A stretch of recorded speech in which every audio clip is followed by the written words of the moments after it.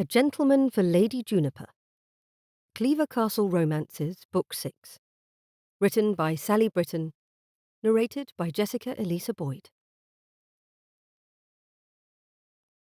Chapter 1. January 5th, 1822. Half a dozen men, dressed in the finest clothing from the finest tailors in England, ambled about the gardens of Castle Cleaver, the family seat of the Duke of Montfort, on a chill winter's afternoon. Puffs of steam left their mouths and noses as they spoke, each one of them bundled against the cold in wool coats, leather gloves, and top hats which made them easy to track even from the other side of the well-trimmed hedges. A man dressed in the livery of a footman, John Sterling, Jack to those who knew him best, stood guard over them. He posted himself on a slight rise on the other side of the hedge, watching as their hats bobbed and dipped like ducks on a pond. They spoke in low voices, and he listened for tone more than word as his eyes darted from them to the trails outside the garden where they'd ambled about in the cold morning air. A few of them puffed on pipes, including the Duke. He was easy to spot, given he stood a few inches taller than his guests. It was to the top of his hat that Jack looked most often. The Duke was his employer, his to guard and protect above all else, and while the Duke trusted the men accompanying him, Jack still kept himself ready to pounce at the slightest signal. The Duke had called his closest political allies to visit him at Cleaver in the weeks leading up to their removal to London for the next parliamentary session. His Grace was in the final part of planning sessions designed to help his party take immediate action when they arrived in town. In the 6 years Jack had worked for the Duke, he'd watched the way Montfort planned and strategized with the precision and acumen of a field marshal. Unexpected motion at the edge of the statuary gardens immediately caught Jack's eye. He didn't tense up. The inexperienced tensed. He relaxed, released a slow breath, and evaluated. Not a gardener. Not another guard. But, the Duke's youngest son creeping along the path, holding something flush against his chest. Jack's gaze flickered from the top hats to the boy. Little Lord James, all of 11 years old, moved in the opposite direction from his father's meeting. Sterling took a few steps around a hedge into the boy's path, surprising him. Lord James yelped and held whatever prize was in his hands tighter to his chest. His eyes grew wide as he whispered, "I wish you'd teach me how to move that quietly." "Practice, my lord," Jack said coolly. "You are not supposed to be out here this afternoon, Lord James. Did you slip your guard again?" The child grinned broadly. "Yes. Everyone thinks I'm in bed with a sick stomach." He held his hands out. "But I went to fetch this to pack it for Eton." He held out a jar full of multi-hued stones. Though tempted to ask, Jack needed to get back to his post. He held his hands up above his head and signalled with 2 quick hand movements for another guard to join him. "Norton will take you back to the nursery," he told the child. The boy's eyes widened. "Sterling, are you going to tell my father?" Jack sighed. "I am going to put the event in my report to Rockwell, as I am required to do, my lord, as you well know." The lad sulked. Truthfully, he slipped by the schoolroom guards with enough frequency to alarm everyone. The child was worryingly adept at timing his escapes from the watchful eye of his governess and the guards assigned to the Duke's 3 young children. The guard acting as Jack's support for the afternoon arrived, dressed in a footman's livery and wearing a warm coat. He chuckled when he saw Lord James, and his gaze flicked to Jack. "I'll see him back to the nest." Jack gave a quick nod, bowed to Lord James, and returned to his post. Back on that slightly elevated rise, his eyes on the top hats, he settled in for as long as necessary. All 6 men remained present, hats still bobbing, low voices still discussing the politics of the kingdom. Watching over the ducal family and at times their rather extended kin hadn't struck Jack Sterling as an especially difficult job. Not when he'd first been approached by Captain Rockwell, years ago when Jack came home from the war with France. The work had appealed to him on multiple fronts. He wouldn't have to depend on his family for a home or income, and he wouldn't have to tuck himself into an office somewhere doing work considered respectable for one born into a family from the north of great respectability but modest income. Yet over the years he'd found himself keeping the family safe from kidnappers, rioters, thieves, and once, so far, an assassin. He'd guarded the unsuspecting children from rough hands and unkind words. He'd stepped between the Duchess and a runaway horse. He'd patrolled the Duke's lands and assisted in local emergencies, be it floods, fire, or snowstorms. He'd found purpose post-war, which had been a necessity on several fronts. A movement from the corner of his eye brought him into a quick turn. From the approach he knew before looking that another guard arrived. They had been trained on how to move into one another's spheres, to avoid alarm or accidental firing of weapons. One thing the guards never did was surprise one another. "I'm to relieve you from your post." The man in deep blue livery cut like a soldier's uniform, if not for the cursed snowy cravats, said with a touch of surliness. Rollins didn't particularly like the cold. He wore a dark coat over the servant's unassuming uniform, concealing both his bulk and any weapons he held. "Rockwell wants you in his office." Jack raised an eyebrow, gave a brief account of what he'd observed of the Duke's guests, and left the garden for the nearest entrance to the castle. Once inside, coat slung over his arm, he slipped into one of the many hidden passages within the labyrinth of Cleaver Castle. A footman who was in truth only a footman passed him in the narrow corridor and took Jack's coat from him with a friendly remark on the weather. The servants in the household knew the Duke's guards were unique. In truth, the 24 men were the equivalent of a private militia, yet they'd often filled the dual role well enough that the true footmen, maids, butlers, and the rest, had built a camaraderie with the guards. After all, they all served the same master. Jack and his fellow guardsmen were the human equivalent of a weapon, hidden in plain sight, ready to spring to use at a moment's notice. The office of the head guard had the second largest room afforded to a servant, only somewhat smaller than the steward's quarters. The Duke took exceeding care to make sure those responsible for the safety of his family and his lands had everything he needed. As Jack walked into the room with its walls papered with maps, he never failed to admire it. Of course, it sometimes felt more like a field tent on the eve of battle, depending on the Duke's movements and plans. On days before travelling or large parties, the guards received orders about carrying weapons and defensive positioning while they polished shoes, buckles, buttons, and sometimes combed their blasted white wigs. Today, though, Captain Rockwell stood alone behind his desk, hands clasped behind his back, his fierce stare fixed on a piece of paper on the flat surface that held almost nothing else. He glanced up when Jack entered and gave a small nod. "You never lollygag, Sterling. I always liked that about you." No one beneath the captain's command would have dared to fall short of his expectations, but Jack received the compliment with a confident, "Thank you, sir." The captain motioned to one of the stiff-backed chairs on the other side of his desk. "Sit, Sterling. You'll need at least 4 legs under you for the news you're about to learn." Somewhat alarmed, though he kept the emotion reined in, Jack obeyed the order. "Is it my family, sir?" No point in delaying any ill tidings. If it wasn't a family issue, everything else could be dealt with. "Yes, this is about your family." Damn. Rockwell picked up the paper on his desk and revealed a folded, sealed missive beneath it. He read the open paper aloud.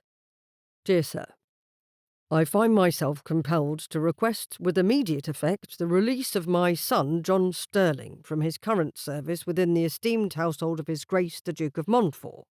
As the nuances of social standing have significantly shifted greatly in our favour, I must declare that his role as a footman no longer aligns with our family's newly elevated situation. It is with great fortune and no small amount of solemnity that I have come into the inheritance of the title Earl of Benwith. I entrust you to convey this significant change in circumstance to my son with all due haste, along with the enclosed missive bearing my new seal. Yours with the utmost respect, Richard Sterling, Earl of Benwith." Jack blinked and slowly shook his head at the awkwardly formal wording. That's impossible.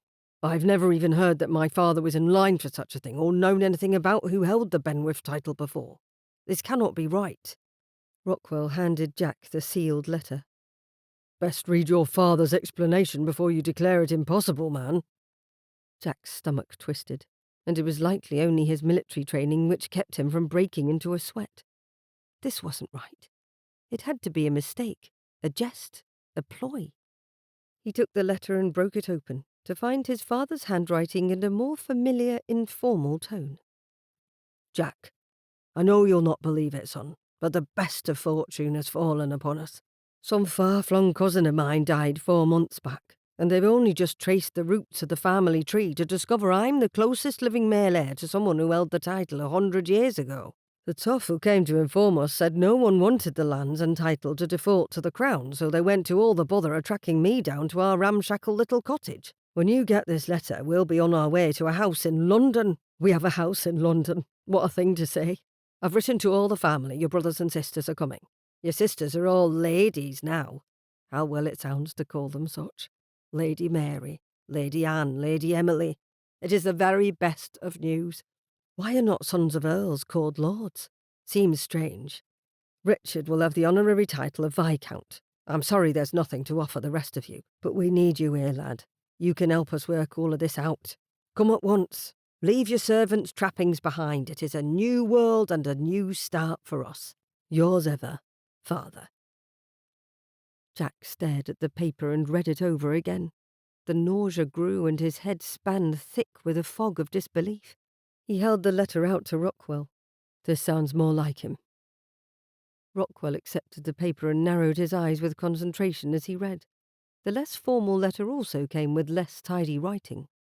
"I've heard of stranger things happening with inheritances. I suppose I'd better get your pay together." That statement startled him enough that Jack frowned. "What? Captain Rockwell, are you dismissing me? Because of this?" He was a 4th son. Nothing about his father's sudden change in status would truly change Jack Sterling's place in the world. He would never inherit the title. He wouldn't even be changed in address. He was still Mr. Sterling, not Lord John. Besides, he enjoyed his work and he was good at it. He liked the routine. He liked sparring with the other guards. The pay was more than adequate, too. The older man raised his thick, greying eyebrows. "We couldn't possibly employ the son of an earl, not even in a duke's household. Perhaps especially not in a duke's household. Not only is it unprecedented to do such a thing, but it would elicit judgment from both his grace's political rivals and his allies once it becomes known, and it will become known. Things like this cannot be kept a secret." Nothing about the situation was fair. Everything about it felt like a bad dream. Jack shook his head in denial again, though it made his insides twist to speak in such a way to a man he respected and had always obeyed without question. "I have no wish to join my family in London.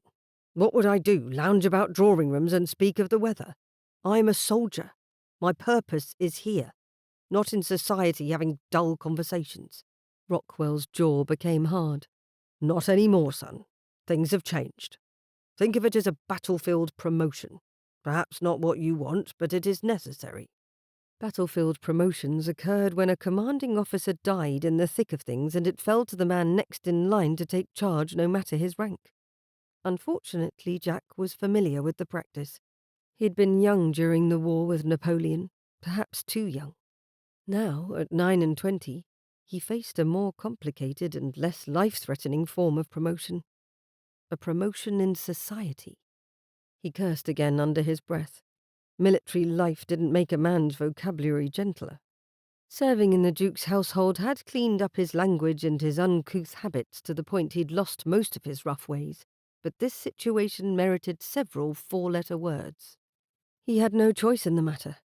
He had to forfeit the only thing which had kept him sane after coming home, worn and battle-scarred at the end of the war, and instead take up a life he'd watched others live for the last 6 years. The life of a noble. Jack rose from his chair and looked Rockwell straight in the eye. "As you say, sir, there is no choice in the matter.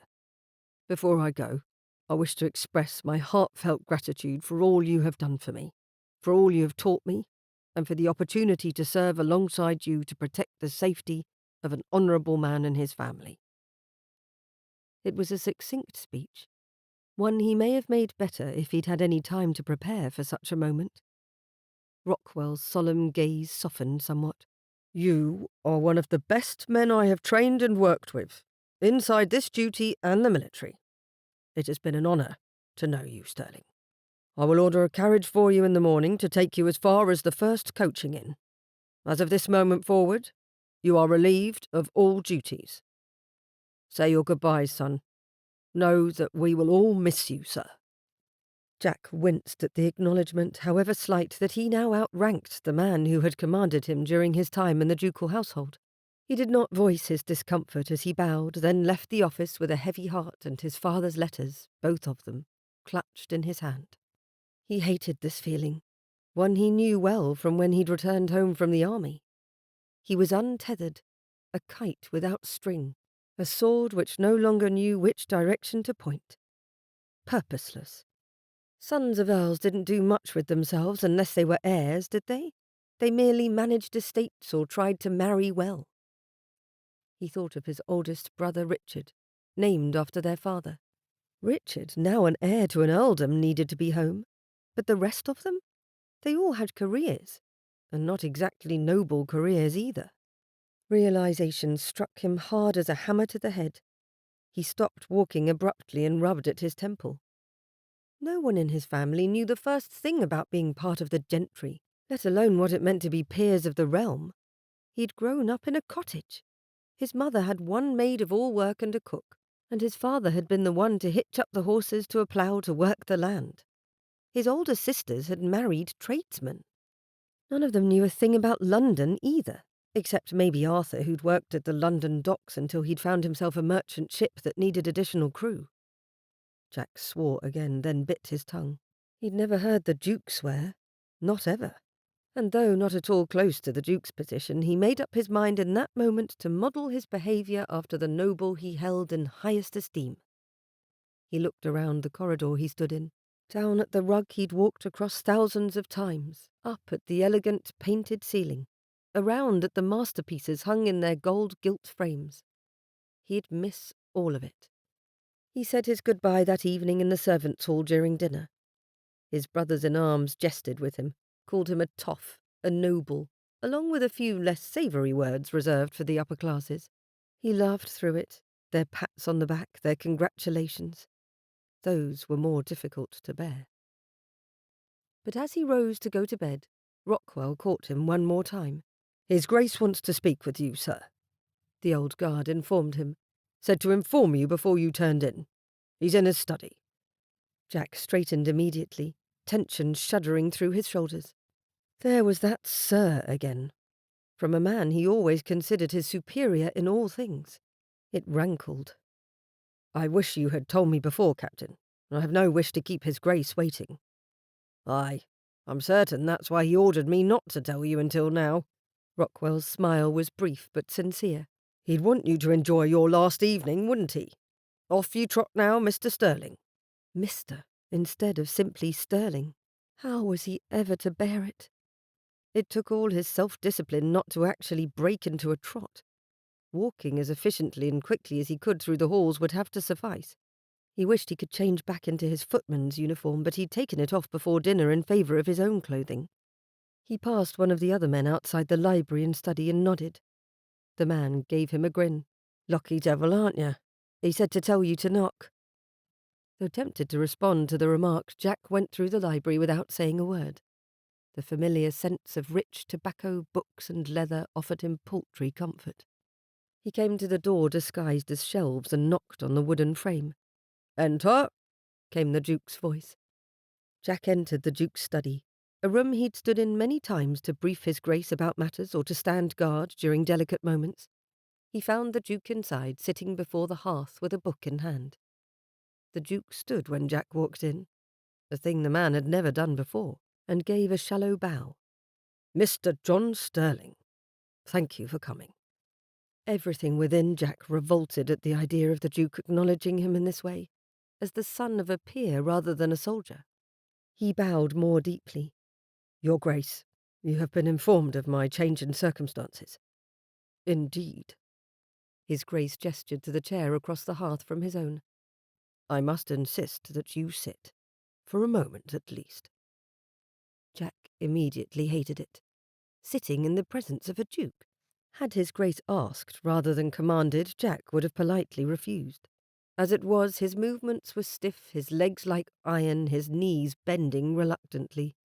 He sat, unhappily. "Thank you, Your Grace. May I be of service to you in some way?" The question was habitual, he couldn't hold it back. The Duke smiled at him almost fondly. "I cannot count the number of ways in which you have already served my family, Mr. Sterling. You have protected them many times. You have shepherded my children when they were on their worst behaviour. And you have suffered the indignities of some of my guests when they thought to abuse a common servant." A memory of a specific lady asking him to model for a painting exercise came to mind, but he quickly dismissed it. That certainly hadn't fallen under mistreatment. "You have done your duty with honour and dignity. I have come to trust your judgment along with your abilities. I have not invited you here to ask more of you, sir. Instead, I mean to offer my services to you." Immediately Jack was on his feet again. "Please, Your Grace, that is not necessary." "Oh, I shall brook no objections," declared the Duke, his hands thoughtfully steepled before him, his eyes twinkling with good humour. "Your service has been marked by steadfast loyalty and unwavering honour, qualities which bespeak a man of great virtue, uncommon qualities. Now you and your family ascend to a more distinguished station within society. Such transitions are fraught with both opportunity and peril." Here the Duke's brows drew together, his expression changing to one with more seriousness. "You will find yourselves in need of allies, of friends well versed in the intricacies of our world, your new world. It is with both pleasure and purpose that I offer my support and goodwill to guide you through this labyrinth. My friendship. You, who are adept at discerning the subtleties of human nature, must surely appreciate the value of forming the right alliances swiftly. And let us not disregard the less savoury characters, those who might seek to exploit your family's newfound prominence. It is in our mutual interest to shield your good fortune from such predations." Jack's heart hammered and his mind sorted through the formality of the Duke's words. He relaxed. The gesture was more than benevolent. It was not sympathy, it was strategic, and Jack always appreciated a good strategy. Taking a moment to collect his thoughts, Jack's posture remained rigid with military precision. Finally he spoke, his voice steady and reserved, despite his inner turmoil. "Your Grace, I am overwhelmed by your generous offer. To say I am grateful would scarcely cover the breadth of my appreciation. You have always been a commander worth serving, wise and just. I had imagined continuing in your service, safeguarding the legacy you are building here. This new role, it is not one I had ever envisaged for myself." He paused, looking towards the hearth where flames danced like the thoughts flickering across his mind. "However, I understand the importance of strategy, both on the battlefield and within the walls of society. Your guidance would be invaluable, and frankly necessary for my family as we navigate this unfamiliar terrain. I accept your offer, with the hope that I can continue to give you my loyalty and aid where it is needed." Jack's gaze met the Duke's, a silent acknowledgement of the shift in their relationship. "I only ask for patience, Your Grace, as my family learns to walk this unexpected path. This will be entirely new to them in every way conceivable. I would not have your reputation sullied should we fail to rise to the occasion, and perhaps I can help them, though I feel like little more than a soldier borrowing a noble's cloak to wear." The Duke's warm smile reappeared. "Good man." He rose from his chair. "I will see to it that my family calls upon yours at the earliest possible moment, and there will be invitations from Her Grace to your mother and sisters when we return to London ourselves." That would not be for some time, Jack knew. The Duke's eldest son and his wife were due to have a child, their first and the possible future heir of the dukedom in 2 months' time. The whole family planned to remain at the castle until that event occurred. "Lord Dunmore will arrive in London sooner than my household. I already dispatched a message to his home in town, along with a few other men I trust to make introductions to your father." Dunmore, Teague Frost, was brother to the Duke's expectant daughter-in-law, and a close friend to the Duke himself. Jack bowed. "Thank you, Your Grace. You had best get your rest." I understand you leave early in the morning. The road to London can be miserable this time of year. I hope your journey is swift and safe. Until we meet again, Mr. Sterling." Taking his leave like a gentleman instead of a footman or soldier proved difficult, and Jack had to clench his jaw to get through it. Everything in his life had changed in the space of a single day. He'd hoped a dozen times or more that it was all a dream, yet the knot of worry in his stomach and the weighty burden of his father's 2 letters in his pocket assured him every moment that this was all too real. In the space of a few hours, his life changed forever. His purpose gone. He'd have to rededicate his life to something new. He hoped he found it soon. There was nothing he loathed more than feeling directionless. Chapter 2. February 4th, 1822. Lady Juniper Amberton woke to a maid politely standing at her bedside with a lamp in hand, whispering, "My lady, Lady Juniper, it is time to dress for dinner." Perhaps taking a nap immediately after arriving at her brother-in-law's townhouse hadn't been a perfect plan. Though she had executed it without the slightest guilt, Juniper woke completely disoriented. Blinking groggily, Juniper sat up and her novel tumbled from her bedding to the floor. The maid picked it up and handed it back to her, not even glancing at the novel's spine for the title. "Oh, thank you. How much time do I have until dinner?" "Half an hour, my lady." The maid bustled away and turned up a gas lamp, then went about lighting a few candles too. February in London was a gloomy, dark month. Juniper slid out of the sheets, peering after the young woman in the lessening darkness. "I'm sorry, what was your name?" "Hetty, my lady. I will be attending to both Lady Bethany and you during your stay. My mother is the cook here and my brother Henry is one of the footmen." Juniper nodded blearily and made her way to the dressing table. Hetty. When she'd finally walked through the doors to her brother-in-law's London townhouse, she'd felt like falling to her knees in gratitude. They'd travelled several days from Ireland's coast to London's bustling streets. Coach to ferry, then a coach again, and stops along the way to London with 5 other people in the same vehicle as herself. No one had been demanding or annoying, but the complete lack of privacy for a week of travel had made her itch body and soul. Although her brother-in-law, Teague Frost, Lord Dunmore, had ensured they stopped at the most comfortable inns and houses of friends, she'd shared a room with at least her younger sister every evening. Thoughts of her sister prompted Juniper to ask, "Is my sister ready?" "Indeed, my lady. The Baroness instructed me to allow you to sleep as long as possible." Hetty looked over Juniper and gave a slow nod. "Your hair is dark, which means it will be forgiving, but it's also slightly mussed up from your sleep. We will smooth out the rough bits. The Baroness also wished me to inform you that tonight it is informal, so you ought to dress comfortably. Your trunks arrived yesterday, so I've already prepared a few gowns for you." "Whichever you think best will be fine," Juniper said as she yawned. "Goodness, one would think I hadn't slept at all, but it's been hours." "Indeed, my lady. Travel will do that to a person." Hetty bustled about the room, retrieving things from the wardrobe and helping Juniper with a gentle efficiency the lady immediately liked. As promised, the maid smoothed out the rough places in Juniper's coiffure after settling a simple blue evening gown upon her frame. "I haven't the slightest idea where I am supposed to go."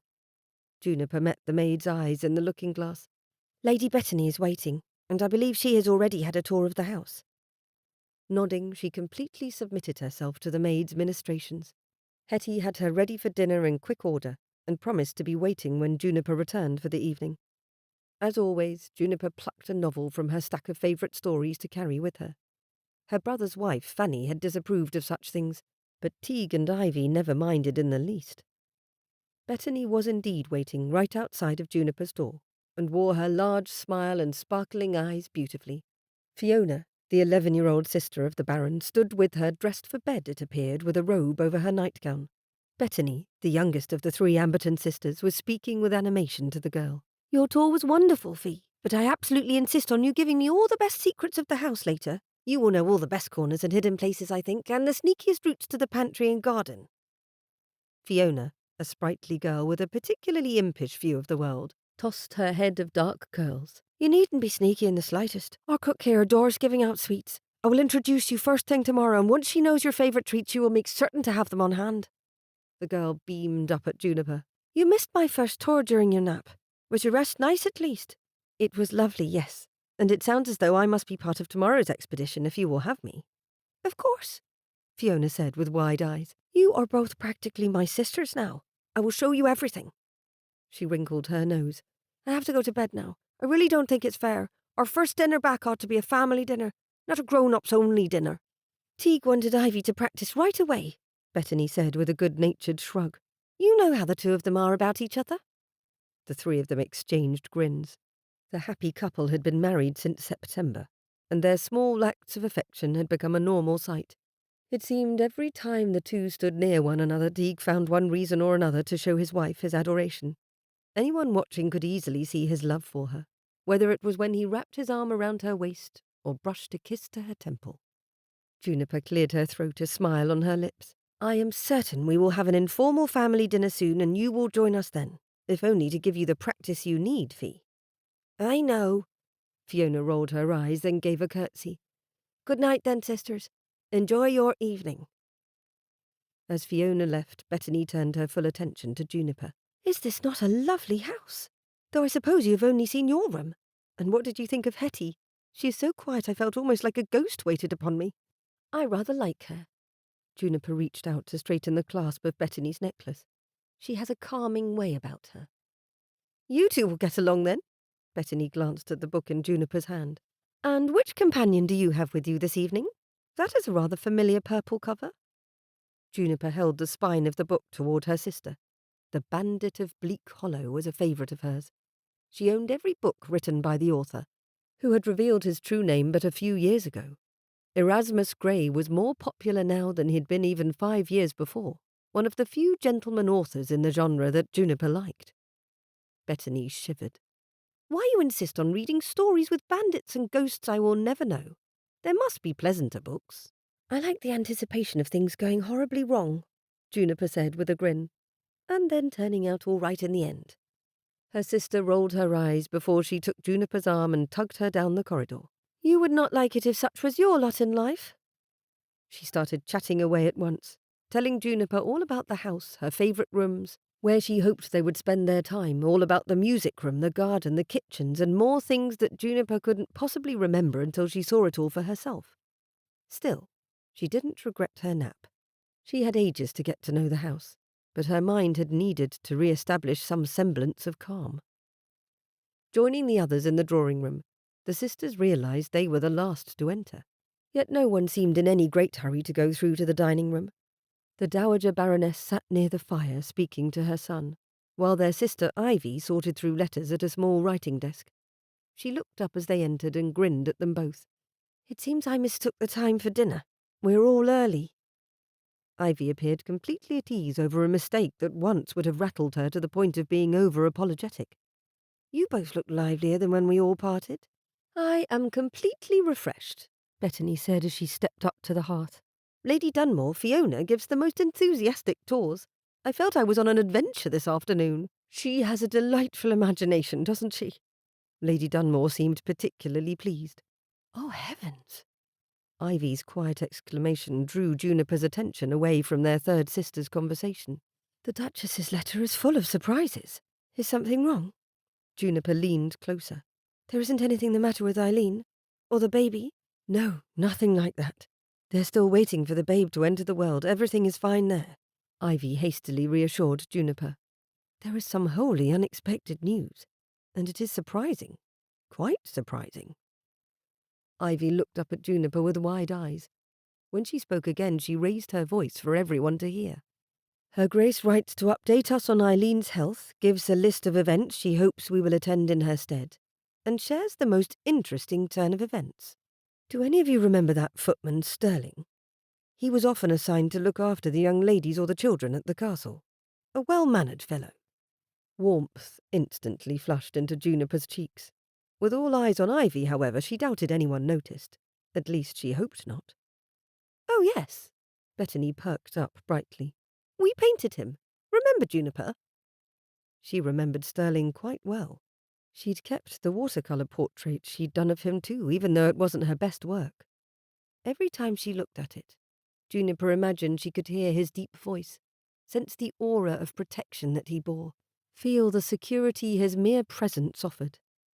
Thinking of Sterling that way made her honestly wonder if she ought to put aside her Gothic novels for at least a few weeks and read something factual and dry. The man had fulfilled his duty, nothing more. For a lady of her birth to admire or fantasize about him in any way was unbecoming, inappropriate, and highly dishonourable. An earl's daughter had no business daydreaming about a footman, even if he was part of the Duke of Montfort's respected private militia. Ivy tapped the letter on her writing desk. The Duchess says his family has inherited a title. His father is an earl now, and Sterling, Mr. John Sterling, I should say, is here in London with them. Juniper's knees weakened, leaning her hip against the writing desk for at least some small measure of stability.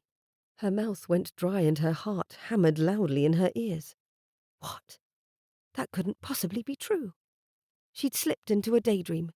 Her novels had finally overcome her soundness of mind. She put the Bandit of Bleak Hollow down. An interesting shift in fortune. I had a letter from the Duke about it. I meant to tell all of you, Teague said from across the room, sounding amused rather than shocked. It is quite the change to go from servant to gentleman, soldier to noble. That was all he had to say on the matter. Juniper had questions, dozens of them.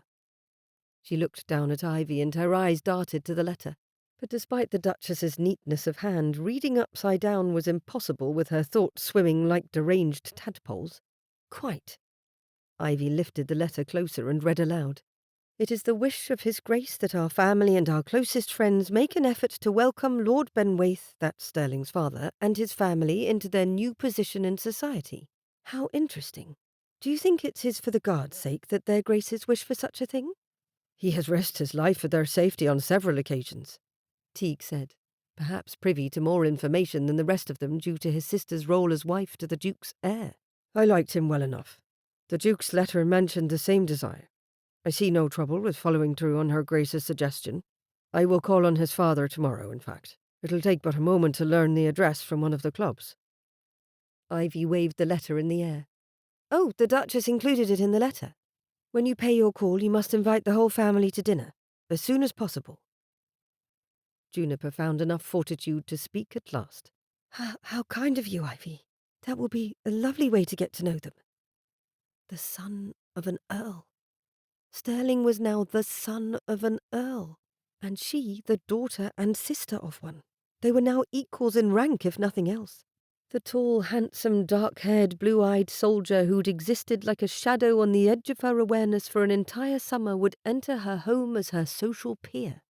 And she could speak to him without worry of saying something that would cross an invisible line between their classes. He'd not need to confine his responses to those of a respectful and distant servant either. An actual conversation might occur. She had to bite the insides of her cheek to keep from grinning at this change in his fortune. And hers. I wonder if they feel like they're living a fairy tale, Bettany remarked from where she sat, eyes glowing. Teague's mother shook her head and spoke in her thickly accented English. Let us hope not, dear heart. For as much as we may enjoy the happy parts of such tales, there is always much darkness to pass through or villains to thwart before one finds their happy ending. New blood in an old title is always looked on with suspicion. Teague tapped his fingers along the mantel. And it brings out the predators of the ton. There will be many who will seek to benefit from a stranger's good fortune. I hope Sterling's father is as level-headed and stoic as his son. For the sake of the former guardsman, Juniper hoped so too. She'd been at the mercy of the nobility at home and in public. Her brother's wife, Fanny, had come into their lives as a physical manifestation of snobbery and prejudice. If Fanny disapproved of a book, an event, a person, those things were kept far from the Amberton sisters or ripped away from them. If Fanny saw opportunity for herself or the family's reputation in obtaining an introduction or a fashionable item, she pursued it relentlessly. And as a countess, she had power and influence among a large circle of other women. Her likes and dislikes trickled through her network and came back to her intensified and pricklier than before. With people like Fanny in the upper classes, in the peerage, Sterling's family navigated nothing short of a medieval gauntlet of harsh words, cutting opinions and precarious reputations. The pitfalls of society would be twice as dangerous for them as it was for someone like Juniper. Her initial shock and excitement at the news of Sterling's elevation transformed to worry. he and his family would need all the help they could find. Perhaps even Juniper's. Chapter 3. Jack Sterling counted backward from 20 to calm himself. He'd tried counting backward from 10 at first, but never achieved sufficient equilibrium by the time he came to 1 for the counting to be effective. 20 seemed the better number to try in this particular circumstance. 20, 19, 18, 17. "But who is Lord Dunmore?" his father asked, staring at the letter he held with narrowed eyes. They were in the study of the family's inherited townhouse. A fine study, though 30 or 40 years marked the furniture as out of date, and the books on the shelves were likely all out of print. Not a modern author existed among them. Emily, the youngest and only unmarried sister Sterling possessed, stood next to her father's desk. She picked up his spectacles and handed them to him. "Here, Papa, it is all explained in the note. Put your spectacles on." At 25, Emily ought to have found herself happily married and seeing to her own little family's needs, yet their parents had never minded the idea of keeping her close. Now Jack hoped she'd at least benefit from their rise in station by finding a man she deemed worthy of her hand. Miss Sterling, a poor man's daughter, would never fare so well as Lady Emily. Their father, now styled Lord Benwith, perched the spectacles on the end of his nose and continued glowering at the expensive stationery in his hand. "An Irish baron, House of Lords, friend to the Duke of Montfort," he snorted. "Why do all the Duke's friends keep calling on us?" Jack had to interrupt his counting. "His Grace has bestowed on our family a favour, father, by telling people of the highest honour and rank to pay visits to us. Such notion will put all of us in a better position. We will be invited to the best clubs, parties and events. Mother, my sisters-in-law and Emily will all receive calls from ladies of importance. The Duke is paving the way for our family's success." With a grumble, his father put the letter down again. "It's all a lot of stuff and nonsense. Pretence. At home I knew Benjamin Grace was my friend because he'd loan me the use of his good mule and send over a barrel of cider at the end of every harvest. I was his friend because I loaned him my best dog and gave him a share of the winter pig." Perhaps Jack should start counting down from 50 next time. As though she sensed her brother's patience wore thin, Emily gave her father a soothing pat on the shoulder. "There we traded possessions as favours and tokens of friendship. Here, people trade notice, visits, invitations. It is the same thing, Papa. Lord Dunmore will visit us here, and then we will visit his family. It is the visits that build relationships." Jack gave her a grateful glance and she grinned at him. Truly, of the family, she seemed the most suited to their change in fortune. Emily had always been a pleasant child. Jack, only 4 years her senior, knew that much about her. He'd gone away to war when she'd started to sprout into young womanhood and had rarely ever returned home. Honestly, he looked forward to coming to know his sister better. The two of them needed to join forces to keep everyone else from causing an uproar, or worse, a scandal. "He will arrive soon, Papa," Emily added, picking up a stack of books from the desk and returning them to their places on the shelves. "I will see that Mamma, Catherine and Susan are well. Our new gowns arrived from the seamstress today, so be certain to compliment all of us when you see us at dinner." Their father tutted, allowed her to kiss his cheek, then sank into his chair when she left. "If Emily is the only one who benefits from this kerfuffle, I will be mighty pleased." Jack nodded his agreement, then added, "Everyone is benefiting, father. My sisters who are not here now have generous annuities, so their families will want for nothing. Richard is a viscount. George and his family have a house and land. If we ever track down Arthur, he will have the option to invest in his own merchant vessel rather than act as first mate. Emily has a dowry that ensures her happiness. All is well. And what of you?" his father asked, raising bushy white eyebrows. He needed to find a barber, but had yet to concede such a thing, despite Jack and Emily's insistence. "Here you have been shepherding all of us about, nipping and growling like a collie, yet you seem remarkably displeased with the whole situation." "I am not displeased," Jack countered, turning to pace to the window, looking down at the street. A carriage had arrived bearing the crest of the Dunmore barony. "I am—" he tried to find the right word for it. "Resigned to my obligation as a member of this family." His father chuckled. "Displeased?" Jack smirked and shook his head. "The nobility will devour us, father, unless we make a good showing. Even if you would rather return to the cottage and the farm, Richard needs you here to help him build something of the earldom. Richard's children need to hold their heads up in society, to be on level with their peers. And dear Emily," the unready Earl added quietly, "she can have a good life, better than anything the rest of us have dreamed. If she makes an advantageous marriage, she will find happiness and security the likes of which no gentleman farmer could ever provide," Jack said with a frown out the window. "Her children need never know want.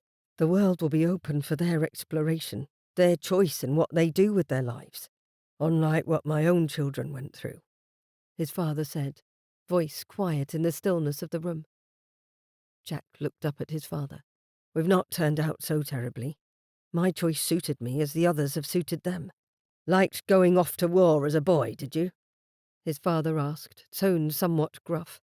Yet Jack didn't miss the regret in his father's gaze, even turned as it was toward the surface of the desk. "I have appreciated growing into the man I am," Jack said, no less solemn for his father's display of feeling. "And I did have a choice, father. One I do not regret. I merely want more, something different for Emily and for my future nieces and nephews."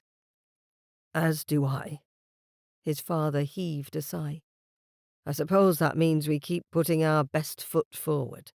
Nodding his agreement, Jack left the window to stand beside his father at the same moment a footman opened the door to announce the arrival of their guest.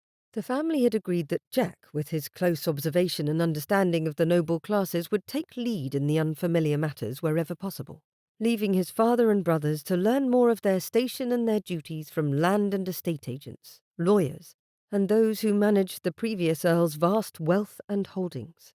Jack, therefore, often stepped into the role of adviser, acting as guide for his family as well as protector. "My lord, Lord Dunmore to see you." The earl stood and tucked his hands behind his back as the Irish baron entered. Teague Frost, Lord Dunmore, immediately put on a friendly grin after his bow. Jack almost relaxed. He was familiar with the somewhat informal and optimistic Irishman from the man's time visiting Castle Cleaver. As a member of the Duke's staff, Jack had liked Dunmore at once. The man was honourable, kind to a fault, and not nearly as stuffy or demanding as some of the Duke's other guests. Given that Dunmore's sister had married into the family, the man had a more comfortable place at Cleaver too, and was a more frequent visitor. After Jack made the introductions required, his father gestured to one of the chairs on the other side of his desk. "Please, Lord Dunmore, make yourself comfortable. My son has told me little enough about you, though I know you have his good opinion." Dunmore settled into the chair with a wide grin. "Mr. Sterling is too kind. I think I must have annoyed him on more than one occasion in his past life." He appeared completely at ease as he sent an amused glance toward Jack. "How open will you be about your former place as a Duke's guard?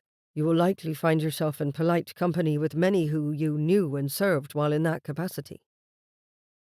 "I've not given it much thought," Jack admitted, glancing at his father. It was the truth. He had been too busy preparing his family for what was to come to focus on any awkwardness his former occupation might bring. Still, he continued with some confidence. "I doubt many of them will have bothered to remember me. Most thought me a mere footman. Who among the upper ranks bothers to know a servant's name, let alone his face?" His father chuckled. "It is almost as though you've been a spy all these years, gathering information on behaviour and persons of interest, all to our benefit now." He sighed and gave Dunmore a measured look. "You are the first who has openly spoken of Jack's former work, though you are not the first sent to us through the Duke's good graces. Likely the others have better manners than I do," Dunmore quipped, his grin widening. "I see no need to pretend I haven't met Mr. Sterling before. I benefited from his astute observations. While all of this must seem something of a dream, I have seen reversals in fortune before, in both directions. It is imperative that you have allies from the beginning to ease your way into a society that can be as cruel as it is exclusive. I know this from personal experience. And you will be one such ally?" Jack asked as his father remained silent and thoughtful. "Absolutely." Dunmore tapped the arm of the chair. "My family is prepared to stand by you and assist you in whatever way we can. My wife, Lady Dunmore, remembers you fondly, Mr. Sterling. as do our sisters, hers and my own. If there is anything we can do, you have but to ask it.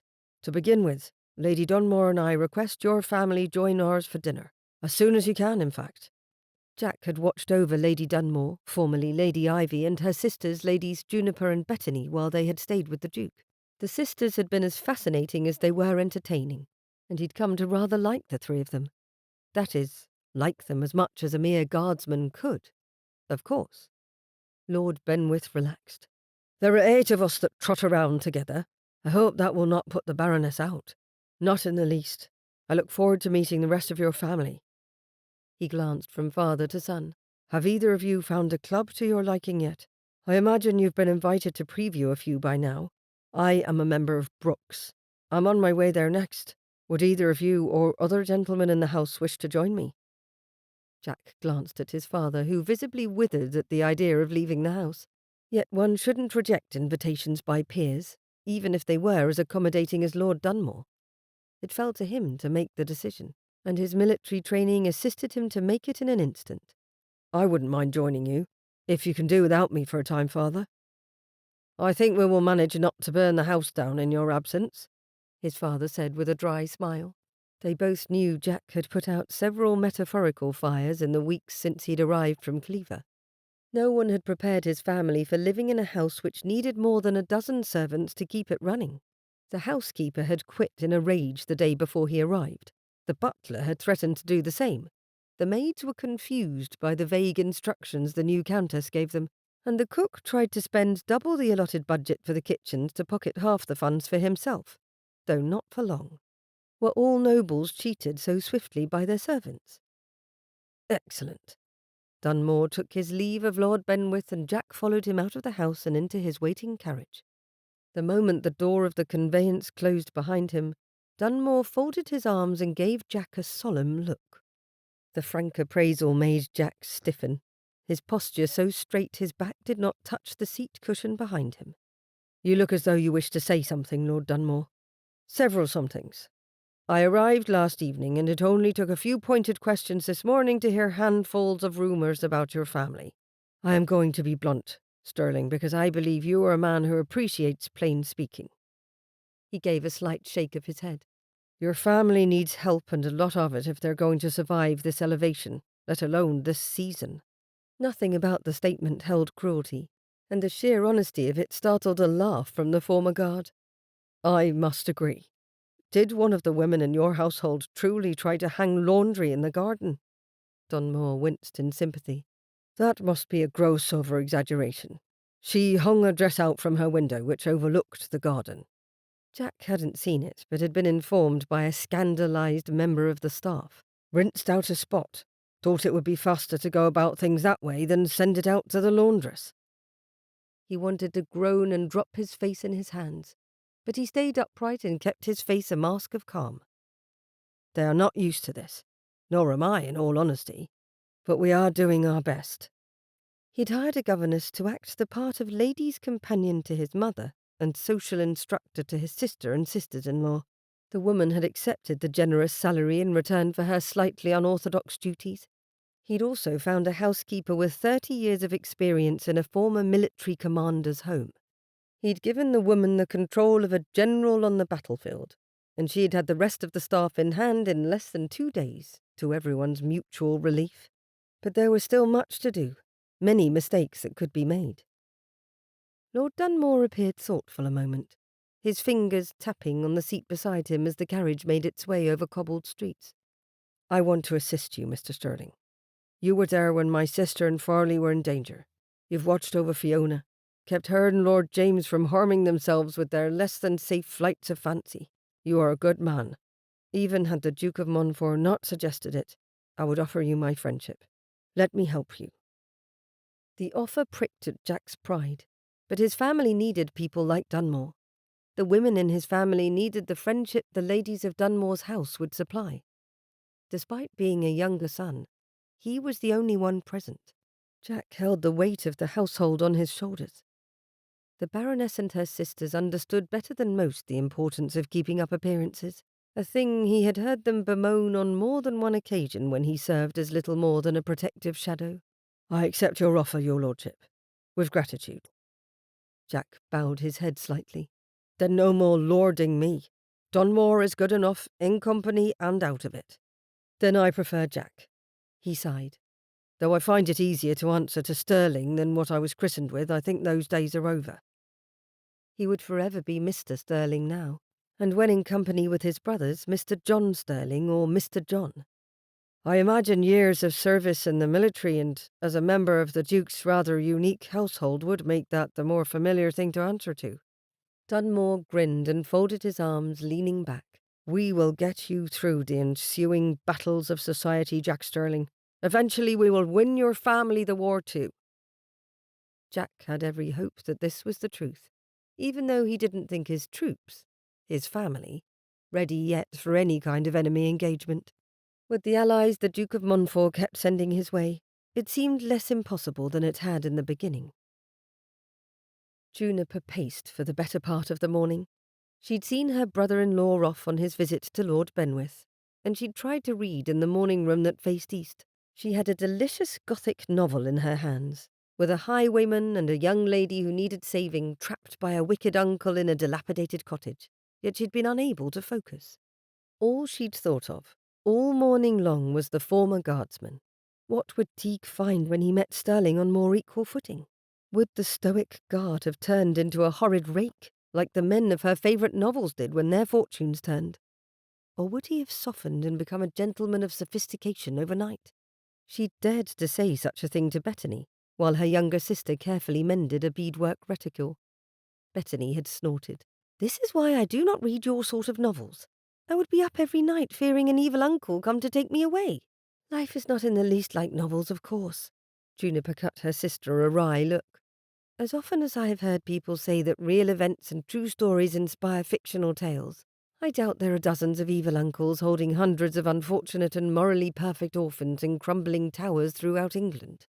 Bethany's smile turned into a crooked smirk. "In Scotland, perhaps, but not England." Juniper paused in her pacing as she laughed at that, just as Ivy walked in hand with Fiona. "Look who I have kidnapped from her governess." Bethany and Juniper exchanged a quick glance and both burst into a fit of giggles. "No cruel uncles, then, merely lovely baronesses." "What are you talking about?" Fiona asked, dark eyes raised at them before she looked at Ivy. Clearing her throat, Juniper answered with amusement. "Novels, mostly. How are you doing today, Fee?" "I am well enough," the girl said, her Irish lilt somewhat fainter than her older brother's and certainly less than her mother's. "Despite being kidnapped." She released Ivy's hand and went to study Bethany's work. "I cannot stand to work with such tiny things as the beads you use, but it's awfully pretty." "Thank you. If you like, I will bead a reticule for you." Bethany pointed to her box of tiny compartments, each little box full of sparkling glass beads of all colours. "Tell me your favourite colours." While the two of them discussed colours and beading, Ivy settled on a couch and patted the cushion for Juniper to join her. "I hear you were awake and up to see my husband off this morning. Is something troubling you? Normally you lay abed as long as you can, reading." Her playful words, accompanied by a tilt to her head, told Juniper her sister sensed something amiss. Ivy's curiosity was always fully pursued of late, thanks to the encouragement of her new husband. Juniper settled onto the couch and folded her hands in her lap, pulling her posture and expression from every lesson about proper ladies their overly concerned sister-in-law used to give them. "I wanted to wish him well before he went to meet with the new Lord Benwith and his family, that is all. Though I cannot think of a man better suited to putting others at ease than Teague, I thought he might appreciate a little encouragement." "Why the interest in that family?" Ivy's eyebrows pulled together softly, not fully contracting to make the line between them appear. This matter appeared to be of light interest to her, thank goodness. Besides the fact that we will all do our part, should they allow us, to help them grow accustomed to the dangerous topography of our society, all its plains and pitfalls. Tightening her grip on her own hand, Juniper adopted an unconcerned tone. "It is something one rarely hears of, is all. An entire family elevated at once, unexpected by anyone including themselves, to such a position. It is the stuff of fiction, of my novels." "I suppose." Ivy reached down to the basket beside the couch. She'd left her sewing things there earlier, and she picked up an embroidery hoop already occupied by a swath of deep green material. Though these are real people, Juniper, not characters in a work of fiction, I do hope you will curb your imagination when it comes time to meet them, and assist where we can, without looking for anything untoward in their past or present. Untoward? Juniper repeated with raised eyebrows. Oh, like wives in attics or pirates in cellars, wicked uncles and decrepit towers. Those sorts of things? Ivy choked on a laugh and narrowed her eyes playfully at her sister. Is that where your flights of fancy immediately go? No, dear. I was thinking more about the two single members of the family. It is a good thing so many of Lord Benwith's children are already wed. 2 sons and 2 daughters, the Duke's letter informed Teague, already with their own spouses and homes. But he still has 2 unmarried sons, the youngest of our acquaintance, the former guardsman, and a daughter near my age who will now be swarmed with suitors. An immediate poke of disappointment assailed Juniper's heart, trying to pop her pleasant daydreams of Sterling as a sewing needle popped a soap bubble. She hadn't given that situation much thought. She had thought greatly of him, but not of all the other young ladies who would, as her sister said, soon swarm. She grimaced. Oh, suitors. You wish me to avoid... What? Matchmaking? I wish you to avoid spectating. Ivy shook her head a little. Gossiping. Romance is all well and good for one to eavesdrop upon within a novel, but in real life it is a shame so many study and dissect people's relationships as though they have a right to. I am grateful beyond words that Teague and I had the chance to court and fall in love away from the eyes of society. She shuddered. They will already be watched by many. Be a friend. Do not contribute to or pass on suppositions about their prospects. That is all I wish to suggest. Juniper let her gaze trail away to the window, letting in the late morning sunlight. I will avoid romanticizing what will surely be a trial for them. And for her, she supposed, as she watched an imaginary Mr. John Sterling navigate ballrooms full of ladies, all eyes on him as both their newest and most intriguing option for ensnaring a husband. He was new to their set, new to London, and entirely too handsome to be ignored. Juniper's visions of him surrounded by elegant ladies in bright gowns was likely to come true. Blast. Why hadn't she considered there would be competition for his attention? And when precisely had she decided that he was what she most wanted? Not merely to reacquaint herself with him, but to, for lack of a better term, set her cap for him. Her heart gave a stutter at the realization. When we meet the whole family for dinner, Ivy said, tone no longer one of concern, we will know how best to help them, I'm certain. At that point we will likely need all the ideas you can spare for the best way to make them comfortable. I hope you're up for that challenge, Juniper. So do I. Among other things. Chapter 4. Father, you simply cannot wear your daytime clothing to dinner. Jack felt the twitch in his eye an instant before it moved. You must listen to your valet. Tobbs has your best interests at heart.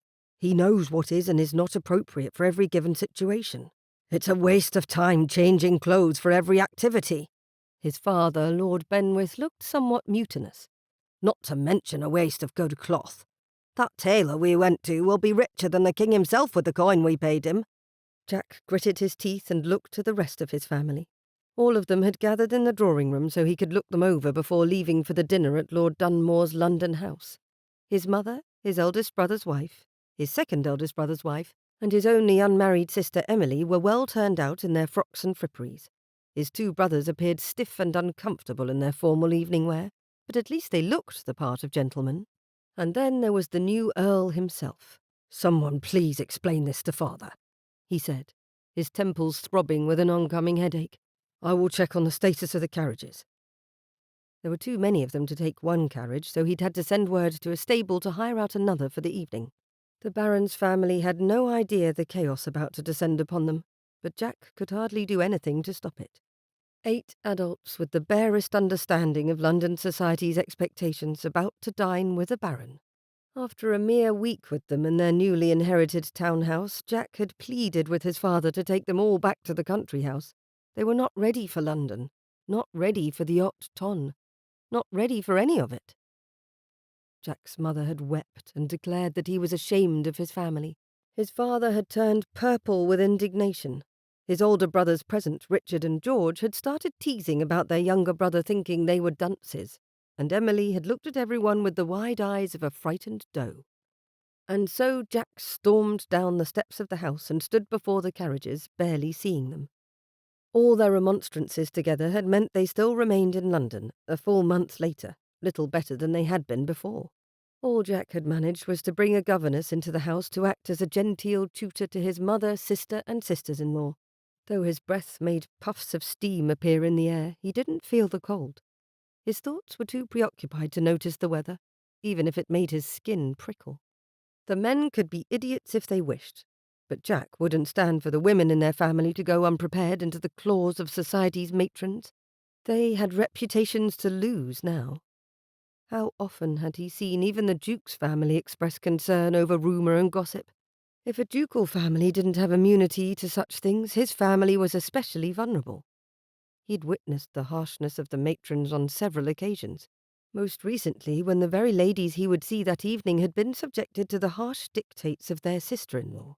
Lady Dunmore had fought for their freedom the previous summer, winning it through marriage and a genuine affection with the Irish baron. He hoped the sisters were happier now. They were kind. They deserved better than to remain beneath the scrutiny of their harpy of a sister-in-law. The frigid February air bit at his skin, the fog of his breath disappearing into the night. Jack's eyes fixed on the waiting carriages, a flare of irritation warming his cheeks. The tension coiled in his muscles was a familiar sensation, a ghost from his days in the army when the weight of a sabre at his hip provided a reassuring presence. Now, instead of the practical garb of a soldier, he was draped in the ridiculous finery of a gentleman. His current attire made no sound as he moved. There were no sabres to rattle, no pistol close to hand, only the whisper of soft, sleek fabrics that fitted along his frame. The deep blue of his waistcoat, embroidered with subtle, intricate patterns meant to glimmer in the gaslight of proper parlours. It was a far cry from the utilitarian military uniforms he'd been accustomed to, yet as he had dressed earlier that evening, a surprising sense of satisfaction had washed over him.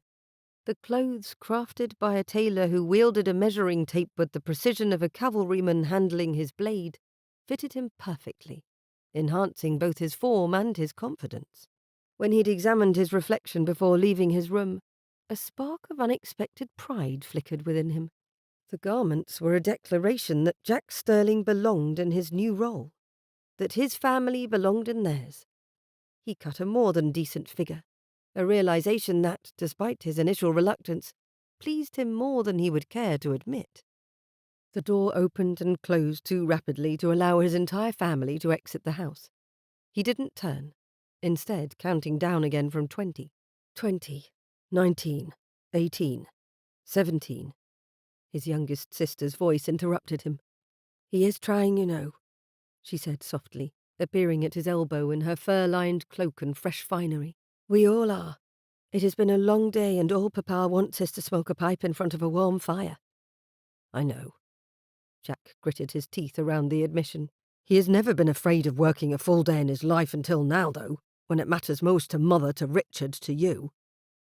"And to you?" Emily leaned into his shoulder. "I understand you are quite the catch now." He snorted and barely refrained from rolling his eyes. He'd been told gentlemen didn't do such a thing, which would take breaking a habit of a lifetime. "Trust me, Emily. No one thinks such a thing after more than a moment's conversation with me. Perhaps when you were a footman at an assembly or one among many other servants, but now you're a gentleman." She gave him a teasing grin. "Your silence will strike ladies as mysterious rather than standoffish." "Is that a word? I believe you invented a word." "I am a lady. I am fairly certain we're allowed to invent words, or at least not have our attempts commented upon." She raised her little nose imperiously in the air and pulled a chuckle from him as only she could. "You will come through this better than most of us, I think," Jack said, fondness in his voice. "You are indeed a lady." "And I will do my part, Jack. I know you worry about all of us. Let me help. My role is to find a good husband now, is it not?" She smiled brightly when he gave her a sharp look. "Oh, come now. That's always a woman's primary concern, is it not? Rest assured, I am happy to give my full effort to finding a devastatingly handsome and impossibly rich gentleman, marrying well, giving you one less thing to concern yourself about."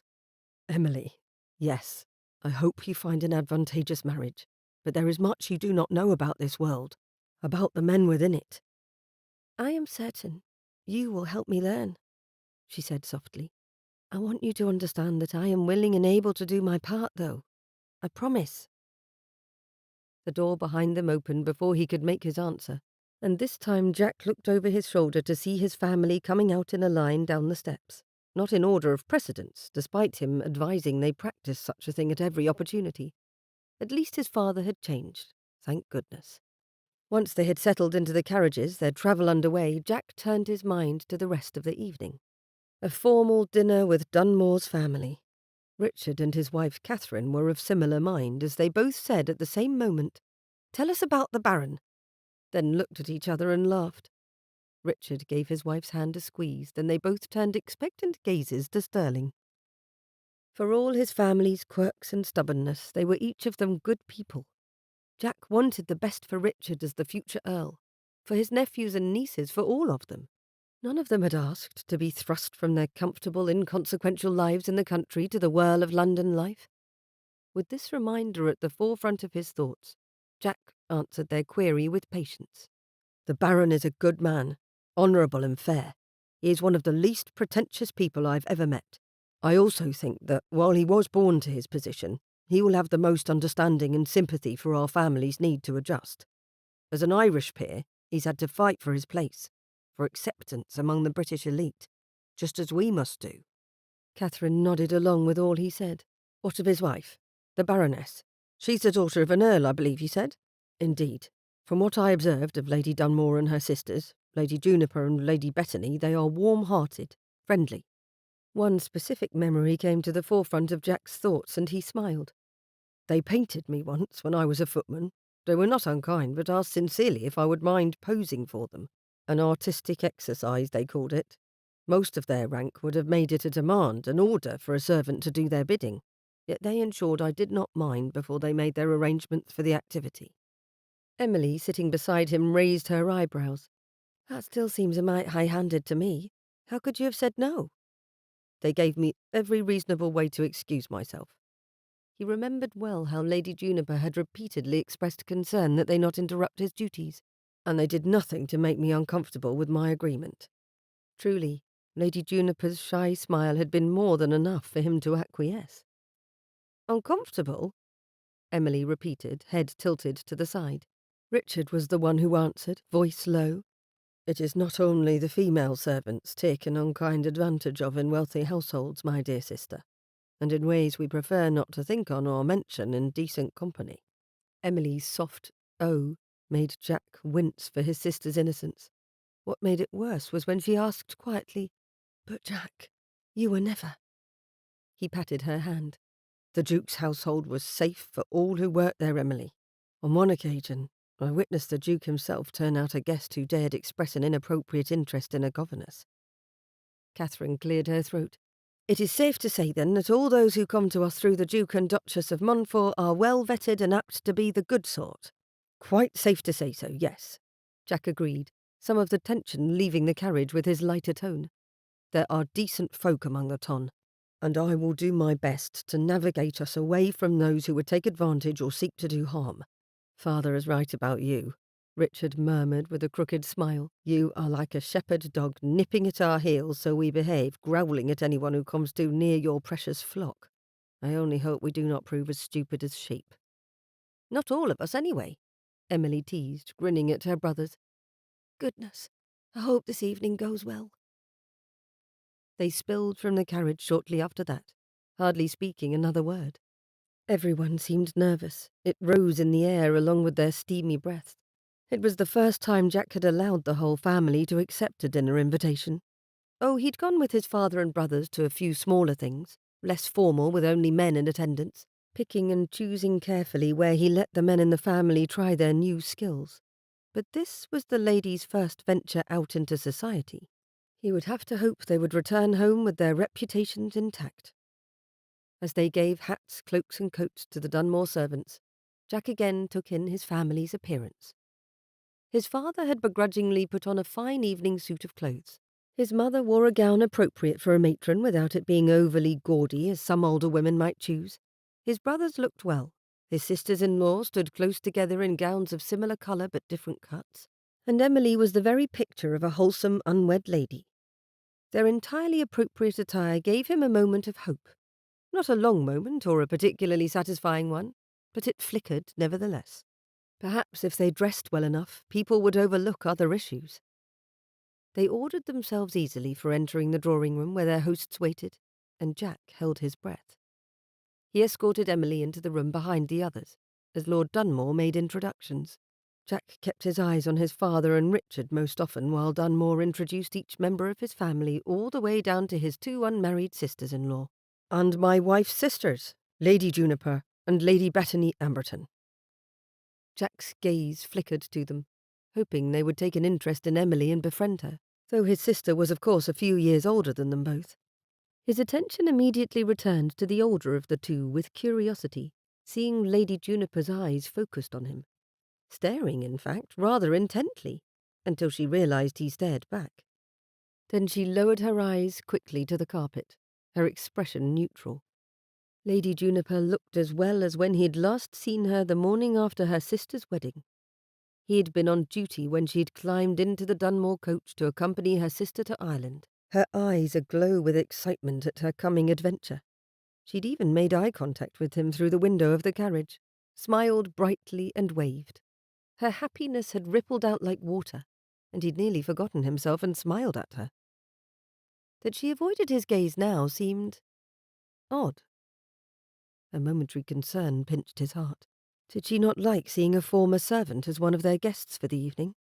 It was entirely possible, and he could think of no other reason for her stare and then avoidance. Unless she found the sight of him in something other than livery strange? Perhaps that was all it was, taking her aback by presenting her with something familiar in a new context.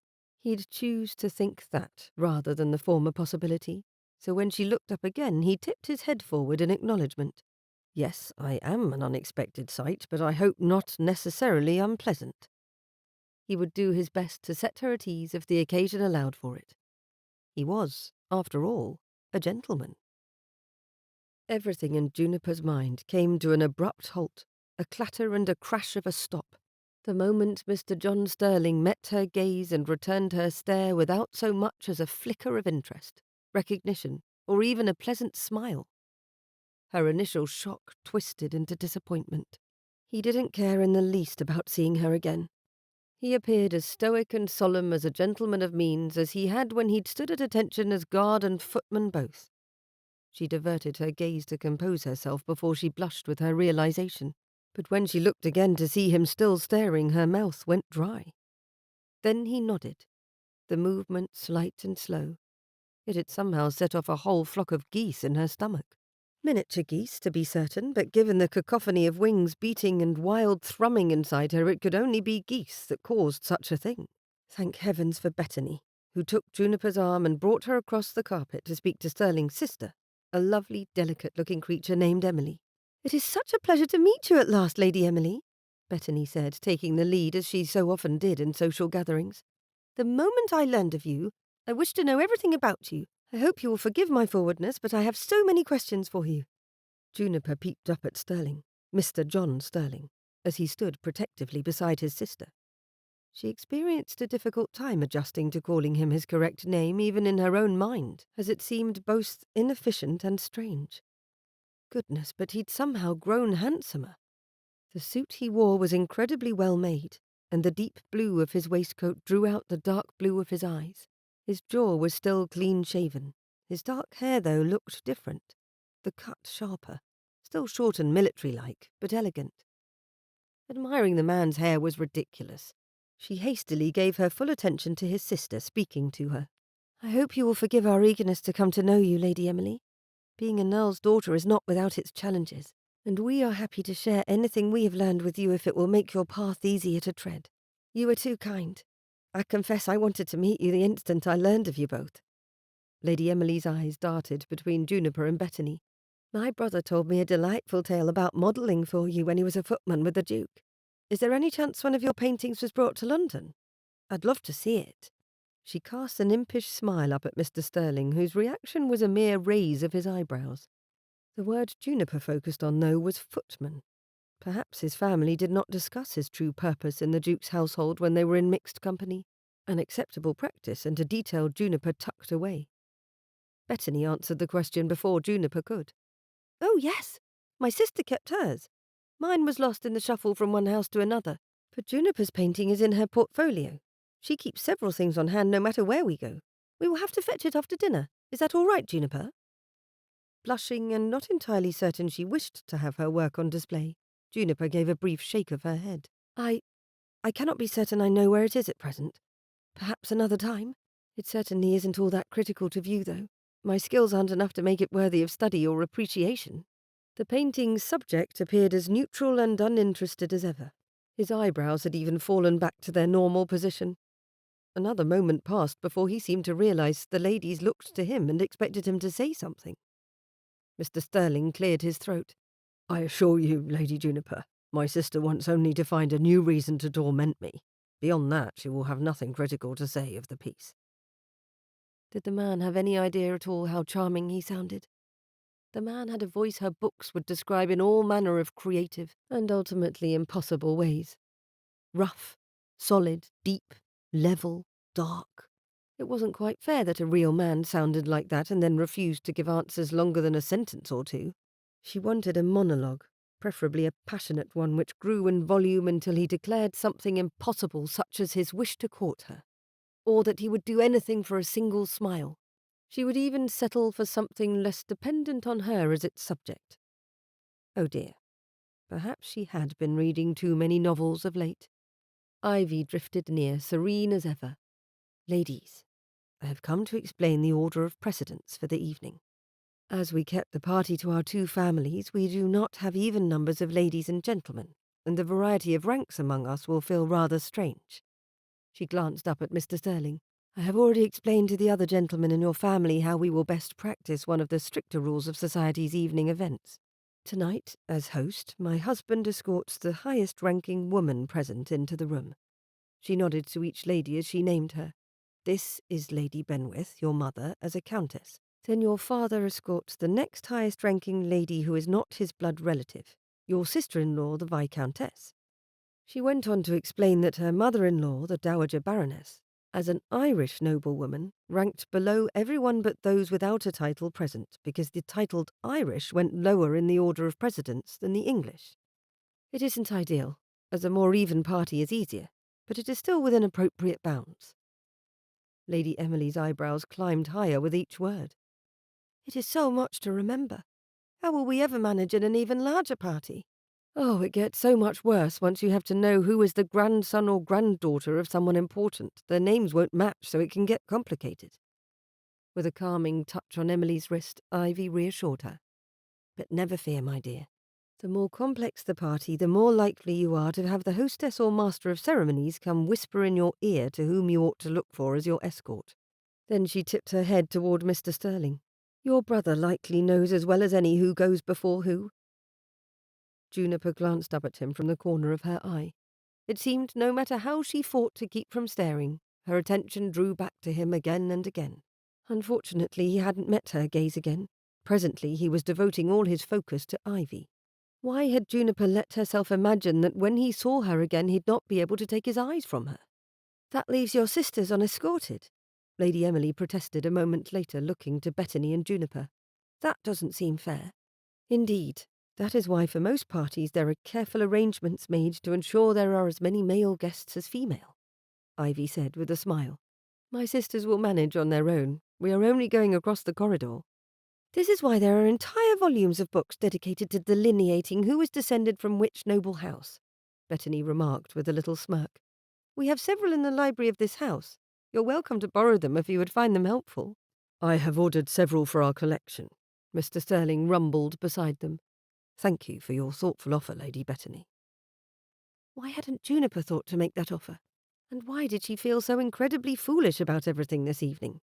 She was neither a flighty woman nor without wit, but she felt she'd become quite silly over a man who had barely said a word to her. Best to prove to herself she hadn't lost all her senses. She turned a pleasant smile to the gentleman. "How have you enjoyed London thus far, Mr. Sterling?" Then immediately berated herself for the inane question. Yet it worked well enough to get his attention focused on her for a moment. A flash of something in his eyes, something which didn't appear positive in the least, appeared before his mask of indifference settled again. "I find London as busy, crowded and large as ever, Lady Juniper."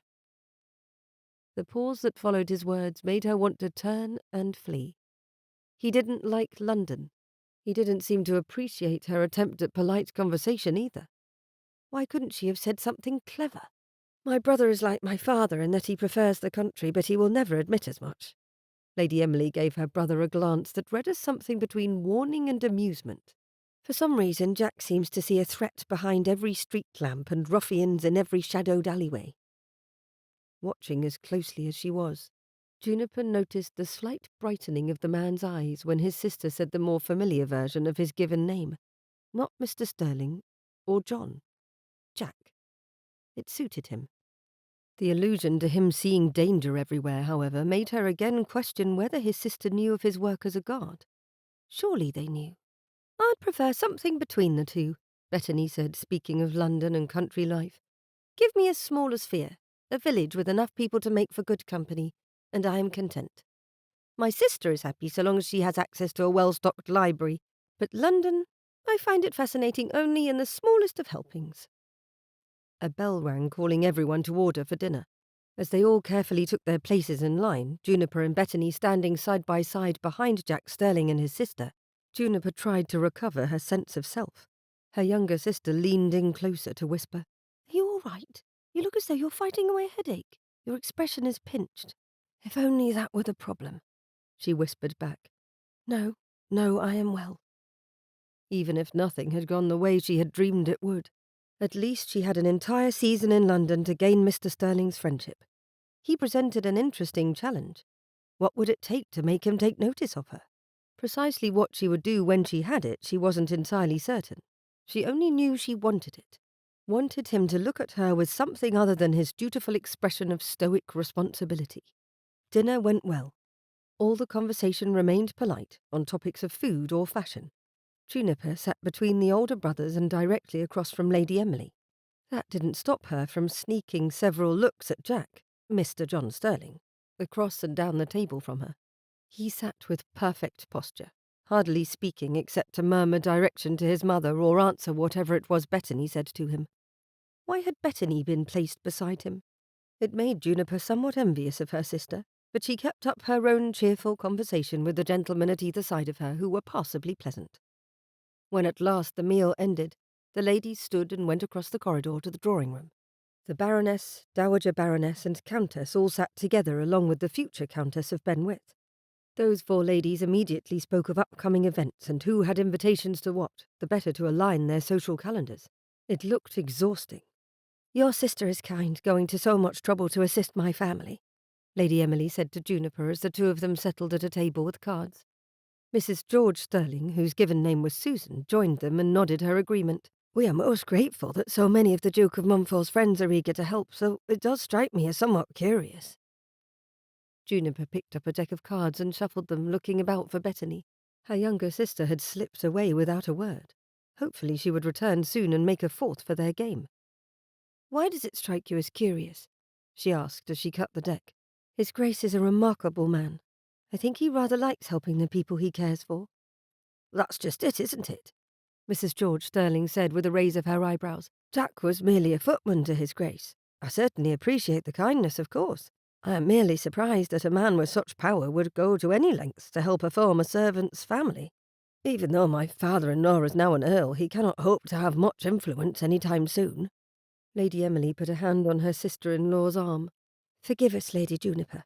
We do not have an understanding of this new world we find ourselves in, and I've been told that people of the Duke's power would only form connections in places where it would be of benefit to his interests. Thus our agreeable surprise."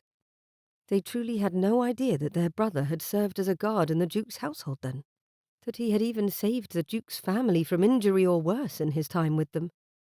How strange. You needn't apologize. Juniper dealt out 4 hands of cards and looked again for Bettany. Most people of higher rank are what you say, looking out for their own selves and their immediate family with nary a care for anyone else. Whatever his Grace's reason for it, I am glad we are coming to know one another better. It can be difficult to make close friends while in London. She hoped her words and smile were reassuring to the 2 newly minted ladies. The door opened again and she turned in time to see Bettany dipped down by a table, as though putting a thing down or picking it up. She narrowed her eyes at her sister as Bettany approached the card table. "Where have you been? I began to despair of your arrival to play a game with our guests." Bettany batted her eyes with false innocence that immediately raised Juniper's suspicions. "I had to fetch something for later. It is of no consequence at present. Shall we play whist?" Less than a quarter of an hour later, Juniper and Lady Emily had lost the game of whist and the men of the party rejoined them. John Sterling came directly to his sister's side, his brows drawn together as though concerned. Did he not trust Lady Emily to their company? Perhaps he merely worried after her comfort. Whatever the reason, that stern look of his brought to mind more than one instance when he had given disapproving looks as a guard. "Emily, how was your game of cards?" he asked, his voice low and deep. Juniper had to pinch herself to keep from shivering. It was such a charming voice. "I am afraid I kept Lady Juniper from victory," his sister said, turning an apologetic smile in Juniper's direction. Juniper glanced away before the gentleman caught her staring at him, giving her full attention to his sister. "Please do not concern yourself on my account, Lady Emily. I am not the best at cards. You can ask my sister." She turned to have Bettany corroborate her words, but her sister was already out of her chair, going to the table where she had tucked a thing away. Perhaps she had another game to play or an object to show their brother-in-law Teague now he had entered the room. "Lady Juniper," Mrs. George Sterling said, drawing her attention again, "when one especially enjoys a particular aspect of a meal, is it polite to ask after how to make it?" "Oh yes, of course. You would let my sister as hostess know that you enjoyed it, and ask if her cook would be willing to share the recipe.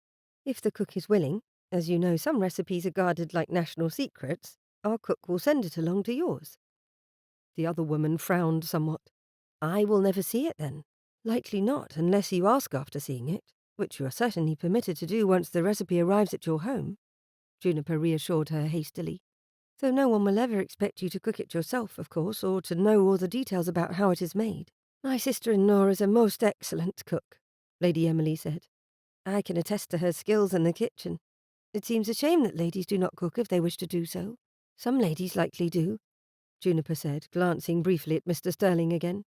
Egad, she needed to call him something other than the surname he shared with his whole family. John Sterling? Jack? No, that felt far too familiar, even in her own mind. "Though I admit I have never heard a lady attest to such a thing in company." Bettany returned to the table, holding a large, thick paper. "Lady Emily, you wished to see my sister's likeness of your brother, did you not? I thought I had best show you when he rejoined us, the better to see how well Juniper executed the task with her watercolours." Juniper's face immediately flooded with heat, and she stood hastily. "Oh, Bettany, you should not." Bettany's smile was full of mischief, not malice, as she turned the thick art paper around to show the watercolour painting to both its subject and his female relatives at the table. Juniper winced and turned her attention to Mr. Sterling, whose cheeks looked fine, but the tops of his ears were now somewhat red. She swallowed an apology, then stumbled over a hasty explanation. "It is only a watercolour, done somewhat hastily so as not to bother Mr. Sterling or take him from what his duties were at the time." Lady Emily took the paper in her hands as she stood between her brother and sister-in-law and studied it closely. "Oh, but the details are marvellous. You captured his chin perfectly. The look of his eyes, too. Who is he meant to be, with that sword and shield?" The man's eyebrows were drawn together again as he looked at the paper, and Juniper realized he had never seen the final work. Why had she not showed it to him? She cleared her throat. "A medieval soldier, wearing leather armor rather than metal." If her cheeks would cool and her heart would calm, she might find a way to make light of exactly how much time she had spent getting the details of his face and hair exactly right. She may have spent a little too much time studying him after the initial painting was done. I think it is one of Juniper's better pieces, Bettany said, the pride in her voice unmistakable. My own rendering was so wholly unremarkable that I did not even bother to pay attention to where I had laid it down. Oh, we must show Mamma, Lady Emily said, looking up at her brother. It is a lovely painting of you. She will admire it. Mr. Sterling finally looked up at Juniper, one corner of his mouth pulling upward. Indeed, I think Mother will enjoy it. Lady Juniper has done a fair job of making me look far more interesting than I really am. His sister-in-law scoffed. All of the Sterling men are quite handsome. You cannot help but look interesting. She rose from the table. I will come with you, Emily. Perhaps we can talk your other brothers into having their likenesses painted, though we will spare Lady Juniper the trouble of putting up with their company by finding another artist. Juniper looked up at Mr. Sterling as they walked away, Bettany with them. I am terribly sorry. I did not know my sister retrieved the painting, nor that she intended to show it to the whole gathering. The furrow disappeared from his brow, and he tipped his head toward her as he spoke. It is of no matter, Lady Juniper. Your talent overrides the poor subject you worked with to create the painting. Oh, he thought her talented. Her cheeks felt warmer than before somehow.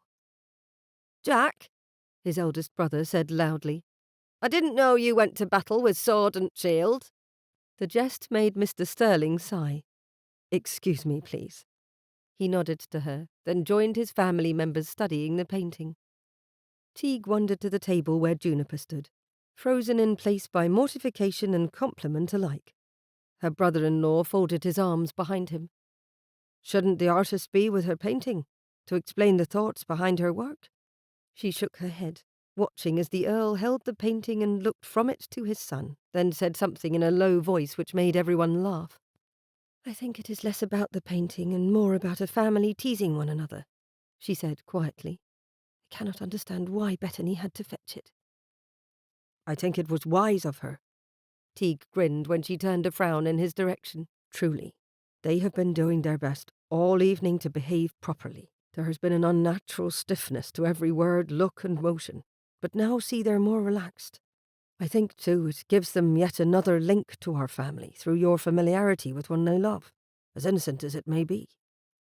Juniper looked up at her brother-in-law, who was one of the cleverest and kindest men she knew. You really do want to help them? Of course I do. He winked at her. I could use more English allies, for one thing. I find I like them a great deal for another. He offered her his arm. Now come. You must at least accept his mother's compliments, as I am certain she wishes to give them and hasn't worked out how to approach you yet. Oh, very well. She let him escort her over to the crowd where most of the teasing had ended. Lady Benwith did have quite a few kind words to say. All in all, the evening seemed a successful introduction of their two households. And though Juniper caught herself glancing at John Sterling throughout the evening, he said nothing more to her about the painting, or anything else for that matter. It was not the stirring success she had hoped for upon their reintroduction, but nor was it a complete disaster. Perhaps she ought to reconsider her approach to coming to know him better. Chapter 5. A visit to the house of the ambassador of the Kingdom of the Two Sicilies hadn't been something Jack expected to perform.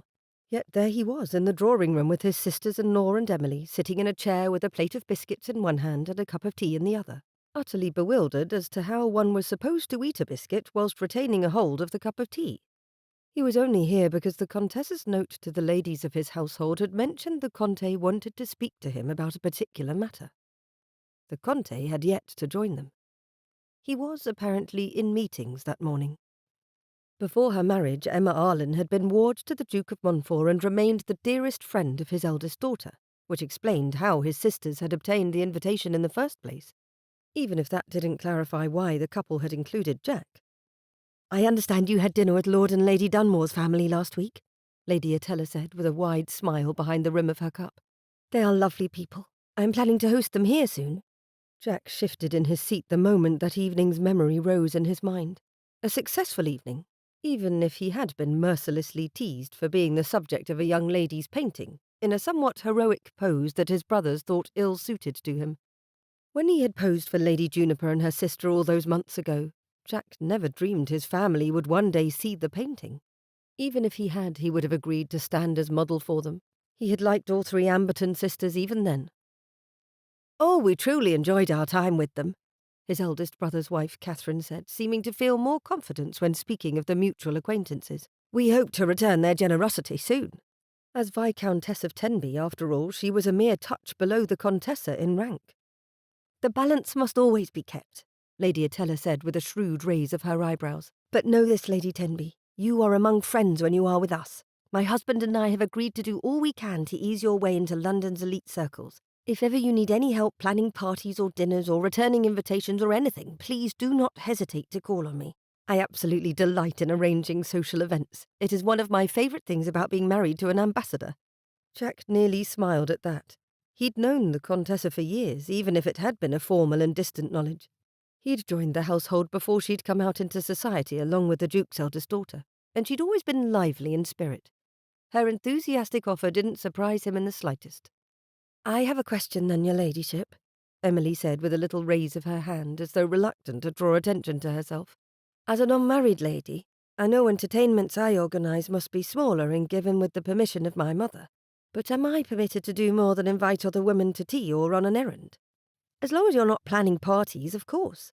And you cannot invite men to spend time with you without parental approval and chaperones." Emily blushed and laughed softly. "I have not met a man I would like to go to all that trouble for. Yet." Jack's protective instinct stirred briefly. "However, I would like to have Lady Juniper and Lady Bettany join me of an afternoon. Merely to talk, you understand. I quite like them. They are of equal rank to you too, so it would be beneficial to you to do something in public with them." Lady Attella gave an enthusiastic nod of her head. "They are enchanting women. You could not ask for better friends. That all three of you are out in society is excellent too. They may go wherever you are permitted in your shared unmarried state. Would it be permissible for someone like my brother to join us, should we wish to wander about in shops or go to Gunter's for ices?" Emily slanted a look toward Jack. "As an escort of sorts." Something about her tone made Jack take notice and focus on her expression. The question seemed pointed, specific. What was she up to? With a shrug of her shoulders, Lady Attella answered, "I do not see why not. Brothers accompany sisters all over London when they're not getting up to their own mischief." Catherine gave her brother-in-law a well-meaning grin. "I am not certain Jack knows how to get into trouble. I think he would laugh at the mere idea of being involved in any sort of ill-doing," Emily agreed. "Or any sort of amusement, too, which is why I wish to drag him about with us. He will think himself a particularly effective escort, but I am secretly forcing him to enjoy himself." "Not so secretly, it seems, given you are plotting right in front of him." Lady Attella chuckled with amusement. "You sound as if you mean to torture your poor, well-meaning brother, Lady Emily." Susan, his brother George's wife, had been shyly quiet for the visit thus far, but here she perked up somewhat. "I think it a good idea, especially if you include the Amberton sisters. They're pretty ladies. Perhaps they could encourage our brother-in-law to be freer in his comportment." His eyes narrowed, but Jack calmly took a drink of his tea. He didn't mind in the least that they talked about him and around him as though he were not present. He almost preferred it. It was hardly a new sensation. But hearing plots against him was somewhat disconcerting. Lady Juniper would certainly try, Catherine said, somewhat dryly, drawing Jack's attention to her as she nibbled a biscuit. Whatever could she mean by bandying about Lady Juniper's name that way? He needed to say something, even if he disguised it with confusion. "I am uncertain what you mean to imply with that remark, Catherine." She smiled and made eye contact with Emily, raising her eyebrows. "Merely that she seemed quite invested in whether or not you enjoyed yourself at dinner last week." Had she? Jack sorted swiftly through his memories from that evening again, this time as rapidly as he'd once rehearsed battle plans to himself. Try to remember every detail, discard the unimportant. He had to slowly shake his head. "I cannot think what you mean. She paid particular attention to Emily, which I thought kind of her." Lady Attella's eyes sparkled with delight. "I wonder if you were focused on the wrong details that evening, Mr. Sterling. Knowing what I do of your former life, it would not surprise me if you were too occupied with assessing for threats that you missed a lady offering an allyship of sorts. I do not know Lady Juniper as well as I know her older sister, the Baroness, but I do believe she's regarded as a quiet, steady sort. You would do well to secure her friendship." He almost responded, almost contradicted a countess in her own home to say, I would have noticed someone as lovely as Lady Juniper casting her eyes in my direction, surely.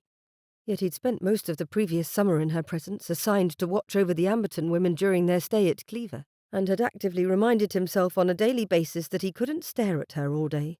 He hadn't any right to smile when he saw her or chuckle at her quips. He had closed every part of his mind to her except the dutiful protective part, or tried to. A man would have to be blind to avoid noticing how beautiful she was, how softly she spoke, how brightly she smiled. A servant, even a guardsman, and an earl's daughter couldn't have the barest of acquaintance without crossing dozens of lines. Except he wasn't a servant any more, nor was he a guardsman. Jack's mind was doing something strange.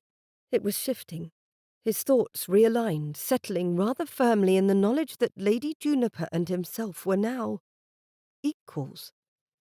No, that was ridiculous. She'd always be a touch above him, no matter their stations in life. Susan raised her eyebrows and murmured softly, "Jack assessing for threats. Goodness, you do know him well." That brought him back to the conversation as nothing else would. His circumstances had changed, and so had his duty. His family needed him. "I have a responsibility to keep my family from harm. All sorts of harm." Emily tapped her finger to her chin. "Lady Juniper offered to assist us. Well, she and her sister offered." She looked to Catherine. "And I agree with you. She paid pointed interest to Jack too. And heaven knows he needs help," Susan muttered behind the rim of her teacup. Poor old soldier. What could she possibly mean by that? He was clearly the most well-equipped in the family to make it through their coming social trials. London was filling up to the brim with lords, ladies, and gentry, the first round of balls beginning in a week's time. He'd secured a dancing master at high costs to begin working with them 2 days before. What had they done? Jack stiffened somewhat and put his cup down. Perhaps they had seen Lady Juniper paying attention to him. Perhaps he'd missed it, and she had looked at him with pity due to his lack of experience in the world she'd lived in all her life. A humiliating thought. "I think you have offended him," Lady Attella remarked with a teasing grin. "He looks more fierce than usual." He fought to appear more relaxed. "I am not in the least offended, Lady Attella, merely perplexed by the observations made by my sisters." All 4 ladies started to laugh or giggle, and he had to shake his head in complete confusion.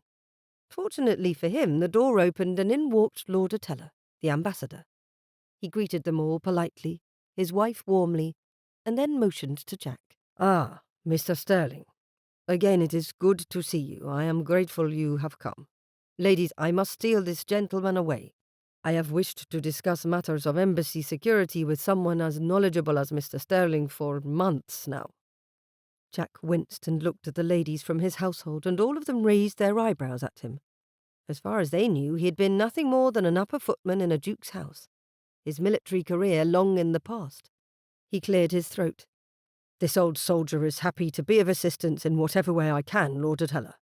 He would have to tell the ambassador to avoid speaking of his former occupation, even if it was among people who had reason to know the Duke employed a private militia in the guise of servants. He'd never seen a reason to make his family worry over his safety. After all, they'd done enough of that during the war with the French. All anyone needed to know was that he'd worn the Duke's livery for several years. No further details were necessary. He followed the Conte out of the drawing-room and to his office, and attempted to put the idea of Lady Juniper showing him any sort of extra attention, be it critical or otherwise, out of his mind. "You like John Sterling." Juniper froze where she stood, a collection of Erasmus Gray's novels in her arms, and turned slowly on her heel to see Bettany standing in the corridor behind her, with arms crossed and a wide grin on her face. Best to pretend ignorance. "I beg your pardon, Bettany. What was that you said?" "You like him." "Who do I like?" Her younger sister wasn't one to take a hint, apparently. "You are nursing feelings of tenderness for the former guardsman. You admire him. You think of him often. You like Mr. John Sterling." It took me all week to think it through, but now that I have, it is the only thing that makes sense with regards to how odd you acted during dinner and in the days afterwards. Even now, she pointed to the stack of books Juniper held. You have gathered those up from all over the house and have reorganized the shelves in your room at least 3 times. You are attempting to distract yourself from something. It isn't working." Juniper swallowed. "Perhaps I wish to distract myself from the mortification that lingers from you showing my less-than-perfect portrait of Mr. Sterling to his entire family. They all loved that painting and you know it," Bettany said with mock severity. "You are not unhappy about that, even though you blushed all evening. No, I think you like him." Unfortunately, Bettany saw far too much and knew too much about Juniper. Denying her supposition more would do nothing but goad Bettany into stubbornly proving her theory. There was nothing for it. "How did you know?" Juniper asked instead, voice soft as she hugged her stack of books to herself. Bettany's eyebrows raised and her focus narrowed on Juniper's. "I suspected it at dinner. Every time I looked to see what you thought of something our guest said, you were glancing at Mr. John Sterling from the corner of your eye, if not outright staring. But I knew it for a fact when I brought out that portrait." Her stomach swooped. "I've had that portrait for ages. How did that give anything away?" "Juniper, my darling, you blushed like a rose. I've never seen you react that way to sharing your art. You are delightfully confident in your artistic abilities usually. I knew something was amiss at once." Bettany grinned broadly. "And as I said before, you have been distracted ever since that evening. Too distracted." Juniper went to her bedchamber door and opened it, beckoning Bettany with a little movement of her chin. Once they were both inside, Juniper nudged the door shut with her hip before hurrying to put her books on the shelves. "You haven't told anyone about this, have you?" she demanded, turning again toward her sister. "Not Ivy? Or anyone else?" "Of course not. I might ask you about your feelings and have my own thoughts on them, but I'm not the sort to run off and tell anyone else your private thoughts or emotions." Bettany clasped her hands beneath her chin, her eyes bright with interest. "This is adorable, Juniper. I cannot think of a time besides that summer we first met Fanny's family that you looked at a boy with anything other than polite indifference." Her words brought up a memory of Juniper, all of 14 years of age, following about their sister-in-law's younger brother, trying to imagine him as a hero from one of her books. The boy had turned out to be rather full of himself, and Juniper had swiftly realized she liked fictional gentlemen better than the reality. Her present-day cheeks flushed. "I'm not certain I wish to be called adorable. I feel rather foolish, in fact." Juniper sank into one of 2 matching chairs in front of her fireplace. "Because Mr. Sterling, said almost nothing to me. He barely looked at me. Understandably, of course. He is in the midst of an enormous change. His family needs him." Bettany sat in the other chair, her expression one of pure delight. "How long have you liked him? Since the summer?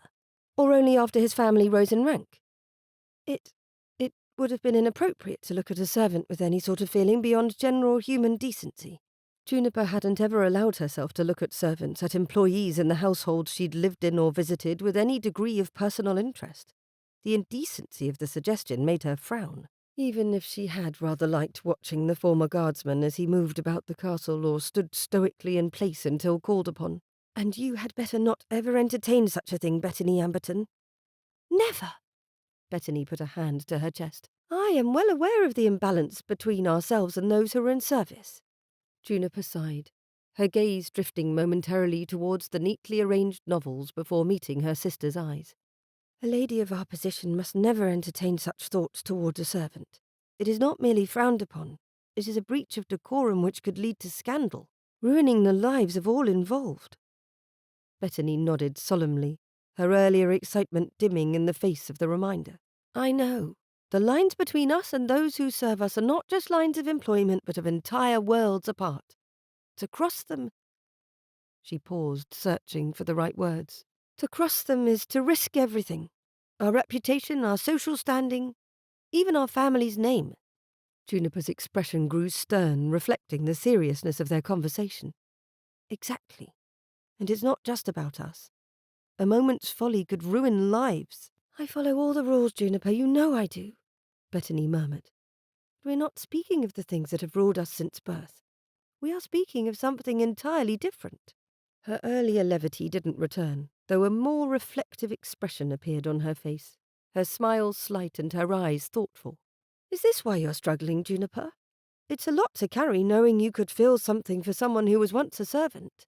But now, with Mr. Sterling's rise in fortune—" Juniper's lips curved in a small, thoughtful smile. "Yes, I know it's different now. His father's elevation changes things." She glanced at her books and her heart sank. In novels, a heroine would catch the eye of a man such as him likely by doing nothing more than standing in a perfect beam of sunlight through a canopy of leaves. Unfortunately, Juniper doubted her ability to orchestrate such a scenario in her favour at all, let alone in midwinter, as much as she doubted the moment's ability to be as effective in life as in fiction. "But it hardly matters if he isn't paying me any attention." "You have met him but once since his rise in station," Bettany pointed out. "And as you said, he is absolutely consumed with his family's entrance into society." "Yes." But Juniper shook her head as her thoughts caught up with her. "No, that is, I cannot blame his lack of notice on his family's situation. It is as likely that he does not find me of interest.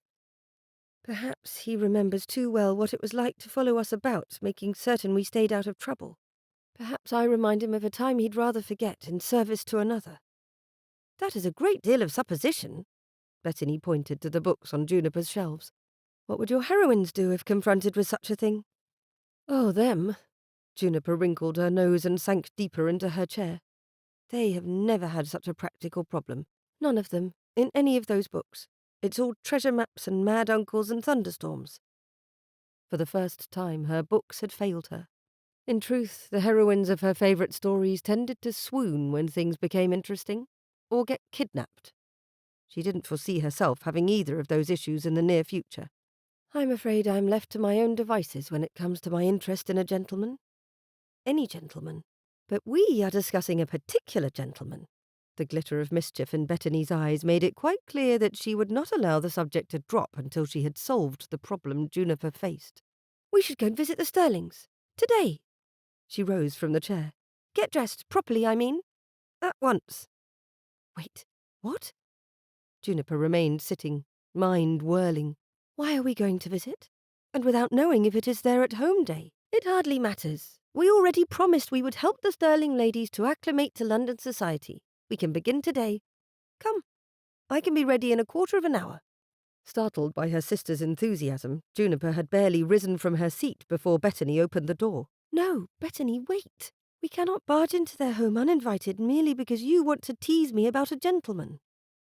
"Teasing you is an unlooked-for bit of fun." Bettany wriggled her eyebrows up and down. "Yet I am also helping you. You will sit about for the rest of the season reading your books and doing nothing if I do not prod you at least a little. And we did offer our friendship and help to Lady Emily. We must make good on that promise." She tossed her head and raised her nose in the air. "We will teach her exactly how to behave as a proper lady, and then tell her all the ways she can break the rules too." Juniper's startled expression made Bettany giggle before she darted out the door. Nothing about the situation made her want to laugh as she scurried through her room, readying herself for a visit to the Sterling home. Chances were excellent she wouldn't even see him there if they went primarily to see Lady Emily or the other women in the household.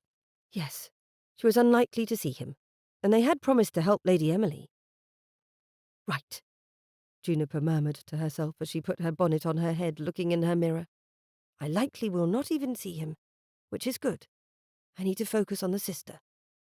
That little touch of self-reassurance steadied her enough that she had regained her composure by the time she met Bettany in the foyer for their walk to the Sterling home, a maid ready to accompany them. Of course, the somewhat alarming gleam in Bettany's eyes brought back a touch of worry.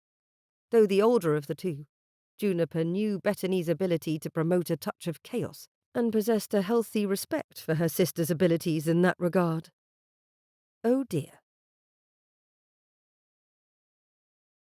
Chapter 6. Nothing caused an anxious spirit so much as unexpected visitors. At least, that was Juniper's feeling on the topic of sitting about enjoying her day, most often deeply engrossed in a book, when someone appeared in her sitting room expecting her to drop everything to chat with them. Such was her feelings that being on the opposite side of the scenario, that arriving at the house of another without giving prior warning or receiving a pointed invitation, made her feel somewhat sick to her stomach as she and Bettany approached the Sterlings' townhouse.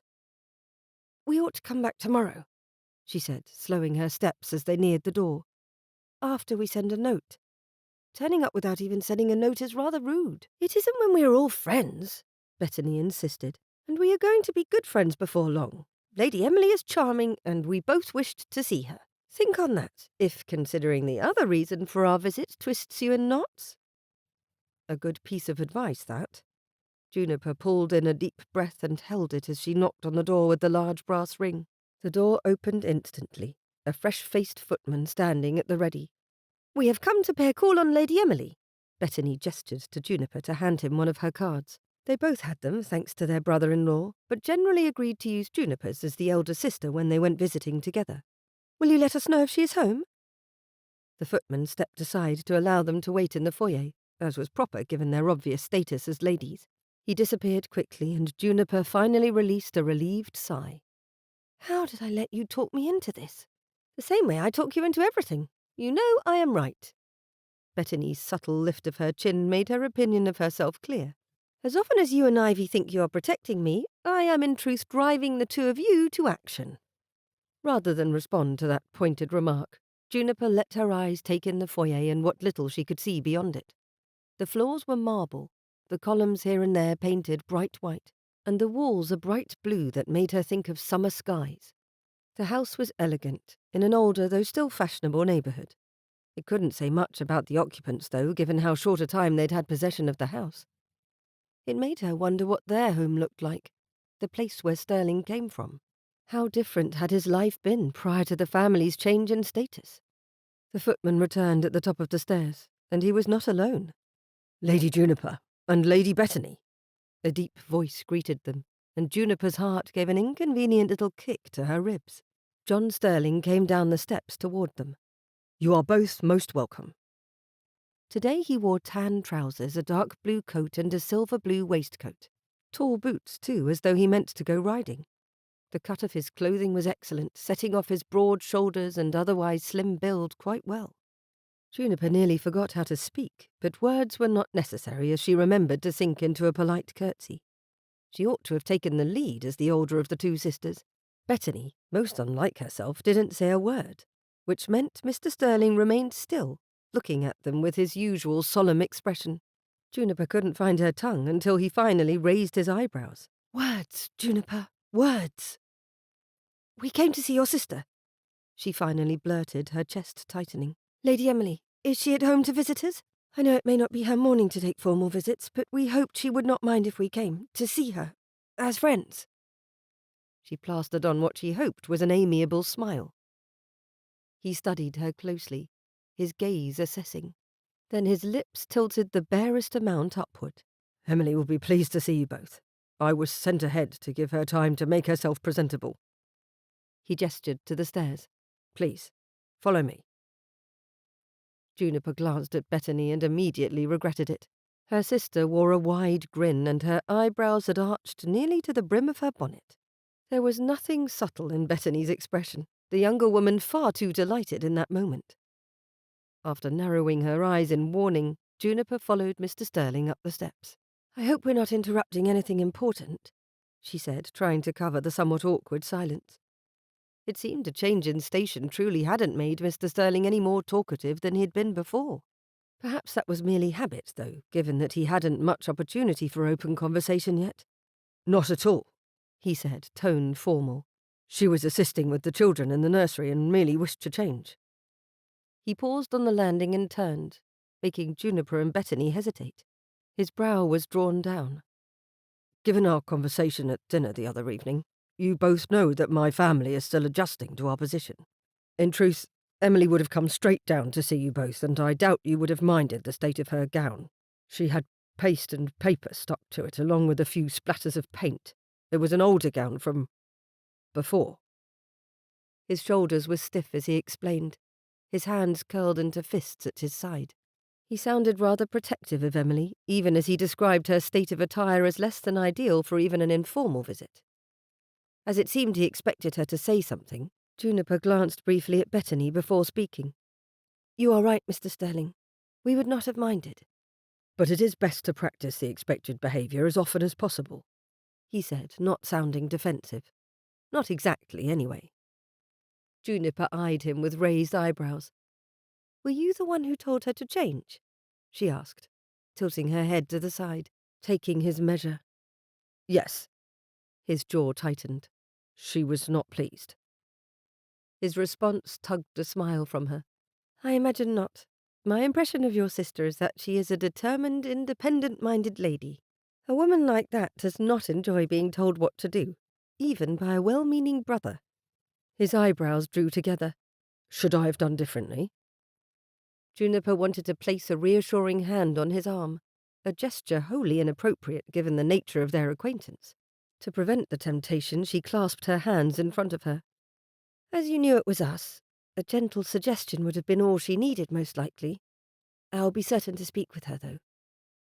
He gave a silent nod of thanks and released a deep sigh, yet looked no more relaxed than before. He glanced from Juniper to Bethany and back again. I hope you will have better luck than I have, Lady Juniper. My sister's independent-minded nature, as you call it, often expresses itself as sheer stubbornness. The break in his usual stoic silence made her heart flutter and inspired her to speak more freely. I do not see that as a negative quality. In fact, I quite like that about her. Bethany made a soft sound of amusement. We both do. Mr. Sterling did not soften precisely, but he did offer them a sharp nod before he turned and continued to lead them through the corridor to a sitting room with a window overlooking the street. He allowed them to enter ahead of him, and this room immediately caught Juniper's attention. Everything in it was new. New wallpaper, new furnishings, new carpet, and it was comfortable. Not overly fashionable, but timeless. Soft colours, furniture with elegant lines, and floral patterns which did not overwhelm the senses.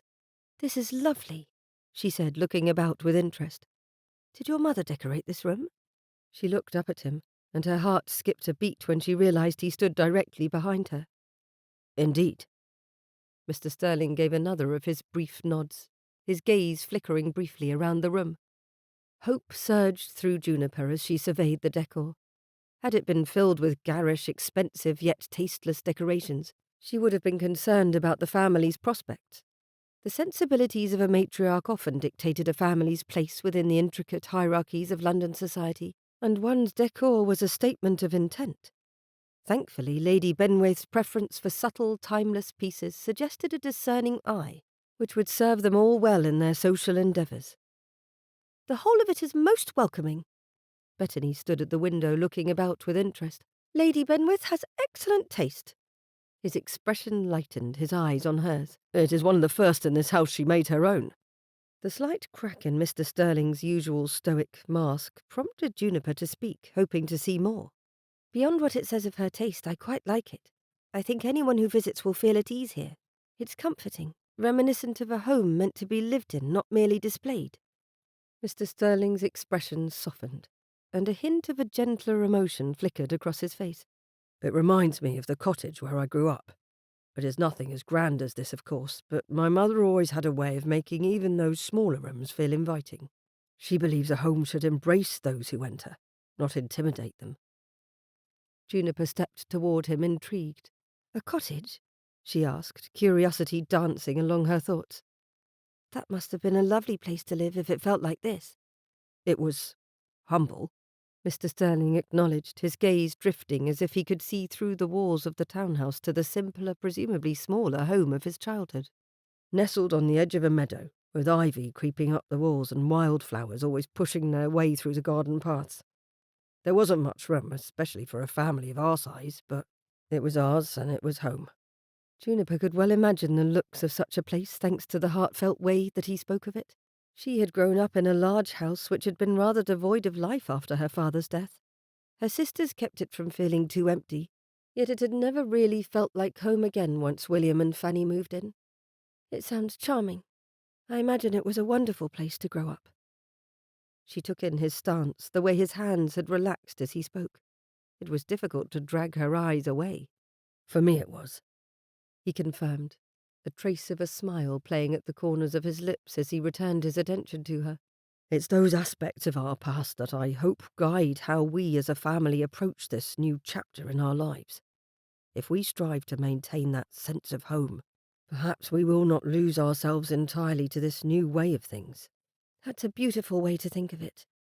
Juniper's admiration for him could not help but deepen. She'd felt drawn to him the first time she'd spoken to him when he was merely Sterling, a guard instructed to look after her and Bettany. Sterling, Mr. Sterling now, had a presence to him that set her at ease, made her feel safe. Despite his formality, there was something comforting about him. Perhaps she had sensed more than his steadiness of character. A man who had grown up in a cottage filled with familial love had to have more to him than a stern frown and a commanding presence, did he not? Here at last she saw evidence of the warmth and authenticity she'd guessed at existing before. Bettany, who had been quietly observing from the window, spoke with a somewhat playful tone. "It's lovely to hear about your beginnings, Mr. Sterling. It explains the warmth both you and your family exude." Mr. Sterling nodded his thanks for the compliment, his posture stiffening again. "Thank you, Lady Bettany. I can only hope we are fortunate to find such acceptance of our origin among our other new acquaintances." The moment lingered, a comfortable silence settling among them as Juniper took in the room anew, seeing within the walls the layers of Mr. Sterling's past and his family's values. Juniper's initial apprehension about the visit was replaced by a hope that this house and its inhabitants might one day become a regular part of her life. No sabres to rattle, no uniform to hide his feelings behind. Jack hated how bereft he felt doing nothing other than standing there in the middle of a sitting room. Two ladies watched him, expecting him to make conversation. Posted at attention in a corner, unobtrusive and waiting to be of use in the livery of his master, that had been much easier than what he did now, especially when he saw Lady Bettany's slight smirk directed at him while Lady Juniper's expression turned thoughtful. She looked undeniably lovely all over again. Kindness softened her smile as he spoke about the cottage where he'd felt much more at home than he did presently. Or was it sympathy he saw? Did she find his background quaint? Saying it sounded charming, well, that could have any number of meanings. Yet he sensed nothing in her bearing or tone to hint at anything less than her sincere appreciation of his past. When she and her sister continued to stare at him, it took calling upon his training to stand at attention for hours to keep from shifting with discomfort. Heat crept up the back of his neck as the silence stretched. Did it fall to him to fill it? As the host until his sister arrived, it must. Jack cleared his throat and considered them both. Perhaps a comment on the weather might suffice, or a query about their family's health, or any number of inane things he couldn't bring himself to say aloud, though he'd grown uncomfortably warm in the seconds ticking past. Thankfully, his ears picked up the faint creak of floorboards from the corridor, signalling the arrival of his sister to his rescue. Emily entered the room at the next moment, somewhat breathless but with a cheeriness that immediately drew all attention to her. "I am terribly sorry I kept everyone waiting. It is too good of you to come visit, Lady Juniper, Lady Bettany." She curtsied, her form perfect, then gestured to the couches. "Please, ladies, do make yourselves comfortable." Jack wanted to curse aloud. Blast, he'd kept them standing all this time. Hadn't once thought they'd kept on their feet because of him. The simplest of etiquette, and he'd stood about like a fool speaking of his past while they listened with politeness. Lady Bettany sat at once and immediately launched into raptures about Emily's lovely gown. Lady Juniper drifted toward him, letting her sister explain the reason behind the unexpected visit. In a low voice, Lady Juniper spoke to him. "Do not look so stricken, Mr. Sterling." Her gaze met his, and that familiar smile of hers felt like a soothing brush of a hand. "You did nothing wrong." He raised his eyebrows. Had she read him that easily? "I am sorry I kept you both standing." "We could have sat without a direct invitation too," she said, giving a slight shake of her head. Then she sat in a chair across from the couch occupied by her sister and his. He hesitated, looking at another empty seat. "I will take my leave of you ladies now, if you have no further need of me, Emily." "Hold on one moment," Emily said, raising her hand to stop him before Jack could make a move toward the door. "I want to hear what they think of your instruction to me this morning." She lifted her chin and looked from one Amberton sister to the other. "Did he tell you he made me change before coming to greet you? Is that the done thing? It's not as though I wore rags or was covered in filth." Jack sighed deeply. Why did every member of his family insist on trying his patience? "Emily," Things are different now. Even in the privacy of your home, you're expected to look the part of an earl's daughter." He sent a look of appeal to Lady Juniper. Her head tilted, and she turned to Emily with a friendly demeanour as she spoke. "Given that we performed a minor breach in etiquette by not sending word ahead of our visit, it would not have been the worst thing for you to either send us away or appear in whatever manner you were dressed, so long as it was modest. Of course, had we been visitors you were less acquainted with or were welcoming us by appointment, changing first would be the most appropriate course of action. Often the manner in which you dress is seen as a reflection of the level of respect you have for your visitors as well as yourself. Bettany and I would not mind a less formal appearance in the least. Other ladies would take offence." The simple explanation seemed to appease Emily, but she looked at Sterling with narrowed eyes. "You see? They would not have minded." He gave a slight shrug. "I didn't think they would. However, best foot forward is never a bad thing to adhere to in social situations." "It is best you changed, though," Lady Bettany added, "because we want to take you out for a walk. Mr. Sterling, you must come too. Even though it is nippy outside, with the sun shining, the elite of London will want to take a little exercise. Taking a turn out of doors in the closest park will allow for your neighbours to see you with others who match you in rank, thus strengthening your prominence and reputation in society," Lady Juniper added with her usual softer tone and smile. She blinked up at him, and a disconcerting desire to please her made Jack wish to immediately agree. "That is an excellent idea," Emily said before he could. "Go get your hat and coat, Jack. And gloves too, perhaps. It looks frightfully cold. I will do the same." A quarter of an hour later they were walking through the nearest patch of greenery.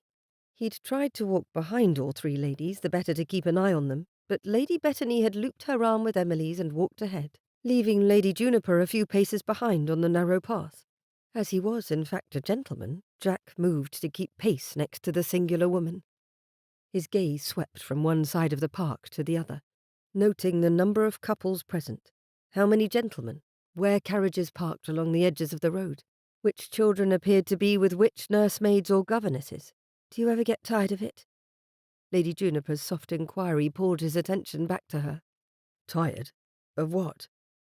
He had the feeling she'd been staring at him for a while, given the amusement in her eyes, always being on the alert for danger, forever acting as a sentinel. That gave him pause. He'd never considered that his ability to maintain awareness of his surroundings might tire him, or others. "It is simply something I do. I cannot recall a time before I kept watch over the people under my care. My family often calls me a shepherd dog." Her eyes glittered and a breath that sounded akin to a laugh escaped her. "Do they? I suppose there are worse things to be compared to than a loyal creature tasked with keeping others safe. Goodness, that is quite the image, though, isn't it?" His lips twitched. "Still, a dog." "I wonder what domestic creature I might be compared to. Perhaps a faithful spaniel, the sort that stays curled up on a rug next to the fire." He raised his eyebrows. "You sound as though you like the idea." "Who wouldn't?" Lady Juniper's grin grew brighter. "Especially if it were a hearth and a library. I can think of nothing more cosy." "The books would be of little use to a spaniel, though. As far as I'm aware, dogs of all varieties cannot read." That drew a laugh from her, and Jack immediately wanted to hear the cheerful sound again. Immediately, however, he censured himself. He shouldn't tease or jest with her, or... No, he could now. As a servant it would have been the height of rudeness, an offence beyond reckoning. But as a gentleman, the bounds changed. "Then perhaps I would not enjoy the life of a spaniel, or any animal, as it would mean a distinct lack of novels," she said, a merry smile still twitching her lips upward. "And novels are one of your life's greatest joys," he remarked without first thinking the comment through. Lady Juniper's head turned sharply. Her eyes widened in surprise. "How do you know that?" It was a pertinent question. How?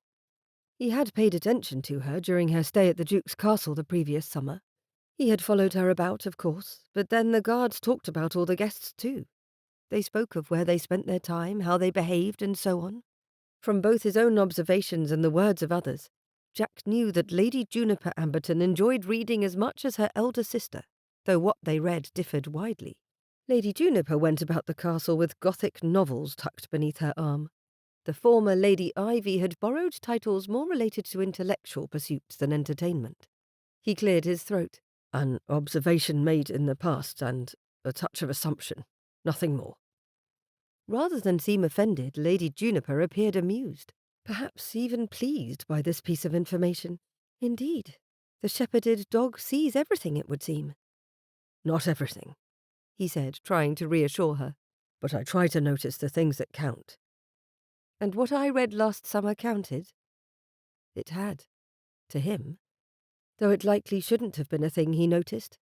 Why did he even remember what she read? It was an interesting detail to note.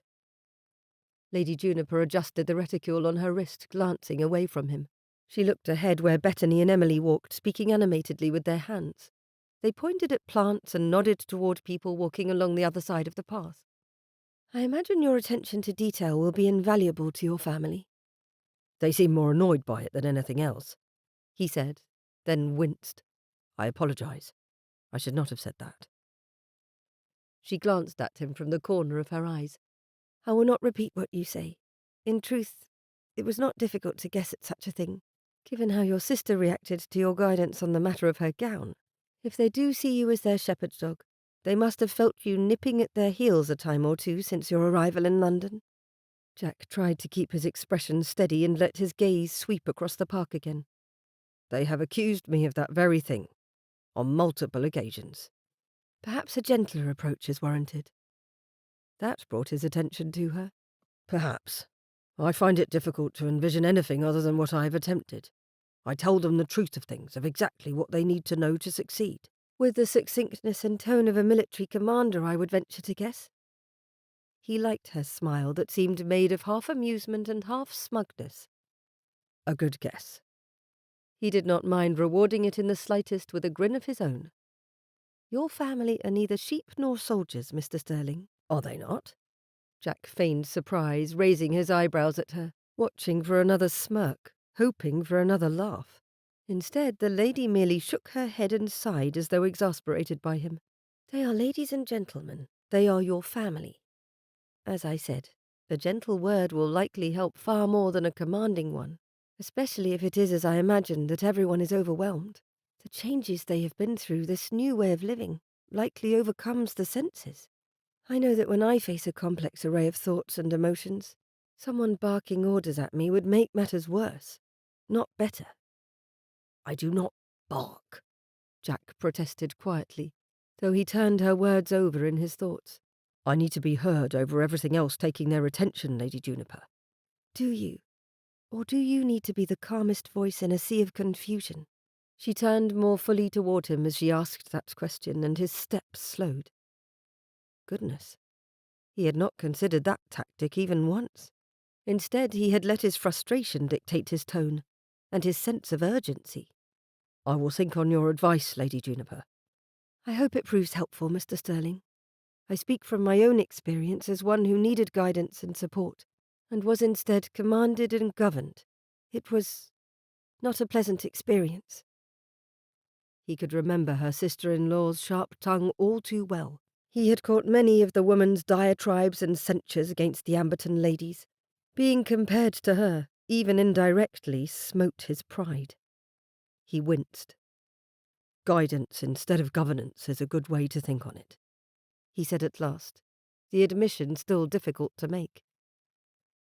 Navigating his family's transition into nobility required vigilance, yes, but also sensitivity.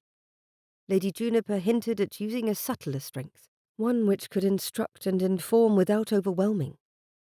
Most interesting. As they continued their walk, the park's scenery faded somewhat as he focused on Emily's laughter ahead of them. Emily and her change of gown. The way the sisters had spoken to Emily about her manner of dress had been far gentler than his own conversation with her. Emily had listened intently to them. Would she listen to her own brother if he softened his tone? Thank you, Lady Juniper. Your perspective is invaluable. Perhaps... Jack hesitated, choosing his words with care. Perhaps you might allow me to seek your advice again, if necessary. It seems I have much to learn about guiding without governing. Her smile broadened, touched with a hint of surprise. I would be delighted to help, Mr. Sterling. And who knows? Perhaps in teaching you the finer points of subtlety, I might learn a thing or two about cultivating a more commanding presence from you. Have you need of a commanding presence? Jack had to ask, glancing at her slim form and height. She wasn't short, necessarily, but the top of her head did not even reach his chin. Never mind. I can see why you would wish to possess one. The ridiculous remark drew another laugh from her, a startled laugh that she immediately stifled with a hand over her mouth. Mr. Sterling, that is too horrid of you to poke fun at my stature. Merely making another observation, my lady. That I am small, that you are not the least bit intimidating. Could you teach me to be as fierce in appearance as you are?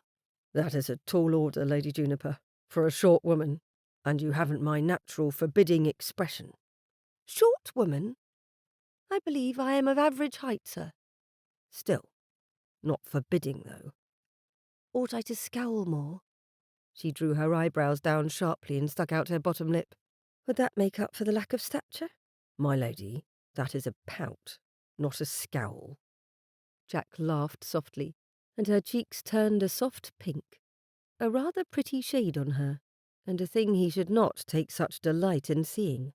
I shall have to practice my scowls, then. She sounded oddly pleased by the idea. Ahead of them, Bethany turned and put one hand on her hip. Juniper, we need to confer with you about the Ladies' Aid Society meeting tomorrow. Lady Juniper glanced at him, curious light in her eyes, before hurrying forward at a faster pace. He remained walking behind the ladies, watching over them and their surroundings. His family's path to adapting to their new roles might be fraught with missteps and difficulties, but with allies like Lady Juniper, things seemed less daunting. Over the course of their brief conversation, his earlier discomfort had transformed into a cautious optimism. Perhaps he could bridge the gap between his family's past and their future, between his own duty and affection for them. Guidance over governance, he muttered to himself. It was worth a try. Chapter 7. You hate balls. Normally, Juniper would completely agree with Bethany, but that evening, meeting her sister's gaze in the mirror, she shook her head. Hate is a strong word. I dislike balls on most occasions. They are stuffy, overcrowded, loud, and take away from time I could better spend in occupation with books, art, or music. She considered a moment. Or the theatre. Or the outdoors. But if we wished to be exact, I should say that I find the crowds of people the most uncomfortable part of a ball. I truly do not understand why you dislike crowds. Bethany handed Hetty another ivory-coloured ribbon so the maid had no need to lift her hands from Juniper's dark hair. People are interesting. I enjoy watching them and listening to them. No two are alike, you know, for all they try to mimic one another. People are rude, forever in each other's way, laugh obnoxiously, and at times smell horrid. Juniper wrinkled her nose, her reflection doing the same in the looking-glass. No amount of perfume can cover some things either. In fact, most of the time strong colognes make matters worse. Which is why you so often come home with a headache. Bethany winced in sympathy, and then spend the next day like a hermit, hidden away from everyone. It is more so the people than the headache that I must recover from over the course of the next day. Juniper tilted her head to ease Hetty's work. People exhaust me. Hetty smiled a little. You seem a friendly sort of lady for all that you don't like other folk. Oh, I like individuals well enough. Juniper released a weary sigh. It is large groups that I am not fond of. Then why go tonight? Bethany's eyes sparkled with mischief. You know precisely why. I promised Lady Emily I would be there. And Lady Emily's brother will be present? Juniper gave her sister a warning glance in the reflection of the looking-glass. The whole family will be present, and we promised we would help them. That is why I am going to the ball. A kind reason, my lady, Hetty said, tucking a final curl in place. And you are ready to dazzle, should you wish it. Juniper rose and stood before the longer mirror in her room, turning about only once to ensure she liked the look of things. She wore a pale blue gown with ivory lace at the hem and ivory gloves on her hands, the light colours making her dark hair and eyes stand out all the more. She picked up her matching reticule. "Your fan?" Hetty handed her the lace fan and stepped back to admire her handiwork. Then she looked at Bethany, who wore a gown of similar style but in rose pink. "You are both lovely. I hope you enjoy your evening, my ladies, crowds or no." They thanked her and left the room. They were in the carriage moments later, with Teague and Ivy seated across from them. Teague was wearing a dark green coat and gold waistcoat, and Ivy a gown of shimmering gold. They looked like a matched set in truth, and made a handsome couple. "Have you not a book in your reticule, Juniper?" Teague asked, with a knowing raise of his brows. "It doesn't look large enough for such a thing." "Oh." She had slipped a thin volume into the bag from mere habit. "Well, I do have something, yes." No one censured her for it. They all merely seemed amused, which she supposed was better than any other reaction she could hope for. Teague gave a small shake of his head. "Sometimes I think I ought to adopt your propensity for carrying around reading material. There are days in Parliament when I should infinitely prefer a book to listening to my colleagues." It was only minutes later that they arrived at the ball, hosted by Lord and Lady Jersey. The event would be as near to a crush as someone of their standing wished, without going into the vulgarity of having too many guests and not enough room.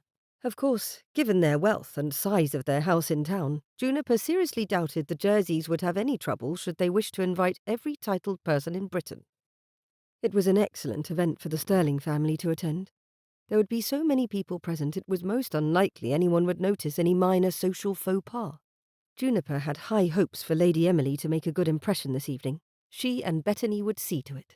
"Before you wander off," Teague said once they were safely in the corridor outside the ballroom, "there are introductions I would like to make." It was Ivy, his wife, who huffed, "Really, Teague? Must you?" "I am not truly playing at matchmaking," he said quickly, which made Juniper and Bethany exchange a glance. Their brother-in-law chuckled and raised both hands. "I promise you both I am not. Old Farley asked that I introduce myself and my family to an old friend of his. It never hurts to know more trustworthy gentlemen, does it?" "We promised Lady Emily we would meet her right away," Bethany said, narrowing her eyes at Teague. "Excellent. After you meet my new friends, you can bring them along to introduce them to Lady Emily and her family." Teague seemed entirely too confident in himself at times. Juniper adjusted the ribbon of her reticule and resigned herself to a widening acquaintance. "All right. Who are we meeting?" Teague took his wife's arm again and led them into the ballroom as he said, "Roman Eastwood, titled Baron Hartwell, and his brother, Linus Eastwood. They tend to keep themselves in York, though I cannot think why." "They likely feel about Yorkshire the way you do about Ireland," Bethany teased as she and Juniper followed. "Perhaps." Teague led them along the wall to an obviously predetermined meeting place. Two men stood together, so alike in appearance they could only be brothers, though the older of the two was a touch shorter than the other. Teague bowed and first introduced Ivy, then his sisters-in-law to them both. Juniper considered them. The men were both handsome. Tall, light brown hair, blue eyes and narrow builds. It was something of a surprise they were not surrounded by matchmaking mothers or swooning misses. Lord Hartwell's smile was tight but polite as he addressed them. "It is a pleasure to meet the ladies of Dunmore's family at last, and your connection as cousins to my close friend Lord Farley came as a pleasant surprise." It always fell to Juniper as the elder of the two single sisters to speak before Bethany could do so, at least with new acquaintances. "It is likely, if we look back far enough in our family trees, we are all related to half the room at this very moment. But we are very grateful to have a good friendship with our cousins, the Dinards." "All of whom are absent," Lord Hartwell said, his smile unmoving. "No news on that front yet, I trust?" He spoke delicately, of course, of the impending birth of Lord and Lady Farley's first child. "We do not expect anything for another month or so." Juniper glanced at his younger brother, who had a more genial expression than the Baron, but seemed content to remain silent. "I wonder that we have not met before, Lord Hartwell." "Ah, that is easy enough to explain." His lips twitched upward, though again his eyes did not seem to share in any pleasant humour. "I am across the aisle from your brother, the Earl. We do not see eye to eye on nearly anything." Neither Juniper nor Bethany had anything they wished to say about their half-brother. After he'd ceded guardianship of them both to their brother-in-law, they'd rarely seen him, much to their relief. Bethany had apparently finished with the small talk. Lord Hartwell, Mr. Eastwood, we are to meet a friend of ours quite new to London's social world. We would be honoured if you would come and allow us to make introductions, assuming you have not yet met the new Earl of Benwaith and his family. Ah, I have had the pleasure of meeting Lord Benwaith. Lord Hartwell glanced around as though looking for the older man. Farley sent a letter requesting I make the acquaintance. Of course he did. Teague murmured with the slightest of improper grins. His Grace's family intends to rally support for the Stirling family. Ah, that is how you became acquainted as well? Lord Hartwell asked politely. At times, I think I am good at social and political manoeuvrings, and then someone like the Duke of Montfort shows that he is winning at chess while I have been amusing myself with draughts. We haven't met the rest of the family, Mr. Eastwood said at his brother's elbow, his stutter somewhat surprising Juniper, yet she maintained her polite expression. Lord Benwaith's family. That made his older brother heave a sigh. No, we ought to do so, and a ball is an excellent place for that, and then we will have more ladies to dance with. He sounded mightily unenthusiastic about that prospect, giving Juniper and Bettany another reason to exchange a look of amusement. I must introduce my wife to another acquaintance at present. I trust you can look after my sisters-in-law long enough for introductions, Teague said, giving the Englishman a nod of his head. Lord Hartwell bowed to Juniper and offered his arm. Lady Juniper, I will deliver you safely to your friends. With pleasure. Mr. Eastwood offered his escort to Bettany, who accepted with a friendly grin. It didn't take them long to find the knot of Stirlings. Lord Benwaith and his countess stood at the centre, his married sons and their wives on either side, with Lady Emily and the youngest son standing slightly apart from the rest. It took a great deal of self-control for Juniper to keep her gaze from lingering on John Stirling, but it was he who came forward and introduced his entire family to Lord Hartwell and his brother. Poor man. Knowing as she did how much responsibility he took upon himself for his family's sake, she wondered if he ever took a moment for his own sake. Drifting from her escort, Juniper came to Emily's side and took in her new friend's gown. Oh, you look lovely. Your gown, your hair, everything. Emily's cheeks pinked and she laughed somewhat shakily. It was only then that Juniper noticed a slight tremble in her new friend's hand as she touched the necklace at her throat. Thank you. I admit that choosing a gown for this evening was daunting.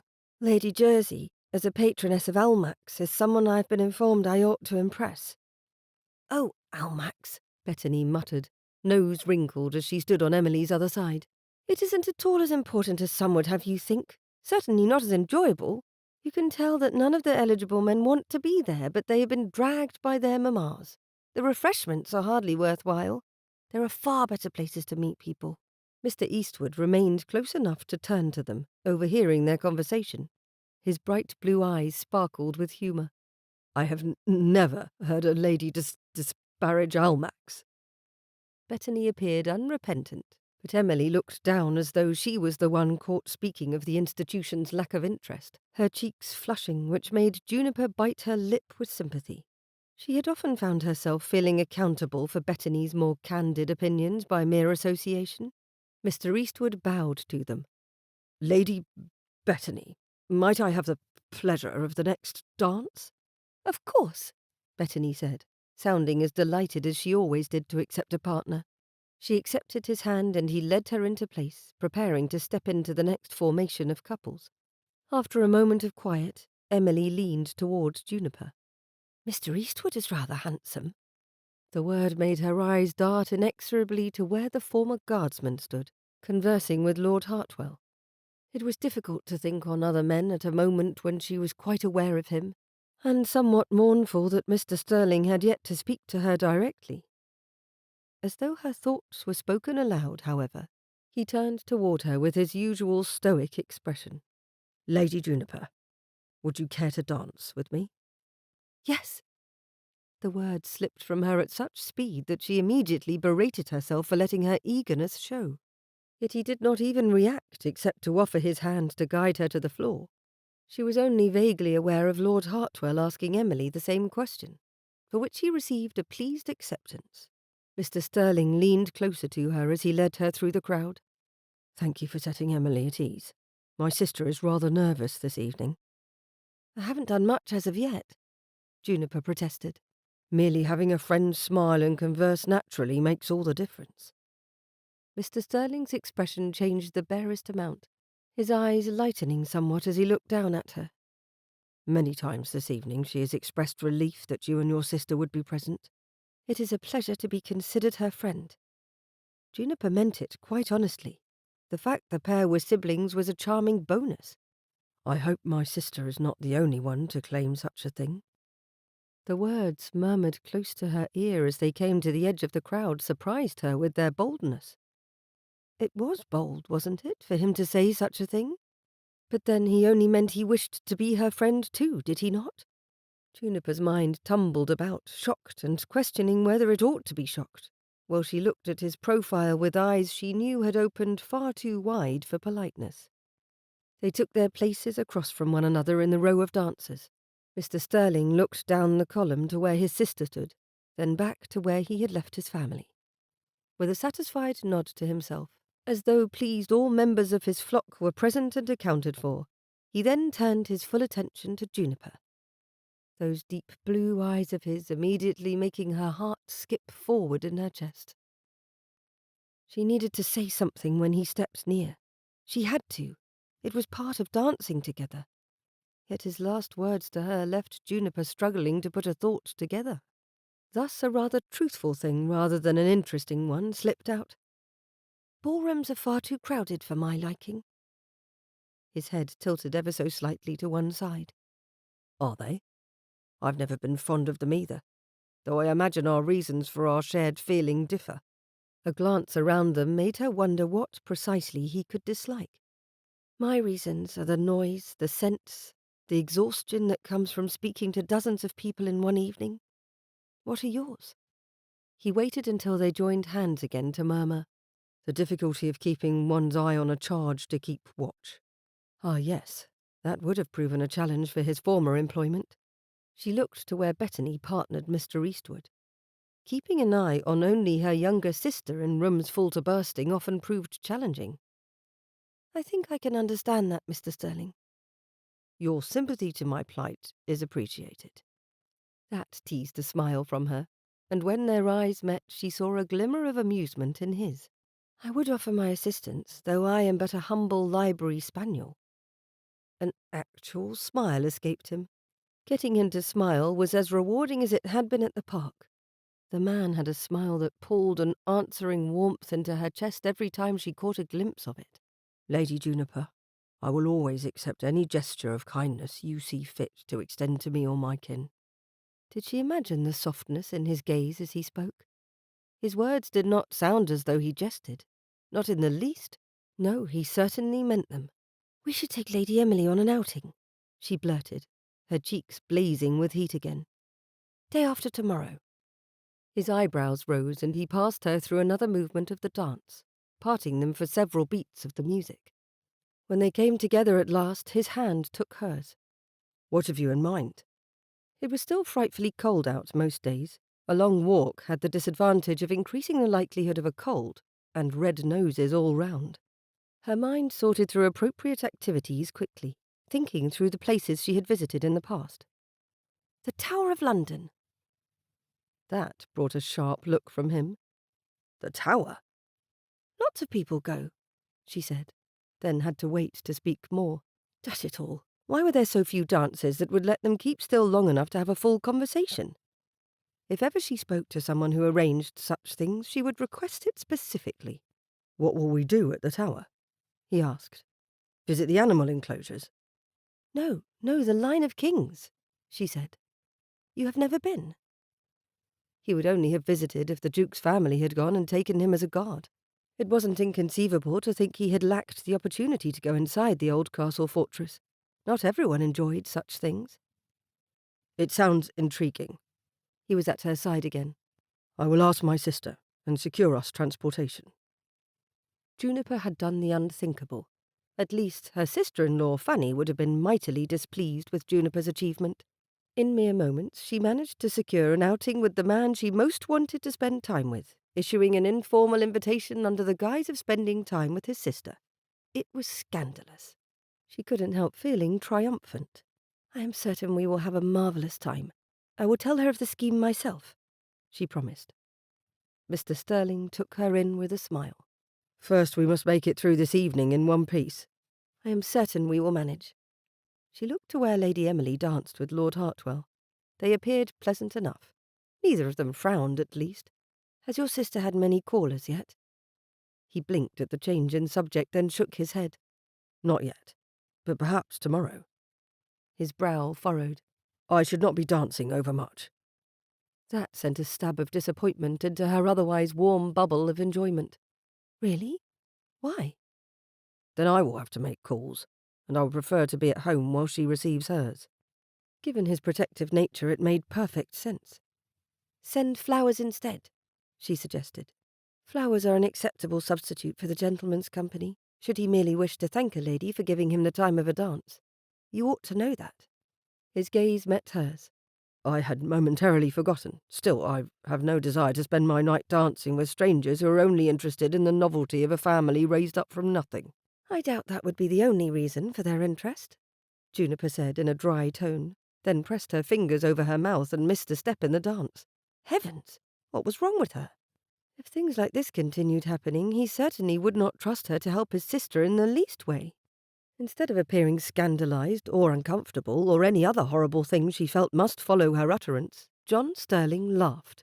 Not loud or boisterous. Indeed, only one head turned in their direction to see the source of the sound, and it was his sister's. But he laughed, and she truly enjoyed it. When the dance came to an end and he led her back to the company of his family, Juniper felt rather hopeful. She had made Mr. John Sterling smile and laugh, and he wanted, at the very least, to be her friend. Mr. Eastwood brought Bettany back, then whisked Emily away, while his brother then asked for Juniper's hand, and Mr. Sterling took Bettany as his next partner. To have such attention paid to all three of them brought the notice of other gentlemen, and Juniper, Bettany, and Emily were not without partners for the rest of the evening. Chapter 8. Jack looked impatiently at the clock, then back to his sister's room full of admirers. Since they had started taking callers at 11 o'clock, gentlemen had flowed in and out of the house continuously, for over an hour.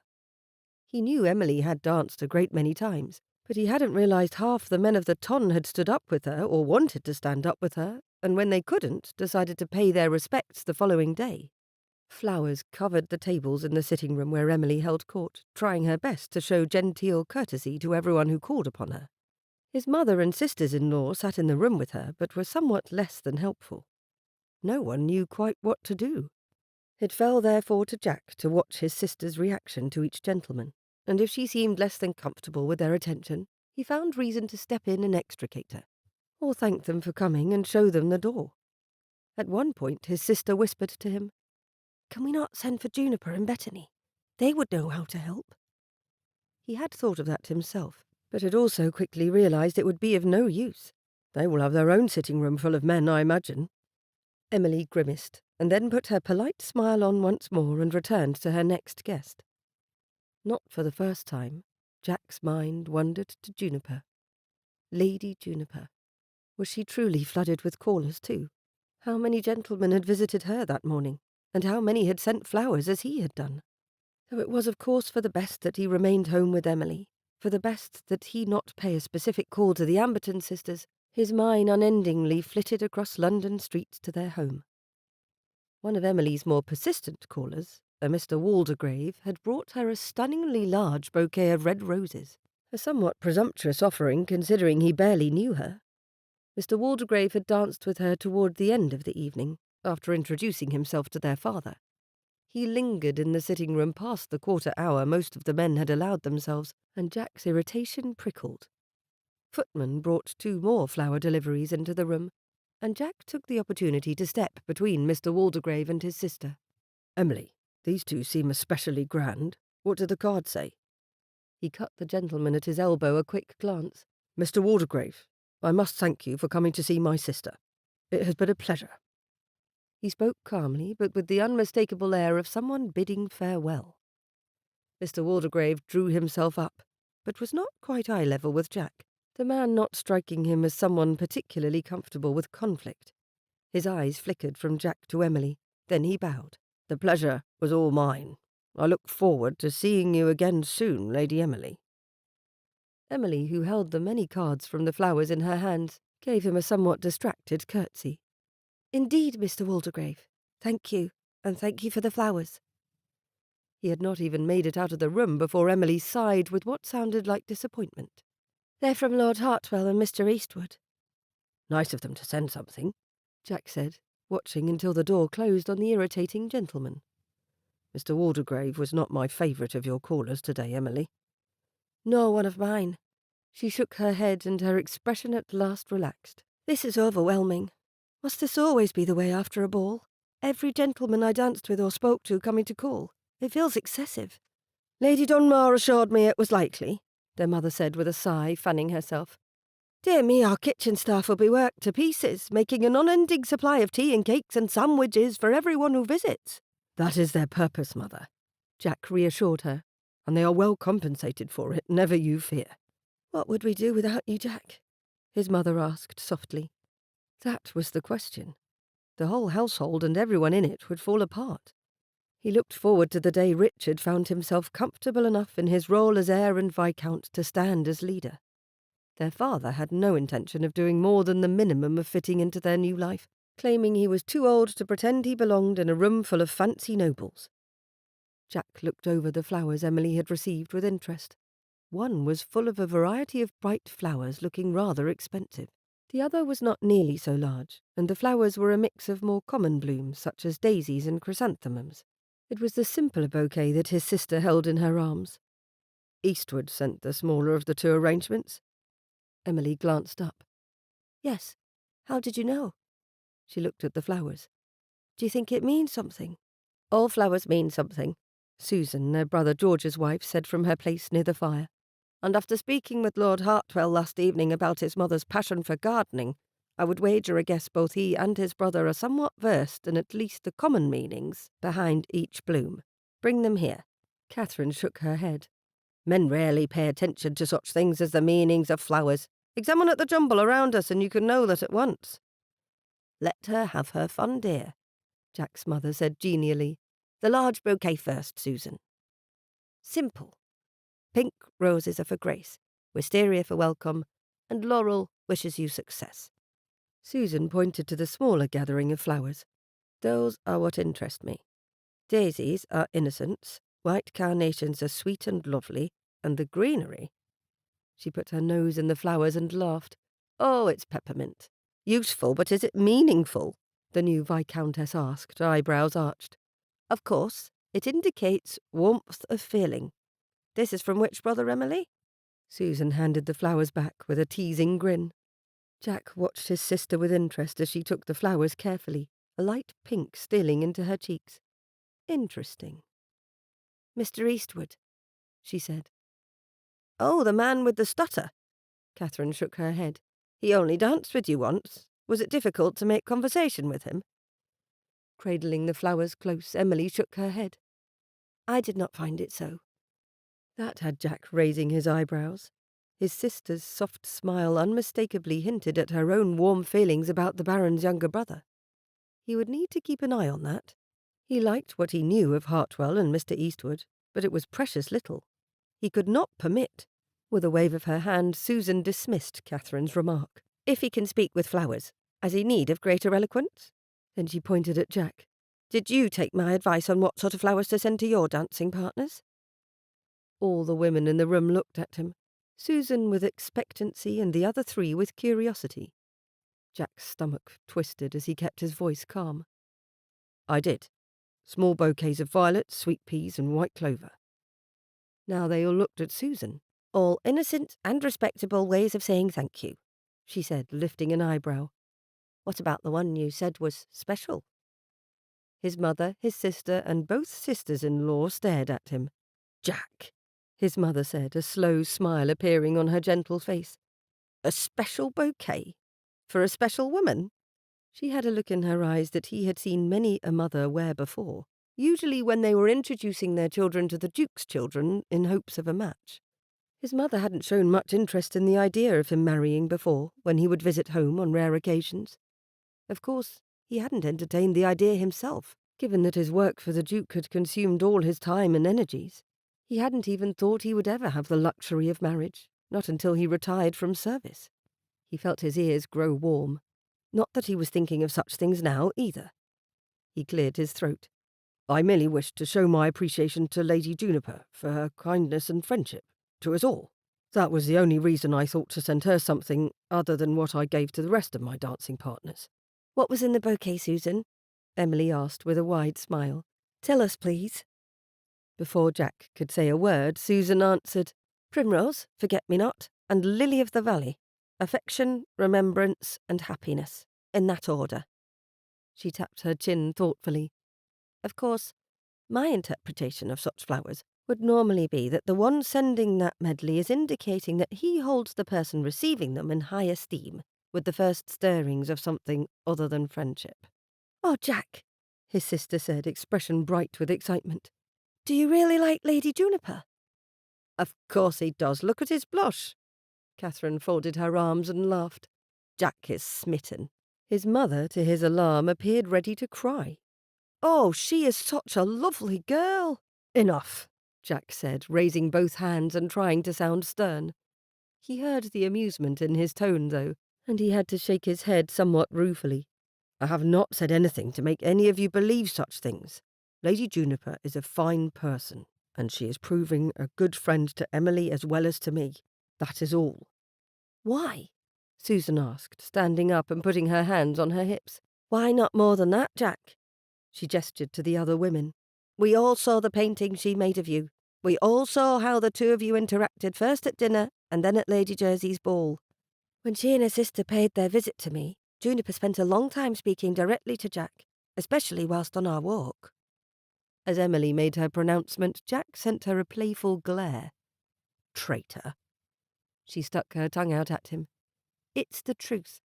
She even made him laugh. Catherine put a hand to her throat dramatically. The man laughed. It's a miracle. Jack, you must wed her at once. They all giggled and laughed like schoolgirls rather than the adults and fine ladies they were, and he looked to his mother for some support, feeling suddenly helpless in the face of his female relatives. His mother was the worst of the lot, however, smiling at him with a gentle fondness that made him think she was already planning his wedding.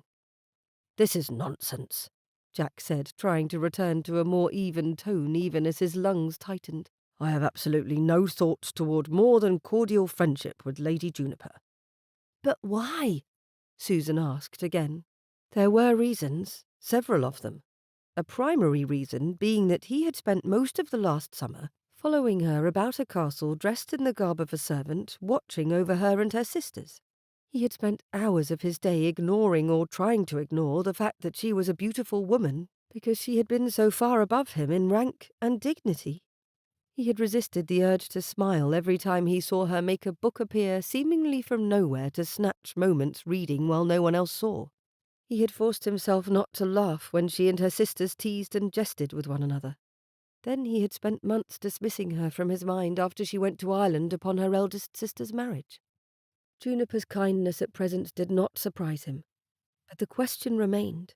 Would she ever see him as more than the guard who stood in the corner while she enjoyed the benefits of her close kinship to a duchess? Jack cleared his throat. He had thought too long. I ask that you do not speculate about more than friendship between myself and Lady Juniper, or any lady, for that matter. If there comes a time to discuss such things, I will let our family know. I promise. The ladies did not return to complete sobriety, but the giggles diminished and they merely exchanged knowing looks. A footman brought in another gentleman, and everyone's attention returned to Emily. Despite the busy morning, Jack counted the number of his sister's callers as a success for their family. Whether men came specifically to know her better or to satisfy their curiosity about the new Earl of Benweth's family, London society was coming to know the family. So long as Jack could keep them behaving respectably, everything would be fine. As tempted as he was to wonder what Lady Juniper's sitting room looked like at that moment, he contented himself with knowing that he'd be in her company again soon enough. They had confirmed their plans to visit the Tower of London with Lady Bethany and Emily in a few days' time. While walking through a medieval relic might not be everyone's idea of entertainment, he suspected Juniper would show particular delight in every old stone and story the place held. He could hardly wait. Chapter 9. The last day of February experienced a creeping dawn, yet the winter-gloomed skies did nothing to dampen Juniper's spirits. She was going to the Tower of London today, with Mr. Sterling, and his sister, and her sister. "Are you certain you do not need me to accompany you?" Teague asked as he sat in the front room with Juniper and Bethany, watching for the Benwith carriage to arrive. "It seems a tall order, having Sterling shepherd 3 unmarried ladies around all on his own." "We will be perfectly behaved," Bethany said with a toss of her head. "You really needn't worry so much about us, Teague." "I'm afraid that is what brothers do," he said, amusement in his tone. "Fiona is a handful, true, but I worry about all of you. I would gladly forego my time in Lord's today to escort you both. The items on the docket are of little interest to anyone but the people discussing them." "You would shirk your duty for us?" Juniper asked, feigning a gasp. "You are indeed a splendid brother. We will be certain to bring you home a gift, but Bethany is correct. We will do well enough without you today." Well, when they come to the part in the tour where they show off the weapons taken from the Irish, remember that there are 2 sides to every story, and the Irish side is quite different than what you will hear at the Tower." Bethany gave him a serious nod. "We will forever be more partial to the Irish side. You have our word." He chuckled and looked out the window. "Here they are at last. Do not rush with your bonnets. I must have a word with Sterling before you go." "Oh, Teague," Bethany protested. "Must you really? He has to be the most trustworthy man in the realm, given his former post." "Most trusted man in the realm," Teague's tone danced with amusement. "Yet here I am declared the best of brothers. I think it my duty to ensure you are well looked after. Juniper, what think you?" She shook her head at him, but took his arm so he could escort them both outside. "If you must, you must. Though do remember that he has copious experience of being overly protective of those in his charge, more than most gentlemen." Jack, surely there was no harm in thinking of him thus in her own thoughts, stood outside of the carriage, ready to assist them into the vehicle, and his sister looked out the window at them with a wide smile. Teague stopped before the carriage, and Juniper met Jack's quizzical look with a little shrug. Teague adorned his brow with a frown. "Here are 2 people who mean the world to me, Sterling. Can you assure me they will be safe in your care today? As safe as my own kin, Dunmore," Jack said with a slight bow. Juniper immediately frowned. Own kin? Oh, that did not sit well with her. Sadly, it seemed to satisfy Teague, who, after a few more friendly remarks, handed both Juniper and Bethany into the carriage, depriving Juniper of the chance of even touching her gloved hands to Jack's, which was a rather silly thing to feel disappointed about. And yet here she was, disappointed. Perhaps she had finally read too many novels with ridiculous heroines. "Have you ever been to the Tower of London before?" Emily asked, eyes bright with excitement. "Of course, every child knows the stories of the ghosts, the horrible things that happened there, the histories, but to actually go, I admit I never entertained the idea." "Why are children always so interested in the bleak parts of history?" Bethany asked, her tone musing. "We told Fiona, our brother-in-law's youngest sister, that we planned to visit the Tower today, and she begged and pleaded to come too. You make her sound bloodthirsty." Juniper had to laugh as she thought on Fiona's wide-eyed begging. "I think she is simply eager to leave the house." Emily picked up a small pamphlet from the carriage bench with an illustration of the Tower on its front. "Visiting a medieval castle sounds adventurous. What child wouldn't wish to go on an adventure?"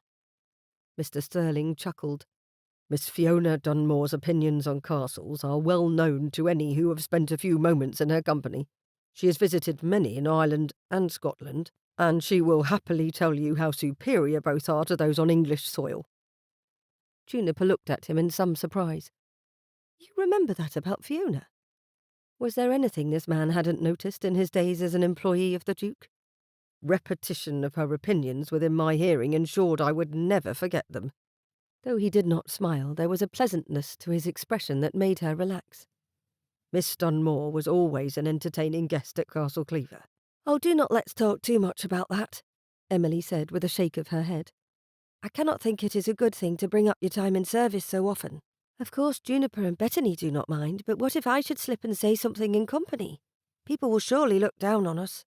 "Emily, people already know, and if they do not, the gossip and rumours will eventually reach them," Jack said. his tone gentle. It is less shameful for it to be in my past than it would be for us to humiliate ourselves by misbehaving in the present. Which will not happen, Bethany assured them. She bounced a little in her seat. We are going to show everyone what lovely people you are. Today, anyone else visiting the tower will see you both and remark on how mannerly you are and how sophisticated it is to take an interest in our nation's great history.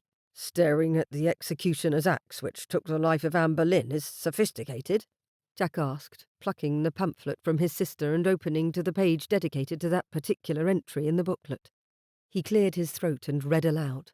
The axe with which Queen Anne Boleyn was beheaded on the 19th of May, 1536. She was wife to Henry VIII and mother to Queen Elizabeth, and at the age of 29 fell sacrifice to the mutable temper and the impetuous violence of a jealous prince, and to the malicious calumnies of the enemies of the reformed religion.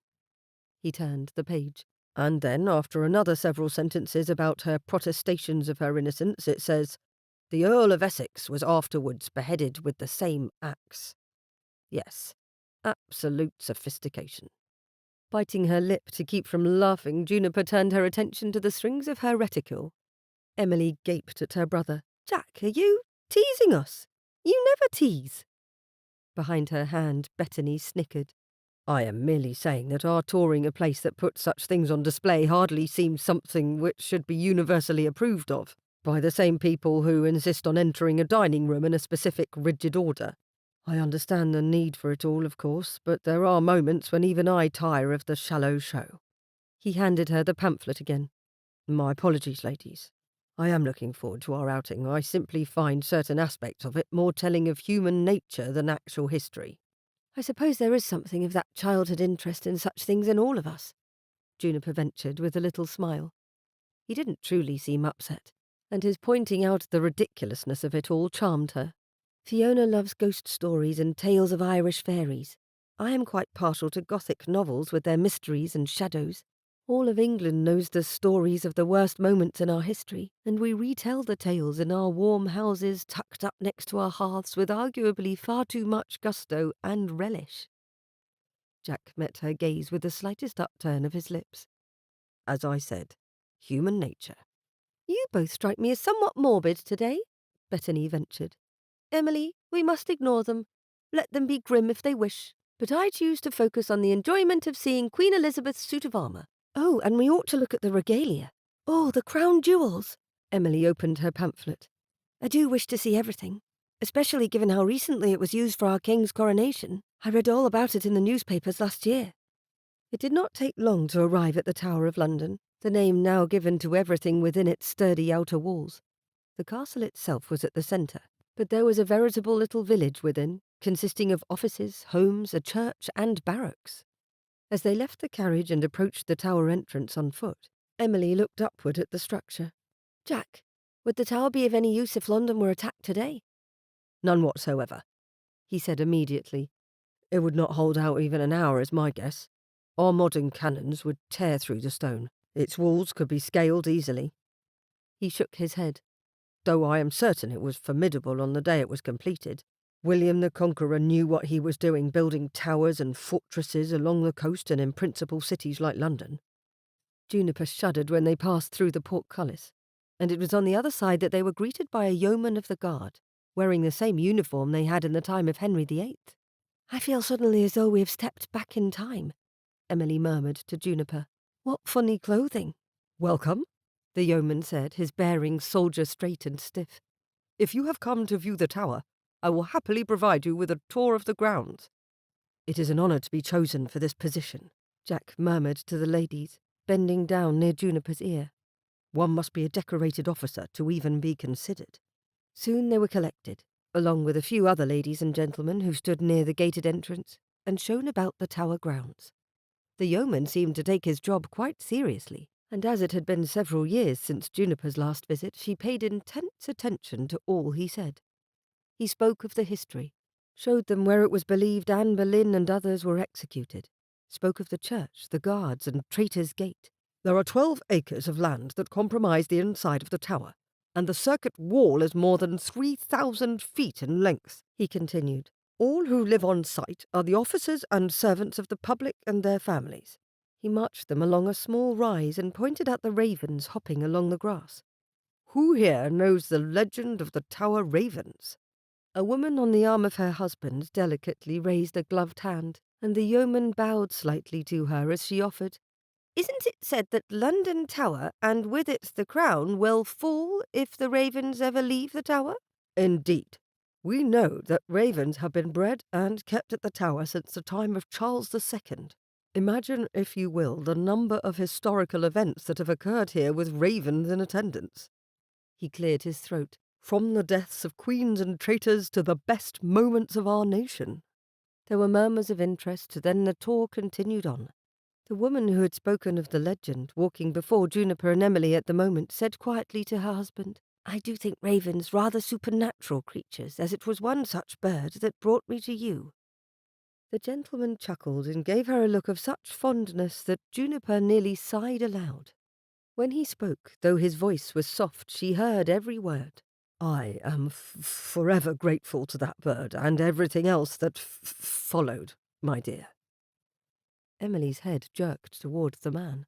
Her eyebrows raised with sudden interest as she glanced at Juniper, though she could not think why her friend would appear so intrigued. As they slowed their steps, she leaned closer. "Is something the matter, Emily? Did you hear that man's speech?" she asked in a whisper. "He reminded me of Mr. Eastwood." Emily glanced forward again. "He and his wife seem rather fond of each other, do they not?" Bettany stood ahead of them, speaking with another young lady in the group between the yeoman's explanations for things around them. They were nearly to the stairs that led up into the fortress, so the outdoor tour was nearly spent. Jack came along Juniper's other side. "The outdoors are as grimly connected to death as what we will find inside, it would seem." She gave him a glance from the corner of her eye. "Should I not admit to enjoying myself? As you were so troubled by the gruesome history of the White Tower, perhaps it would diminish your opinion of me if I did so." His eyes flicked from her down to the cobblestoned ground. When he spoke, his voice was soft and did not carry far or disturb the others around them. "I do not think anything would accomplish that, Lady Juniper. My high opinion of you is rather fixed." Her heart fluttered and her cheeks warmed despite the cold February air. And here it was that my sister-in-law Fanny was so certain my Gothic fixation would be the end of my respectability. The woman in front of them, the same who had credited a raven with meeting her husband, glanced over her shoulder at that moment. Her eyes met Juniper's, and a quick look of interest showed in her eyes. "As I am yet new to society, I am not certain my opinion matters one way or the other," Jack said. It was then she ought to have said that all his opinions mattered, to her at least.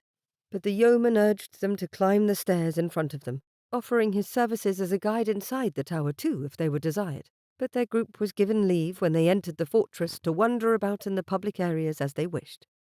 There were signs here and there which gave more information about each display. Bettany and Emily had linked arms and gone forward at once, looking over suits of armour that shone as though they had been polished that very morning. The lady with her husband turned to Juniper, though, before she and Jack could join the other two. "I beg your pardon, but did you say you enjoy reading Gothic novels?" Her husband winced. "Louisa," he said softly, "you cannot do this to every reader we meet." He turned an apologetic smile to Juniper and Jack.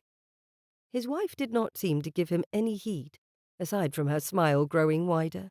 Instead, she waited with an expectant gaze on Juniper. Juniper stepped a little closer to Jack, her cheeks burning, and he looked down at her with raised eyebrows. She prepared herself for censure as she answered, "I did say that, yes. I am an avid reader of the genre." "Oh, as am I," the woman said, face shining with delight. Before Juniper could find relief in this revelation, the woman asked, "Have you read the new book by Mr. E. Grey?" "Indeed I have. It so delighted me I immediately found my copy of his first novel to read it again. I quite enjoy how he depicts his heroines. I never feel as though they come into trouble due to stupidity, as is so often the case in other novels." Juniper bit her lip and then offered an apologetic, "Excuse my enthusiasm. He is one of the few masculine writers I enjoy, and for that very reason." The woman beamed as though Juniper had praised her directly, then prodded her husband's side. "You see? What I've told you is true. Intelligent young ladies need you to keep writing your novels precisely in the manner you do, my darling." Then she looked proudly at Juniper. "I am Mrs. Erasmus Gray, and this is my husband, the author himself." It was interesting to see a grown man blush, but Mr. Gray did exactly that. He bowed to Juniper and then to Jack. "How do you do? Please excuse my wife's enthusiasm. She is proud of me, I'm afraid, and must let everyone else know of it." Jack took over their introductions at once, quite properly. "I am Mr. John Sterling. Please allow me to introduce Lady Juniper Amberton, sister to the Earl of Haverford, currently residing in London with her brother-in-law, Lord Dunmore of Ireland." Jack struck her as highly amused if Juniper read the twinkle in his eye rightly, but she had nearly lost the ability to speak. She stared at Mr. Gray with wide-eyed wonder, 1,000 questions rushing to her lips, and she finally had to give her head a slight shake to find any words at all. "Mr. Gray, it is an honour to meet you. I have read and enjoyed all your books several times each. Thank you for writing such thrilling stories. They have made me laugh, cry, and wish dearly for one page more every time." His blush, if possible, darkened, and he bowed. "You are most welcome, Lady Juniper. I am gratified to hear that you enjoy my endeavours." She looked from him to his wife, and then up at Jack. It would be the height of rudeness to interrupt their outing to appease her curiosity and release her enthusiasm, she knew that. But the idea of simply ending the conversation at that moment, without any further opportunity for discussion, made her feel ill. In the moment, reason failed her, and she knew not what to do. But Jack gave her a reassuring smile, a real one this time, and gracefully withdrew a card from his pocket. "I do not wish to distract from your enjoyment of the tower, Mr. Gray, but I would be honoured if you would call upon me at my father's home while you were in town." "Oh, her card, of course." Juniper withdrew her own and handed it to Mrs. Gray. "And I should dearly love to have you for tea, Mrs. Gray. I think my sister, Lady Dunmore, would be pleased to meet you." The couple graciously accepted the cards and exchanged them for their own, then continued onward. Juniper looked up at Jack and grinned. "I am so glad you were with me. I felt like a ninny for a moment." "You were merely a touch overwhelmed, as one would expect when unexpectedly meeting someone you admire. You recovered well." He held his arm out to her. "Now our sisters are about to leave this room for the next, and I must keep them in my sight, so we'd better pick up our feet." She laid her hand on his arm and allowed him to whisk her into the next room. The absolute delight Jack had seen on Juniper's face when she met Mr. and Mrs. Gray had done a considerable job toward making the day brighter for him in turn.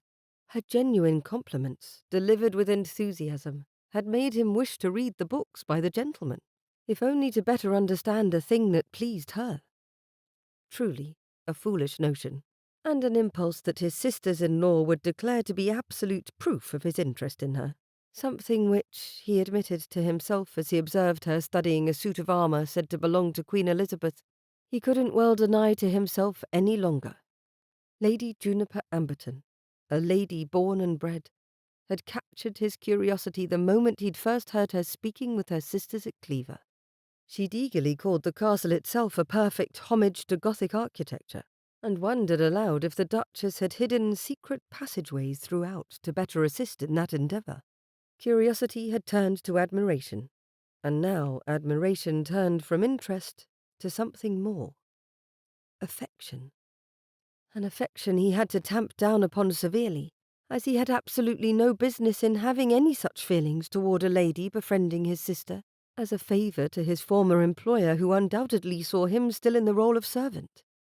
Juniper, delightful as she was still several rungs above him, at least in his own mind, out of his reach. Even if they both now existed as children to English lords, he'd been thrust unwillingly into the position. She embodied it quite beautifully. "She was a tall woman, wasn't she?" he heard Juniper remark as she examined the armour on its mannequin, with a face painted to resemble the most popular of the former Queen's portraits. "I find it interesting that most of the suits of armour seem the size of an average man rather than tall man," Emily said in reply. "One thinks of knights as larger than life, Or at least strapping enough to accomplish great heroic feats or look fearsome in battle. She looked back at Jack. My brother is rather tall, and he's a former lieutenant. Jack approached and eyed the armour behind the chain rope, looking it over with a critical eye.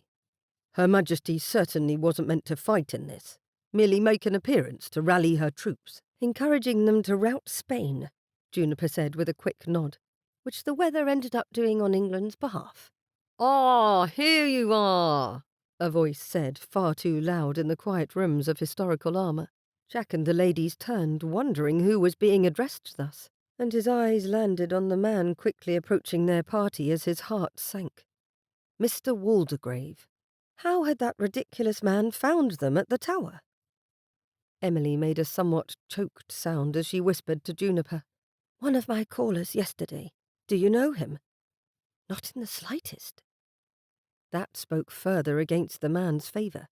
If Juniper had never been introduced to him, by either her brother or brother-in-law, he likely wasn't worth knowing. Jack's stomach twisted. The thought was perhaps a bit harsh. After all, he himself had only recently joined society, until the man opened his mouth. Lady Emily, Mr. Sterling, a true pleasure to finally join you both on this most prodigious outing. Oh, the history of our country on full display in all its might. Wonderful, do you not think, Lady Emily? Presumptuous man to come upon them and then attempt to join them without an invitation. Jack cleared his throat. Lady Juniper, may I present to you Mr. Waldegrave? Mr. Waldegrave, this is Lady Juniper Amberton and her sister Lady Bettany, sisters-in-law to Lord Dunmore. We are escorting them on their outing this afternoon. There. That was a clear, precise, polite boundary to offer. The party belonged to the sisters Amberton, and the gentleman could not simply invite himself along.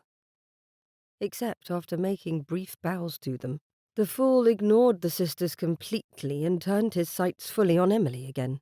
Making no move to excuse himself, Mr. Waldegrave continued loudly. A dark weather day like this makes it a fine time to stay indoors. I had no notion anyone, least of all a fine lady such as yourself, would venture out when the sky could open up at any moment in winter torrents. Lady Emily, I am pleased I could make haste to see you here when I found you not at home. Who the devil had told this man where they had gone? Jack had every intention of taking them to task at the first opportunity. No one in the Duke's home would have dared give the location of family away to someone not already an intimate acquaintance. Were servants of earls less competent than those of dukes? Lady Juniper bent her head to receive a genteelly whispered remark from her sister, nodded sharply, and stepped forward with a graceful raise of her hand.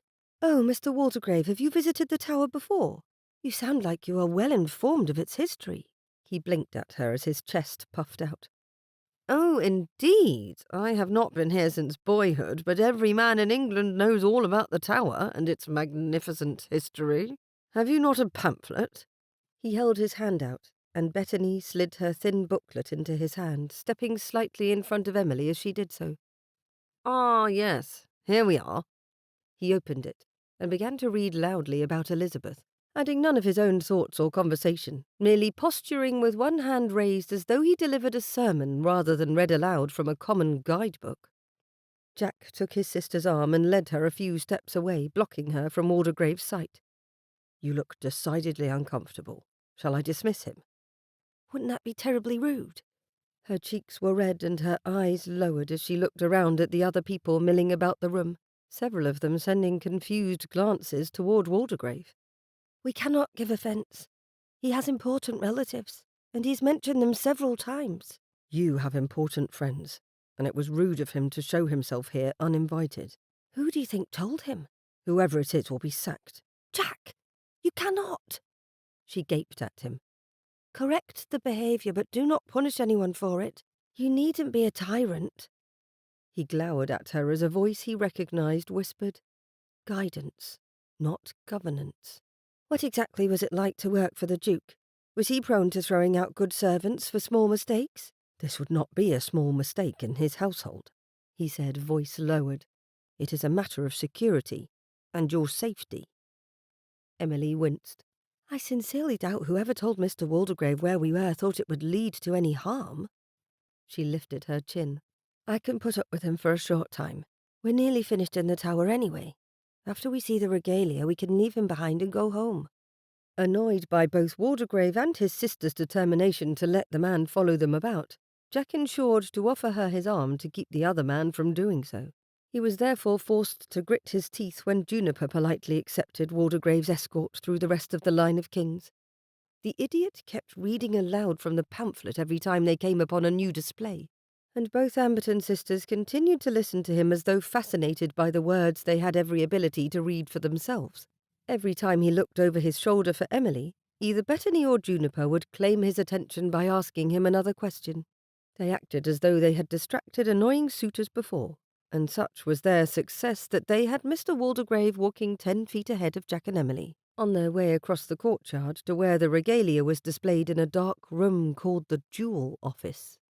Strong iron bars divided the room, stretching from ceiling to floor. There were no windows, no light, and the room walls were made of stone. An elderly woman on the other side of the bars stood from a chair, holding a candle as she gestured to each piece within.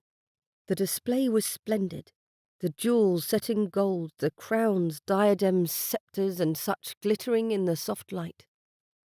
"The imperial crown," the woman said, holding her light to the crown itself.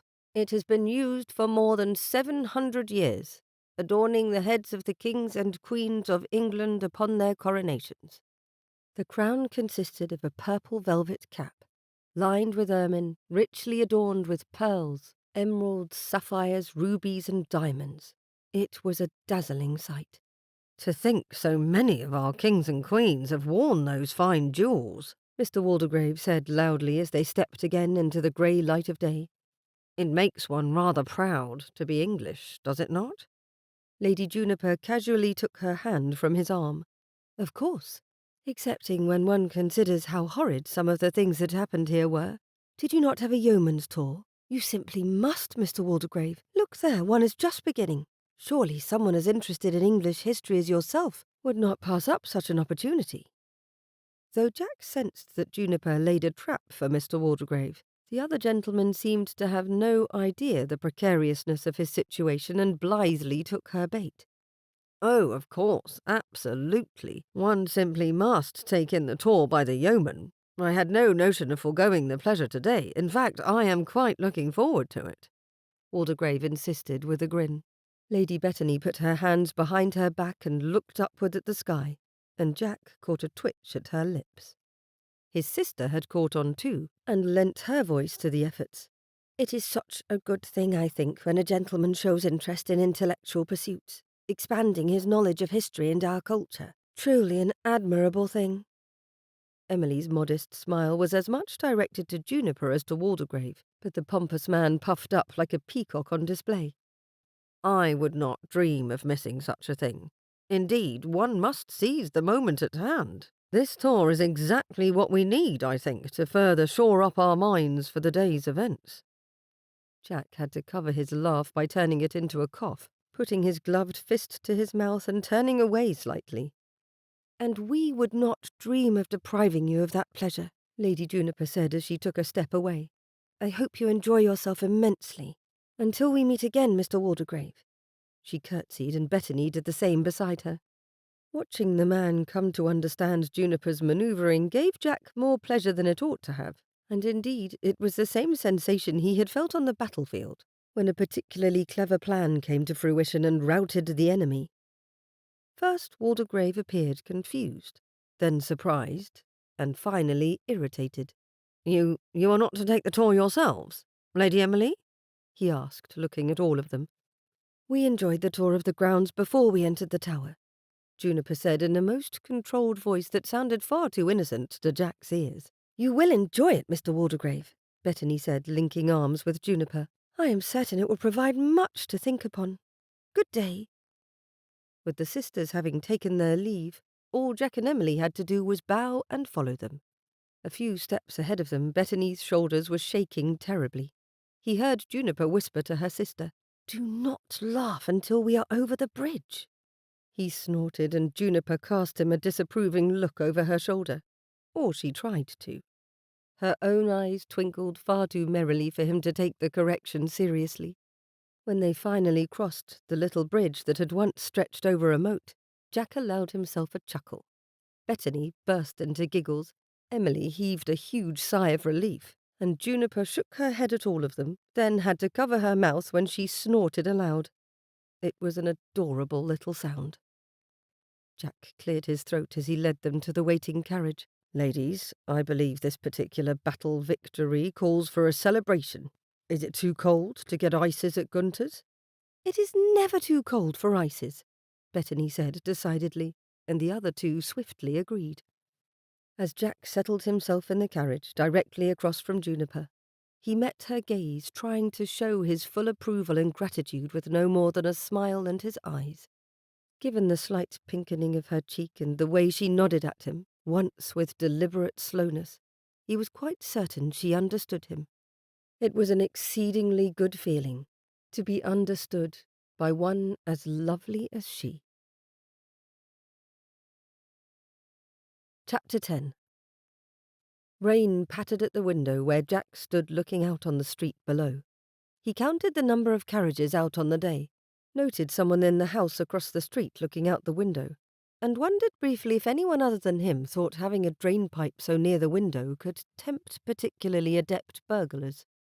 The large, square snout of a dog landed upon the window-sill next to him, and Jack looked down at the impressively sized animal just as it huffed, breath fogging up the glass near its nose. The German-bred boarhound was massive. Jack could easily pet the beast's shoulder without bending to do so. Perhaps one needn't concern themselves with drainpipe-climbing thieves with dogs as large as Apollo and Athena. Apollo gazed up at him with large, soppy eyes and a slight wag of his tail. "Look!" It was his brother George's voice, stage whispering. "Now we have 2 guard dogs at the window." "Aye, but Apollo is the handsomer of the 2, Richard added, somewhat gruffly. Jack smirked despite himself and scratched behind the boarhound's ears. "Ah, I see he hasn't given up his habits then, scowling out windows at the least provocation," Lord Hartwell said from across the room, where he held a cue stick at the perfect angle to knock another's ball into a hazard. The men in the room, Jack's brothers Richard and George, and Hartwell's brother Linus Eastwood, all turned toward Jack at the exact instant Hartwell struck the ball. All looked back at the table and groaned. Hartwell was a rather deft hand at the game, trouncing all of them. "We need a table at our house," George said, looking at Richard. "Playing once a week at the club will never improve our abilities in this gentlemanly game." Richard, eldest of them and rather bright, continued staring at Jack. "Lord Hartwell, do you mean to say you remember our youngest brother's role prior to our family's elevation?" "Indeed. I cannot claim to know the servants of every nobleman in England, but one pays attention to the people the Duke of Montfort employs. Your brother was assigned to Lady Josephine for a time, which marked him as a trusted servant. That is when I met him." Hartwell stepped back so his brother could take a turn at the table. "I was always rather struck by his stoicism." Jack smiled to himself and raised his eyebrows at Hartwell. The Baron was clever enough to have realised Jack hadn't been a mere footman, even if he'd never been directly told what the Duke's servants were prepared to do on behalf of his Grace's kin. He'd spoken directly to Jack about his duties at that time. Good of him to not bring it up in that moment. "I count it a compliment that you noticed me at all, Lord Hartwell." "Drop the Lord business, please. Saves so much time. Hartwell is good enough." He nodded to George. "Your turn, Mr. Sterling." "May as well trim down the confusion and time, as myself and my brothers are all accustomed to being the only Sterling in the room. Call me George. Tenby does well enough for me, though I am still learning to answer to it." His oldest brother, the freshly minted Viscount Tenby, looked at Jack. "What is it you prefer these days, Jack?" "Jack is well enough for friends and foes alike," he said, coming to the table as Apollo trotted off to sit by the hearth with the female boarhound. "And your preference, Mr. Eastwood?" He looked to the Baron's younger brother. "Eastwood is fine." Linus Eastwood didn't stutter often, Jack knew. He hadn't heard him stumble over his words once in his own home. Perhaps it was a matter of comfortability. "It has been rather entertaining to watch your family's adjustment." He cut a glance at Richard. "I think half the ton knows the Duke is invested in your family. The speculation on that account is interesting." Interesting how? George asked after missing his shot, the ball clattering harmlessly against the side and gaining him no points. I've had a few dolts make sly remarks to me speculating on the connection, but most know it is Jack who connects us to his Grace's family. Through honourable employment, Richard added gruffly. As the eldest, he'd never left home to seek any sort of employment. He'd stayed and managed the family holdings, modest as they were, with full expectation of taking them over one day, which in a way was still true. Sharpness entered his tones, though I suppose there are those who will never forgive him for being in service, or George and Arthur for being in trade, or me for knowing how to plough a field. Hartwell and his brother exchanged a glance, and Jack cleared his throat as his heart sank. "Have a care, brother," he said quietly.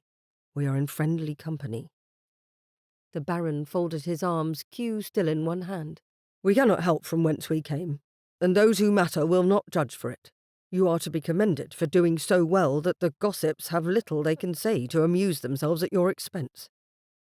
"That is a relief to hear," Richard said with a tight nod. "And I apologize for my outburst. I had a conversation with my wife this morning, and I believe the ladies are feeling a greater amount of pressure than we are." "Are they?" Linus Eastwood struck his ball perfectly before straightening, his brows drawn together. "One would hope that the ladies would be granted more grace." "Not by other ladies," Richard muttered. "It is greatly to our benefit that our sister Emily has been taken under the wings of the Amberton sisters. She has become almost popular." "We ought to call on your sister," Lord Hartwell announced with a sudden grin, "though I doubt she needs help filling her at-home hours.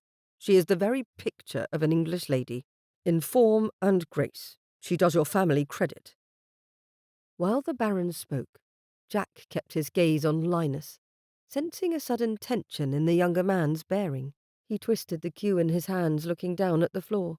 "We ought to have called after the ball when we met all of you, but we had other obligations.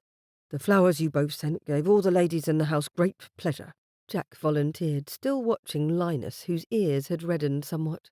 "Though your company would certainly have been preferred compared to some of the gentlemen we entertained that afternoon. Is there anyone you need more information about?" Hartwell chalked the tip of his cue. "We might have insight into them if you have yet to look into their backgrounds and finances. Every man has his failings, of course, but I doubt you would wish your sister to end up with a gambler, rake, or debtor." "Waldegrave," Jack said without hesitation. "Mr. Edgar Waldegrave." The Eastwood brothers exchanged a glance, Linus frowning and the Baron raising his eyebrows. "He is well connected," Hartwell admitted. "Grandson to an earl, his mother is Lady Helen Waldegrave, his father is a wealthy gentleman with property in Shropshire." Linus snorted and put his cue into the rack. "Waldegrave has nothing to recommend him. He is a snob." "Really? Then I'm surprised he doesn't see our Emily as beneath him," George remarked. He totalled up the scores in the notebook they used for the length of the game. "Hartwell wins, of course. Then Jack, Eastwood, myself, and Richard." Richard grumbled as he pulled his coat on again. "We most definitely need a table of our own." Far more interested in the subject of Waldegrave than the game, Jack kept his eyes on Linus. Why would a snob be interested in a woman not raised to reflect her current station? Even if she technically outranks him, daughter to an earl has to be higher than a grandson, is that not correct? George is right. His persistence with Emily seems out of keeping with such a character. "Money is always a powerful motivator." Linus's stutter returning said more about his feelings on the subject than the frown did. "And as we said, Lady Emily conducts herself with decorum." The Baron put each stick back where it belonged, speaking over his shoulder. "One who did not know her circumstances would be hard-pressed to suspect she wasn't born into her position, or at least in a higher clime of the gentry than a gentleman farmer's daughter." "Good thing better men than Waldegrave are interested in our Emily, then," Richard muttered. He looked at Jack with his brows drawn together. "You are keeping her safe in that way, are you not, brother? As we agreed." Richard's anxiety likely came from the knowledge that Jack filled the role Richard ought to as the eldest brother. Some day Jack hoped his brother would have the confidence to manage the family's affairs. Until then, it fell to Jack. Delivering a tight nod of affirmation, he said, "She has my whole attention at present." Still, guilt settled in his stomach at the partial falsehood. Yes, he was keeping an eye on Emily and her prospects, but he'd grown somewhat distracted during their outing with Juniper and her sister. He'd spent more time admiring Juniper's cleverness and fair face than focusing on Emily. Waldegrave's routing hadn't even been his doing. A servant entered the room bearing a silver tray with a letter on it.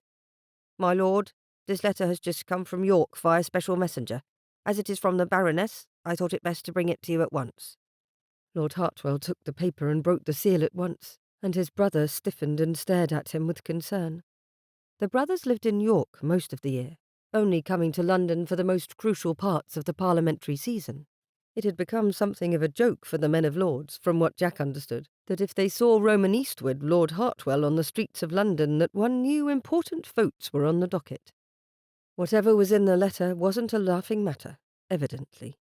Hartwell looked up at his younger brother. "I cannot leave until the day after tomorrow. The bill for the canals." Linus nodded once. "I will leave immediately." He held his hand out for the letter, and he seemed to relax a little as he read. Then he shook his head ruefully. "It does not sound like an emergency, more a request." Hartwell looked up at the rest of them. "Gentlemen, I apologize, but I must cut our afternoon short to attend to this family matter with my brother. I will make it up to all of you in the near future, I am certain." They bowed and began to take their leave, with Jack the last to go to the door. But Linus stopped him. "A moment, Jack, if you please." He hesitated, waited for the man to continue. With a somewhat subdued smile, Linus said quietly, "Please, give my regards to your sister, and do warn her about Waldegrave. The man isn't a devil, but he's a nuisance, the sort to make a lady's day unpleasant rather than something of merit." At that moment, Jack realized that Linus Eastwood might have more than a passing interest in Emily, and after only one meeting between them. He kept his gaze steady on the other man, measuring what he knew of Linus and the family for a moment, then nodded. "I will make certain she is aware of your concern for her, sir." The other man cleared his throat as the tips of his ears pinked. "It needn't come from me." That merely made Jack chuckle. "I think it ought to." If there was a man he trusted near his sister, it would be this one. Linus Eastwood had always conducted himself modestly, respectfully, and showed himself fair-minded. There was a reason he and his brother were often welcome at the Duke of Montfort's castle. "It is a shame you must leave town so immediately. Tomorrow my family is to visit the Burlington Arcade with Lord Dunmore and the Amberton sisters. I should have liked your help in escorting the ladies."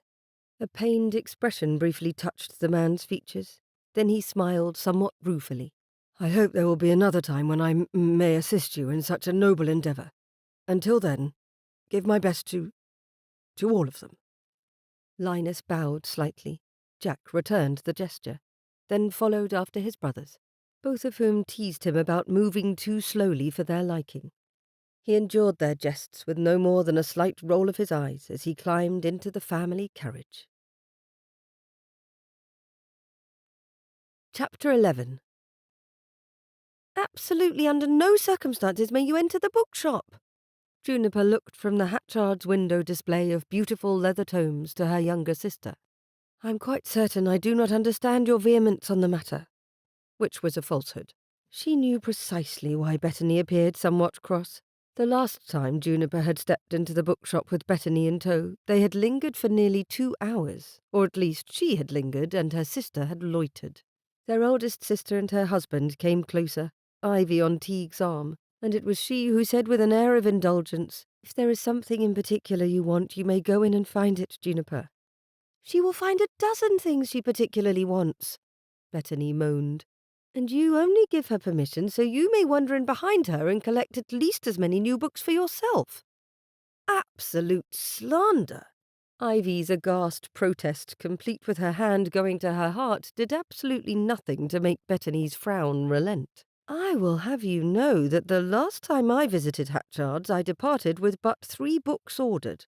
One was even a gift." "A gift to me," put in Teague with an amused twist to his smile, "which you then promptly informed me you also wished to read and I have not seen since." Unable to resist further teasing, Juniper tapped her bottom lip and peered more intently at the window display. "Do look at the new copies of poetry at the very least. Such slim little books can hardly be any trouble to examine and purchase." Bethany groaned and turned her back on the window, looking across the road where they were supposed to walk to meet with the Sterling family. The Burlington Arcade was the main draw of the day, at least in terms of destination.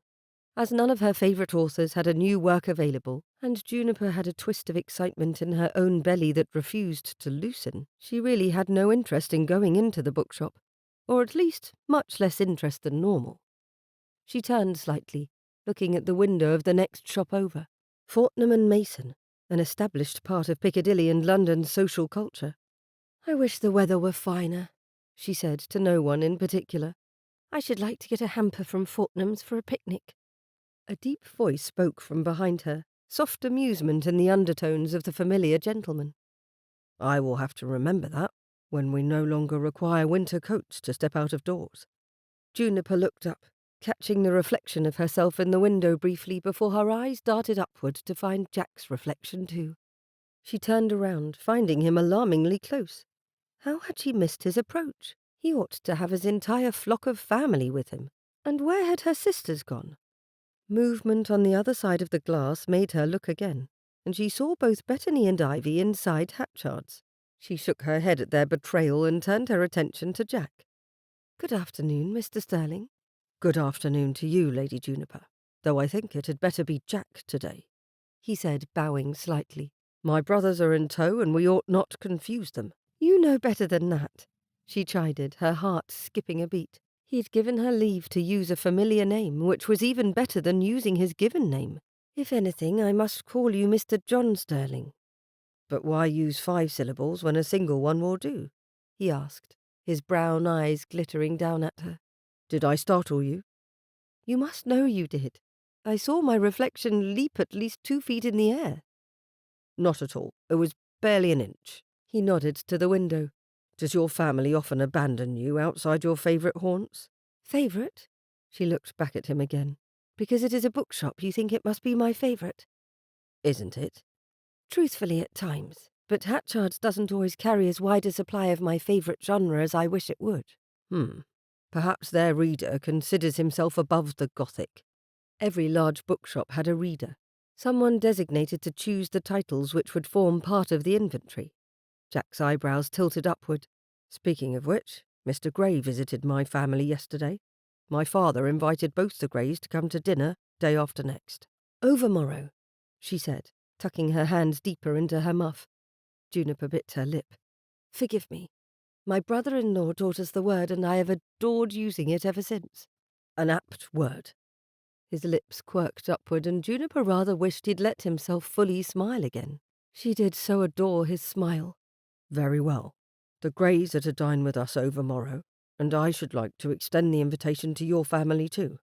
I thought to ask you before speaking to Lord Dunmore, in case you would prefer to do without an evening at table with an author."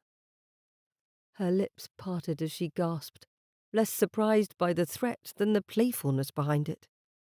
"Mr. Sterling? Jack? Are you teasing me?" Something in his eyes sparked, and at last his mouth curved like a bow, the edges going upward, revealing a charming smile. "I have never been accused of teasing a lady before. That does not sound like me in the least." That gave Juniper's heart the perfect reason to flip forward and backward behind her ribs. "You are teasing. I did not truly think you capable of such a thing." "Truly? I thought one who has such a love of novels as you do, my lady, would be capable of imagining all sorts of feats, even in one as dull as myself." The banter absolutely shocked her, but in a most delightful way. She had to laugh, and she found herself wishing very much to reach out and take his arm. "Do you think yourself dull?" "I am told by my brothers that very thing often enough. At least they say I am less than interesting company." "How unfortunate for them." Juniper could not stop the words spilling from her mouth in that moment, as her tongue seemed most determined to run away from her. "I find you absolutely fascinating company." His eyes softened. "A high compliment, Lady Juniper." Bells jingled, and Juniper turned to see her family exiting the bookshop, though with nothing in hand. "Did you not find something to suit you, Bethany?" she asked. Her tone changed to one more suitable to public conversations. She had spoken in such a low voice to Jack it was incredible he had heard her over the sounds of the street, which she'd also somehow completely ignored as they exchanged pleasantries. "You know very well that I am not so much a reader as you or Ivy." Bettany curtsied to Jack. "Good afternoon, Mr. Sterling." "Sterling." Teague bowed while Ivy curtsied. "But where's the rest of your kin? I thought our adventure today included a large number of Sterlings." "6 of us," Jack said with a tilt of his head across the street. "My sister Emily waits in the carriage with my sisters-in-law, and my brothers are most regrettably late. They had business to attend to, so I thought to keep the ladies out of the cold until we had all gathered in front of the arcade." "Wise of you," Ivy said. "The moment my husband turned us loose upon the street, we began shopping." "You began shopping? And for books?" Bettany corrected with a huff. "Some of us are waiting to spend our pin money at the proper shops in the arcade." "I think it's high time we crossed the road, then." Teague looked at the busy thoroughfare. "A simple enough matter if we time it right. Bettany with me and your sister. Sterling, I can trust you to keep Juniper safe from being trampled?" Jack extended his arm to her, his eyes already on hers again. "It would be an honor to protect her from the horse's hooves, Dunmore." Heavens, that sounded as though Teague was encouraging an attachment to her, which simply could not be. No one knew Juniper harboured feelings for him, no one but Bettany, and she would not have revealed such a thing after promising to keep mum on the subject. Juniper took a hand from her muff and tucked it into the crook of his arm, trying not to notice the shiver of delight that rushed through her own. They crossed the smaller Duke Street with little problem, but did not attempt to cross Piccadilly proper until they drew even with the arcade's entrance. The men attached to the shopping area, paid for from the Earl of Burlington's own pocket, frequently halted traffic to help patrons of the arcade to cross the busy street. They did so the moment Teague signalled them with a lift of his hand. Crossing without incident, Juniper marvelled at her good fortune to be in company with the people she liked most. Even if the weather was less than cheery and the clouds above looked as though they might break open in a deluge at any moment, they would be well protected from the rain in the arcade, a lovely row of shops that connected Piccadilly and Burlington Gardens. With over 70 shops selling all sorts of lovely items from stationery to jewellery, it was an ideal spot for a genteel group to pass an afternoon and be seen in company with all the right sorts of people. "Have you visited the arcade before, Lady Juniper?" Jack's eyes were not on her, but they swept from one side of the street to the other, taking in the guardsmen standing on either side of the long shop corridor's entrance. "Many times, though I confess I do not take as much pleasure in purchasing goods as my younger sister does." She looked ahead to where Bettany already stood so near a window that her breath fogged up the glass. She glanced up at Jack to see if he had seen the same, and found him looking over his shoulder instead. She had to shake her head at him. "Do you never rest from your observances, Jack? We are quite safe here, and none of us are so important as the Duke of Montfort to need such a high level of protection upon us at all times." Jack's eyes settled on her, his gaze unexpectedly heavy. "I think of you at least equally as important, my lady." Her breath caught in her throat. Surely he did not mean it. Yet she could not remember a single time that Jack had engaged in idle compliments or flattery. He turned his attention away again. "My family ought to join us at any moment." "Do you need to assist them?" Shaking his head, Jack turned his attention to her again. "As much as I should like it, I cannot do everything for them. As we discussed before, gentle governance is not nipping at their heels like a sheepdog." They stood still, a few feet away from the arcade's entrance, while ladies in fine clothing streamed in and out of the archway, and gentlemen, fewer in number, tried not to look bored as they escorted their wives, sisters, and daughters. "Have you found that you have more time to yourself now?" Juniper asked, eyes on his. For a man he possessed such lovely eyes, dark brown with thick black lashes, even if his brows were drawn tightly together more often than not. "It is time I spend worrying, I'm afraid." That answer did not satisfy her in the least. "Worrying? That will not do at all. You will make yourself ill, I am certain, if you do not learn to enjoy time to yourself." Something about that statement made his lips quirk upward again, and Jack sounded amused as he spoke. "I have never had such a thing before, so I am not certain it is required for one to live a healthy life." "Never had time to yourself?" Juniper was forced to step a little closer to avoid collision with an elderly gentleman's elbow. But what will you do when they do not need your guidance so often? The day will come when they can manage themselves. How will you get on after that without anyone to care for? His gaze left hers, and the line between his eyebrows deepened as he gave her a sharp nod. Here they are at last. His brothers, their wives, and Emily approached, bundled up against the cold and wearing cheerful expressions. Jack did not answer her question, instead calling to his brothers about their tardiness. The three of them exchanged teasing, and the ladies left their husbands to move into the arcade ahead of them. Emily's smile invited Juniper to join her, so she did, the two of them linking arms, and she tried not to worry about Jack, who was doubtlessly at that moment worrying about everyone else. How did a grown man admit that he did not possess the slightest idea for his future life? Had anyone asked Jack a few short months ago where he saw himself in future, his answer would have been simple. He would take over as captain of the Duke's Guard from Rockwell when the man entered his well-deserved retirement, then eventually retire with a lovely pension in a cottage somewhere near his kin. Perhaps between the present and that distant ending he would find someone to share his life with, likely a woman from the serving class like himself who understood the requirements and duties of his position. But now, walking along behind several ladies dressed in fine cloth and wearing soft furs and finely made woolen capes, he hadn't the slightest idea what he ought to plan for, or where he would go when his family no longer needed his guidance. No one had asked him about it either, until Juniper extended the question. It wasn't really something he could think on yet, was it? Not when the immediate needs of the family outweighed any of his own desires. You look put out, George said, adjusting the way his tall black beaver hat sat upon his head. Not keen on following the ladies about the market? Richard, ever the practical eldest, snorted and stared pointedly into the window of a jeweller's shop. This is not a market. 'Tis a luxury bazaar. I heard a chap at our club recommend a tobacconist in the arcade. George tilted his hat again. Is this thing meant to sit so low on the forehead, or am I wearing the wrong hat? Is it yours, Richard? What makes you think it is mine? Your head is a great deal larger than my own, for one. Richard narrowed his eyes at George. Because my brain requires a larger box than yours, obviously.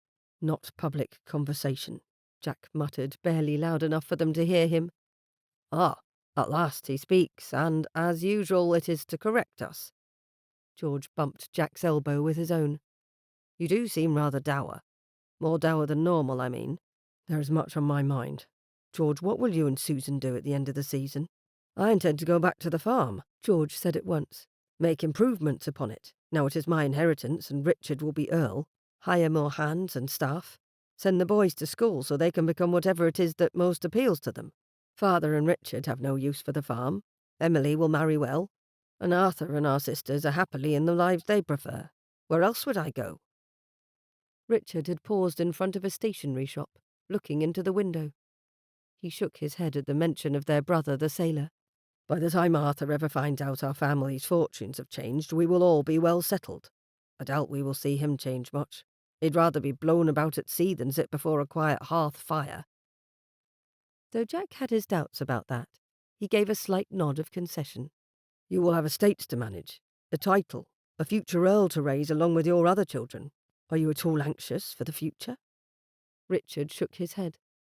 I am anxious for father, trying to learn everything afresh at his age. But then what are land and estate agents, stewards, butlers for, if not to assist in these matters? Running the farm all these years has given me some basic understanding for prices and procedure. I think everything will work itself out so long as I find the right advisers to listen to. The ladies ahead of them were entering a shop with a storefront full of elegant hats. Juniper was the last to go in, and when she looked over her shoulder their eyes met, a mere moment before the door closed behind her, and Jack's heart stuttered in his chest. He leaned as though to take a step toward that door, but stopped himself. George cleared his throat, and Jack turned his head, finding both his brothers staring at him.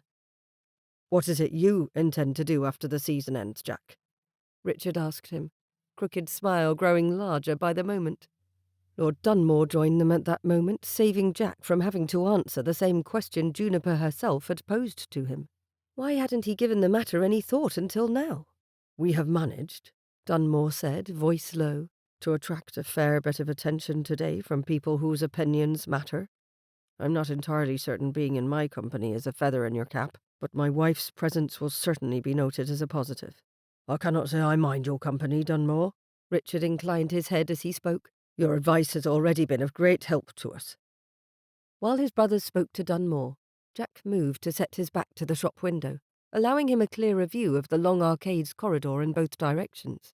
Not long ago, in his other life, he had witnessed angry men storm through the area to discomfort the ladies present, a cowardly thing in his opinion. But the situation had dissolved peacefully thanks to another gentleman, and Jack hadn't had to involve himself. It didn't matter how pretty the surroundings. There were always those willing to thrust their ugliness into any situation. He couldn't simply pretend that his family's new station meant they were safe from harm. The ladies spilled out into daylight again, laughing with one another as they continued down the row of shops, all 6 of them in walking gowns and coats of different hues, like songbirds flitting about. Emily's eyes were wide and her expression happy. Catherine and Susan seemed equally pleased, though perhaps more subdued, and Lady Dunmore with her 2 sisters struck out ahead of them, confident in their place in the world. Juniper lingered before one window longer than the others, who had stepped ahead to the next glass.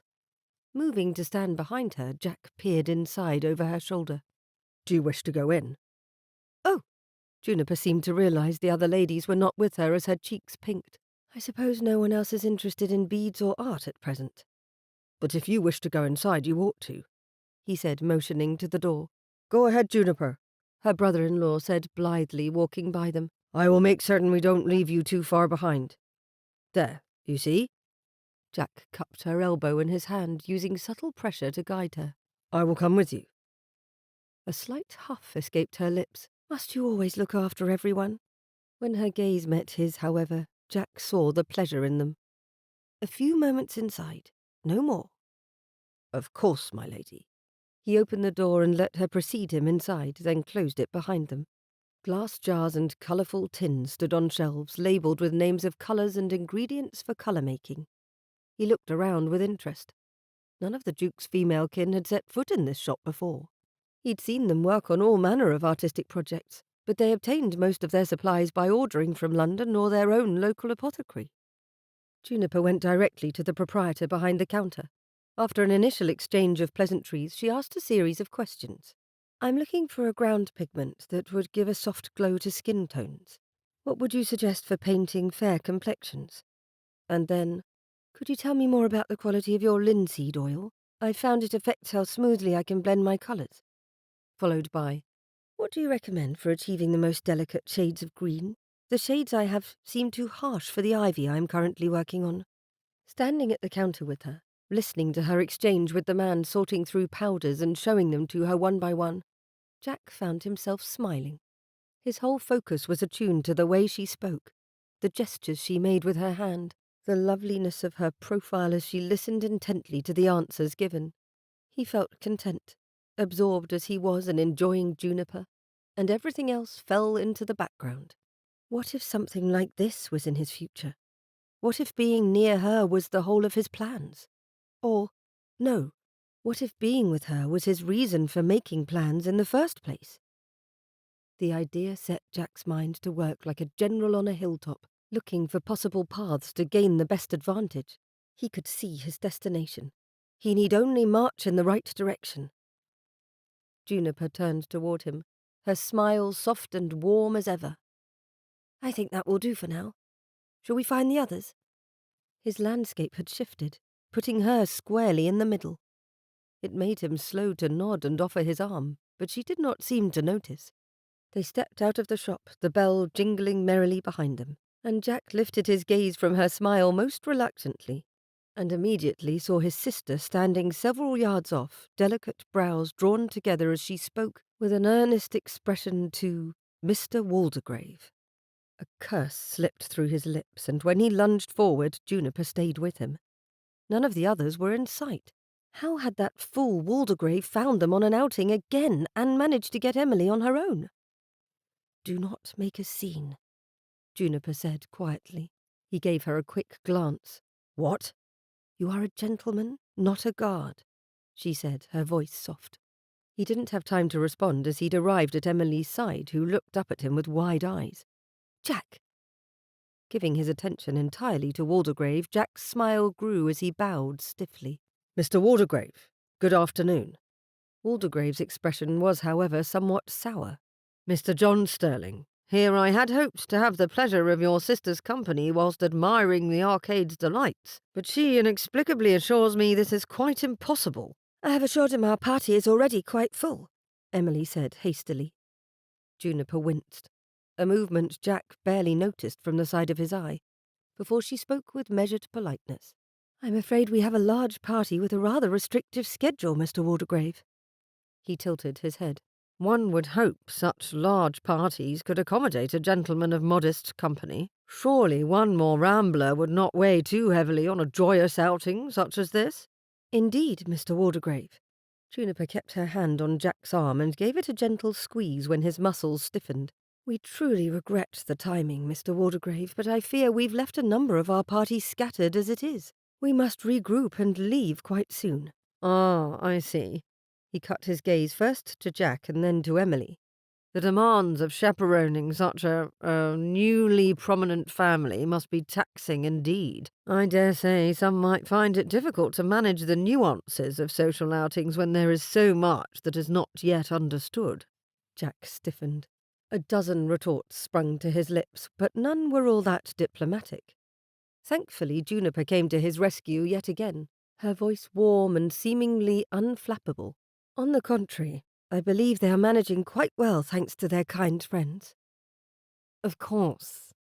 Waldegrave offered a slight bow, but his words were colder than frost. "Well, I shall take my leave. It would seem my presence here is unnecessary. But rest assured, Lady Emily, Mr. Sterling, I shall remember to mention to all my friends how delightful your family is to all they deign to entertain." He didn't speak quietly, and people walking along the shops glanced in their direction with interest. The entire situation rankled Jack, raising his hackles. It was effort to prevent his hands from becoming fists. His sister frowned as the man withdrew, her lips twisted with puzzlement. "I did not mean to offend him, but he seemed rather upset." Unable to let the matter rest, Jack took his sister's arm and whispered more harshly than he intended. "Why were you out here in company with him? Where are our brothers? The other ladies?" Emily shook her head and pointed vaguely across the small walkway. "In the shops. I saw Mr. Waldegrave looking at me through the window and thought I'd better speak to him. He seems quite determined to—" "This isn't the time for this conversation," Juniper said lightly, looking for all the world as though she found the window of pipes near them worthy of her attention. "Nor the place. I suggest we rejoin the others and find something else to do with our time. A gallery, perhaps." Jack nodded tightly. "Of course." "I will go. You two stay here." She slipped away from them, walking without rushing and entering the shop Emily had gestured to a moment ago. His sister wore a contrite frown. "Did I do everything wrong?" He shook his head. "I wasn't there to help, that is all. And Waldegrave is clearly determined to secure your attention." He repressed a sigh. "His pride was hurt, that is all." He hoped his words would prove true, though he knew enough about the pettiness of the upper class to doubt Waldegrave would take the perceived offence in stride. Hopefully this error would not prove detrimental to their family's position in society, shaky as it was, and it had happened because he had allowed himself to be distracted by the beautiful Lady Juniper. Chapter 12. One unfortunate circumstance to being an unwed lady related to a baroness was the numerous social obligations that came with that connection.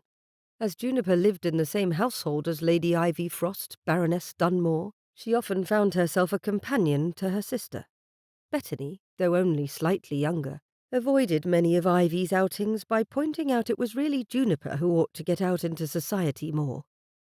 Thus Juniper found herself once again in a grand drawing-room, where Lady Roswell hosted the monthly meeting for the Ladies' Charitable Aid to the Unfortunate Women and Children of London Society. It was one of Ivy's preferred groups because, despite their ridiculously long name, they did a great deal of good for impoverished widows and their children. The furnishings in Lady Roswell's townhome were elegant, well-made, and rather modest for a countess of her standing.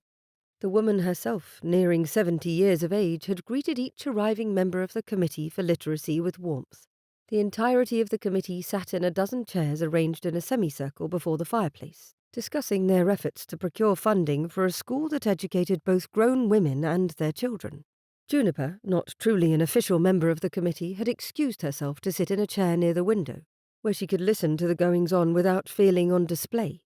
Several daughters and companions of the ladies present were scattered about the room, some in their own conversational corners, others seeking a thoughtful solitude like Juniper. The gentle murmur of voices, with only the occasional clink of a teacup meeting saucer, lulled her into thoughts unrelated to the worthy cause under discussion. Staring out the window at the dismal grey sky, wishing March had brought with it brighter weather, Juniper closed the book she'd brought with her and held it to her chest. It was another of Mr. Gray's books, one in which the heroine's grandmother appeared as a ghost to lead her to a family diary. It was a favourite of hers, read more than a handful of times before. Perhaps the familiarity was what made it difficult for her to keep her attention today on its pages. Instead, she found herself thinking of Jack Sterling. Their last two interactions had been far friendlier than she had thought herself likely to experience. He was kind, as always, conscientious, mindful of the comfort and safety of others, and ever the gentleman. But he'd been a touch more than that, too. He'd complimented her, laughed with her, even bantered somewhat, and allowed her glimpses of his far too infrequent smile. Perhaps she was, like the heroine in an overly dramatic book devoid of common sense, reading too much into things. A stirring behind her alerted her to the ladies' usual break when they reached the halfway point of their agenda. That meant she could either leave her cosy chair and risk conversation, or remain in place and pretend absorption in her book. As she'd spent the whole of the day before in company with people, she did not find herself prepared to take on yet more interaction. Best to sit quietly, then. Juniper tried to concentrate on the pages of her book, ignoring the laughter and conversations behind her, yet her mind drifted away again to thoughts of Jack. What would he say when they next spoke? They were to take dinner together, their two families with Mr. and Mrs. Gray. Jack's invitation had thrilled her for more than one reason. The thought of sitting at a table both with him and her favourite author made her head spin. Truly, though, it was Jack she looked forward to seeing again the most. It was then that a softly spoken phrase caught her ear, pulling her from her flights of fancy. "No, the Sterling family, the new Earl of Benwaith. I had heard that they were in trade before, but I have come to learn that they were little better than farmers." Another female voice answered. "Oh, them? Yes. The first word I had of them was that they hung their washing out the windows. I could not believe it. It is hardly as disruptive as the other things they've been about. Do you know they have had several important families call upon them and be seen with them in society, to the point that they believe themselves above the rest of us?" "Truly? I had heard they were making appropriate house calls." "Oh, yes, to Lord Hartwell, the Ambassador, Lord Atella, Lord Dunmore, and others. But now they parade about as though they are equal to their company due to more than an accident of rank." The voice lowered its volume, though her words still carried across the room. "The unmarried daughter, Lady Emily, has apparently been seen gadding about alone and in public with all manner of gentlemen, only to spurn them when they show any sort of genuine interest." "Surely not." "Rumour also has it that part of the reason for their rapid rise in popularity is because of the Duke of Montfort." At this point, Juniper realized she frowned so fiercely that her head ached. Who were these women saying such horrid things about the Sterling family? Ought she to do something about it? Why would his Grace care a whit about them? The lesser informed of the two voices asked. The youngest, Mr. Sterling, used to hold a position on the Duke's household staff. As a footman. No. Yes. Why would a Duke waste even a moment's thought on such a man? I think he must fear that the former footman knows something, perhaps scandalous, about the family. Juniper clutched at the arms of the chair, clenching her jaw shut to keep from bursting out in fury at them. How could they? Where was Ivy? She had to say something. Do you truly think he would blackmail a duke? The haughty voice's owner sniffed. A footman one moment, a gentleman the next. Of course it is a reasonable supposition. The man, indeed, the whole family, has no concept of what it truly means to be noble. They are playing at it, and they are getting away with it. I sincerely doubt they will, not for long. The people who matter most in society will never truly accept them.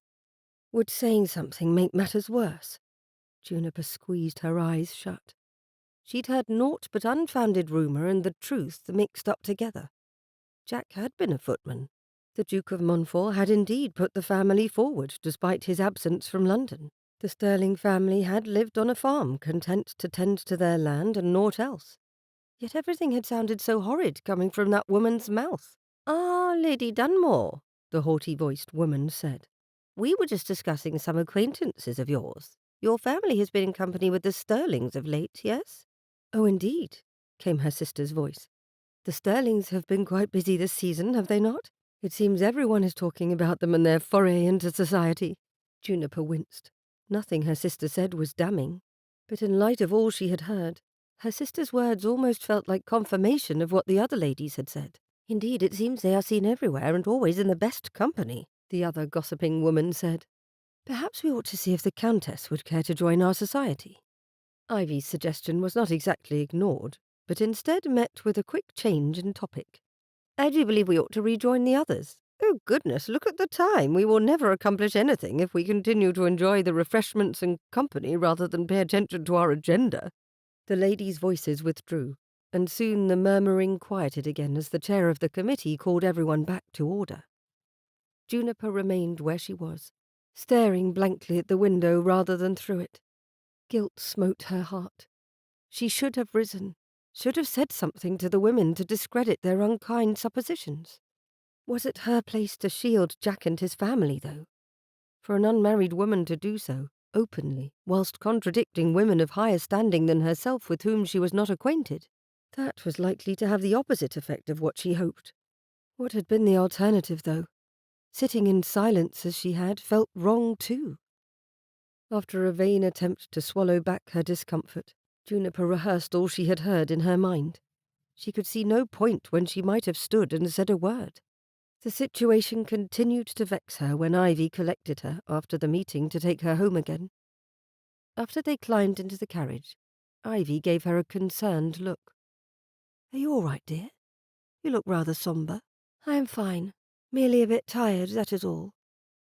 The lie didn't settle well, and Ivy seemed prepared to press more, but Juniper hastily shook her head. "I need to rest. I will be well after a nap, I am certain." "All right," her sister said softly.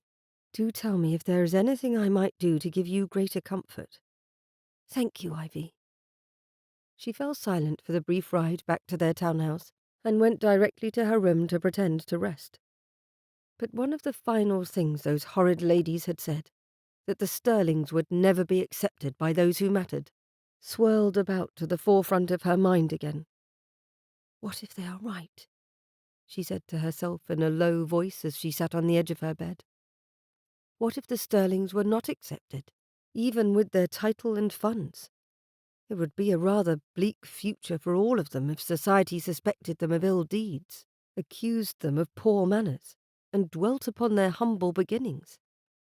It was all such a mess. And what could Juniper do about any of it? At dinner, with a table full of guests, Jack kept his attention on his plate, or at least he tried to. The Earl of Benwith's dining room was a stuffy, formal room that any English nobleman would be proud of. Elegant chandeliers bathed the table in softly flickering light. The portraits on the walls looked on with grim satisfaction, and the dishes themselves were delicious. Best of all, across from him Lady Juniper Amberton sat, and though he knew better than to stare, his eyes strayed far too often in her direction. Her head was tilted slightly toward Mr. Gray, who Jack had managed to convince his mother to sit beside her.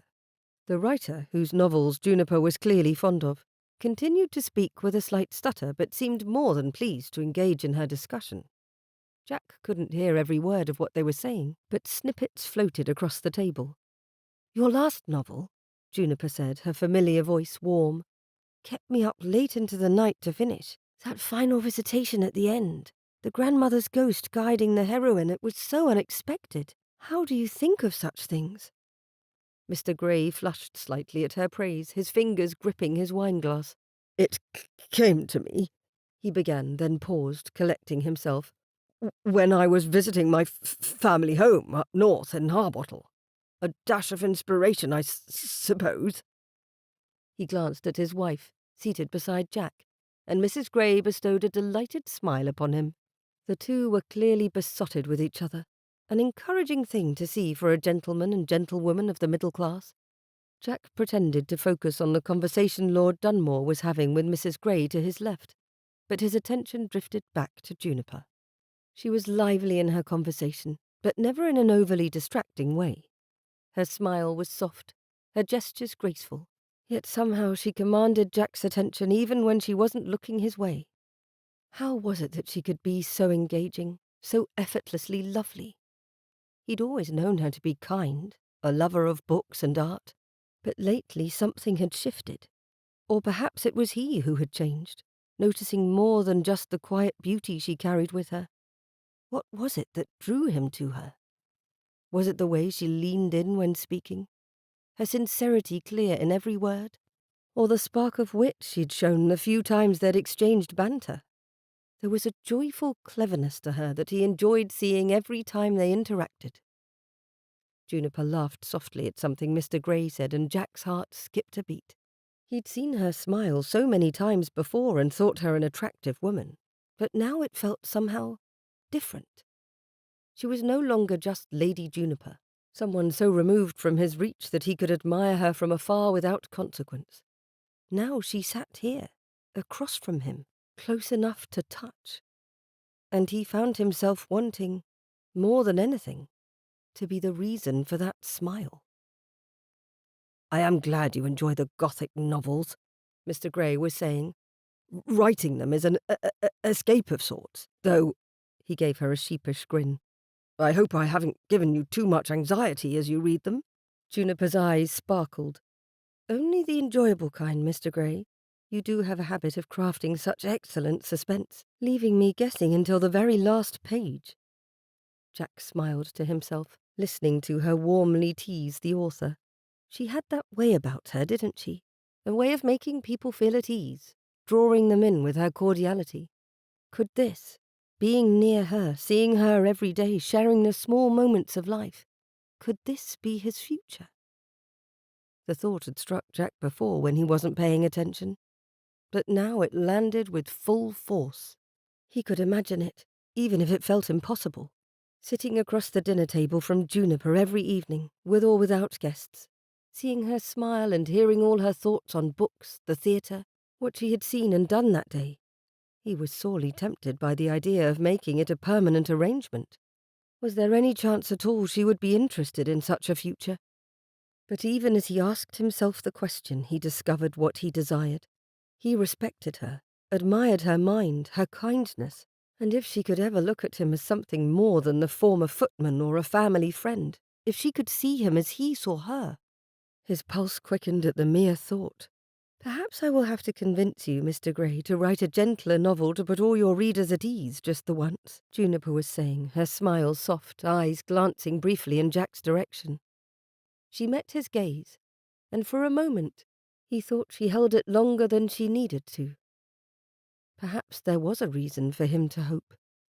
The ladies departed before Jack had taken in that dessert had even been served, and he sat dazedly through the port and cigars without being able to contribute much to the conversation. As the gentlemen entered the drawing-room to join the ladies, the low hum of conversation filling the room that had his mother's touch on each article within, making it far more comfortable an atmosphere for his family. The fire crackled gently in the hearth, and the candlelight made even the shadows seem soft. He stood near the window, looking out over the back garden, alert for any movement that did not belong, as he ever would be, he supposed, for the rest of his life. He could not make his watchfulness leave him. It had become part of his nature. Juniper appeared at his side, glancing up at him, one of her engaging smiles in place. "Mr. Sterling, you have been very quiet this evening," she said, eyebrows lifted, her voice low enough for only him to hear. "I hope you have not grown tired of our company." He smiled, shaking his head. "Not at all, Lady Juniper. I find myself enjoying the evening and the conversation." "Even when you are not part of it?" she asked, her tone curious. Her fingers brushed along the edge of the window pane. especially then," he admitted quietly. "I am rather used to listening and observing. It is as much preference as habit now, it would seem." For a moment they simply stood there, saying nothing. But something unspoken passed in that glance.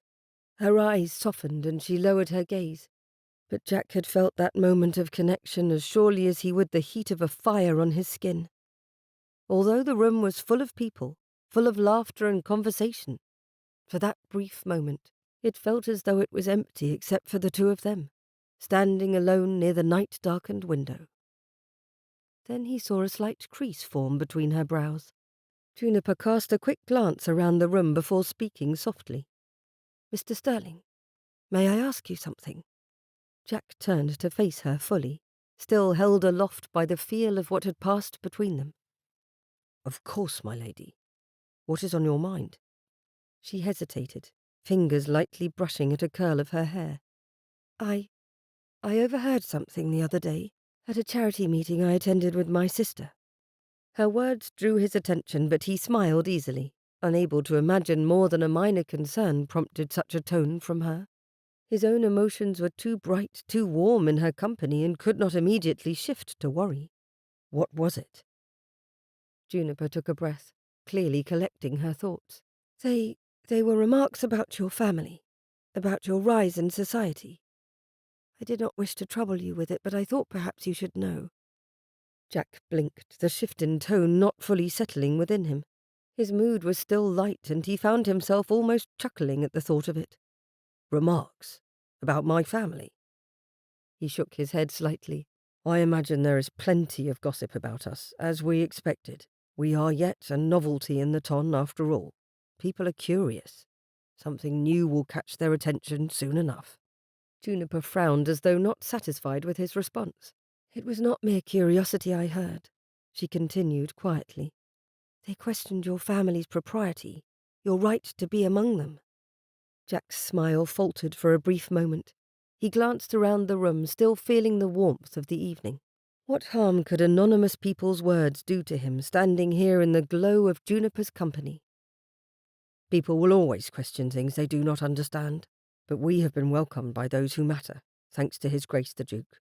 We will have to continue to prove ourselves to the rest." Juniper's brow furrowed further, frustration evidently starting to seep in. "They were so unkind.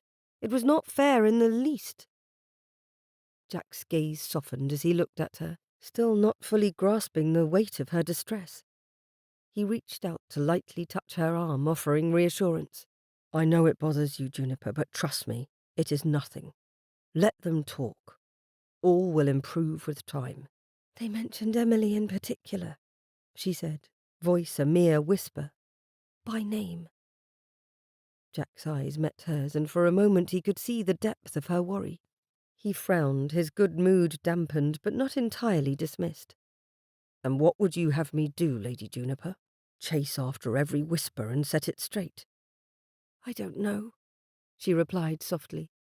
"But I don't want to see you or your family hurt by such untruths." "So did you say anything to refute those who spoke?" At that her skin turned pale. She pressed her lips together and shook her head, and a prick of disappointment touched his heart. Yet she had well proved his point. "At times it is best to say nothing." He softened his tone. "It means a great deal to me that you care so much." He paused, his tone softening. "But I promise you, we will be well enough. The people who delight in such gossip do not know us, and they do not matter, so long as our friends continue to stand by our side." Juniper stared at him, the lingering look of unease still upon her lovely face. But Jack's calm, steady confidence remained. He had no wish for her to worry. He certainly did enough of that on his own. He would examine her words later. In the moment, he wanted to enjoy her company and nothing more. She offered him a reluctant smile. "I suppose you are right. I wish people could know you, your family, I meant to say, the way I do." Jack's breath hitched at her words, and his eyes searched hers. The unspoken connection between them flickered again, warmer and brighter. "If they did," he said quietly, his voice thick with meaning. "Then I'd consider myself very fortunate indeed." For a moment the room seemed to fade around them, the crackle of the fire and the soft murmurs of conversation blending into the background.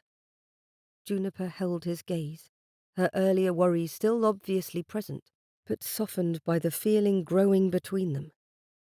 And then the moment passed, and Jack straightened, returning to his usual self with a slight smile. "Now," he said, his voice lighter, "shall we return to our guests? I believe Lord Dunmore is trying to convince Mr. Grey to share the inspiration for his next novel." Juniper let out a quiet laugh, the tension easing from her shoulders, though not entirely disappearing. "Yes, we should." She took his offered arm, and as they moved back into the centre of the room, he wondered if the rumours would prove worth her worry. But he was simply too happy that night to let it ruin the moment. Chapter 13. The ballroom shone with light and was alive with the motion of hundreds of people, chandeliers and lamps blazing over the sea of gowns and glittering jewels of the ton. Music swirled in the air, punctuated by the sound of laughter and murmured conversations. Jack stood near the edge of the dance floor, keeping a watchful eye on his sister Emily, who sat on a chair a few feet away with her back straight, her gloved hands folded neatly in her lap. The very picture of a proper English lady. Jack had watched her dance twice that evening, fewer times than usual given how long they had been present. The novelty of their arrival in society, it seemed, had begun to wear thin. The week before, when they had attended a ball, many of Emily's dances had been claimed before the first note of the orchestra played. But tonight fewer gentlemen had approached to even pay their respects, and her card remained empty.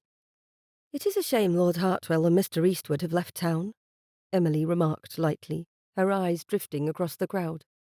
The lack of partners had done nothing to her outward calm, at least. "I enjoyed dancing with them both. They were excellent conversationalists and very polite, the pair of them." Jack tucked his hands behind his back, trying to keep his expression neutral. "Yes, a pity," he agreed, though his mind was elsewhere, sorting through the minor things he had noticed in their interactions with others over the past few days.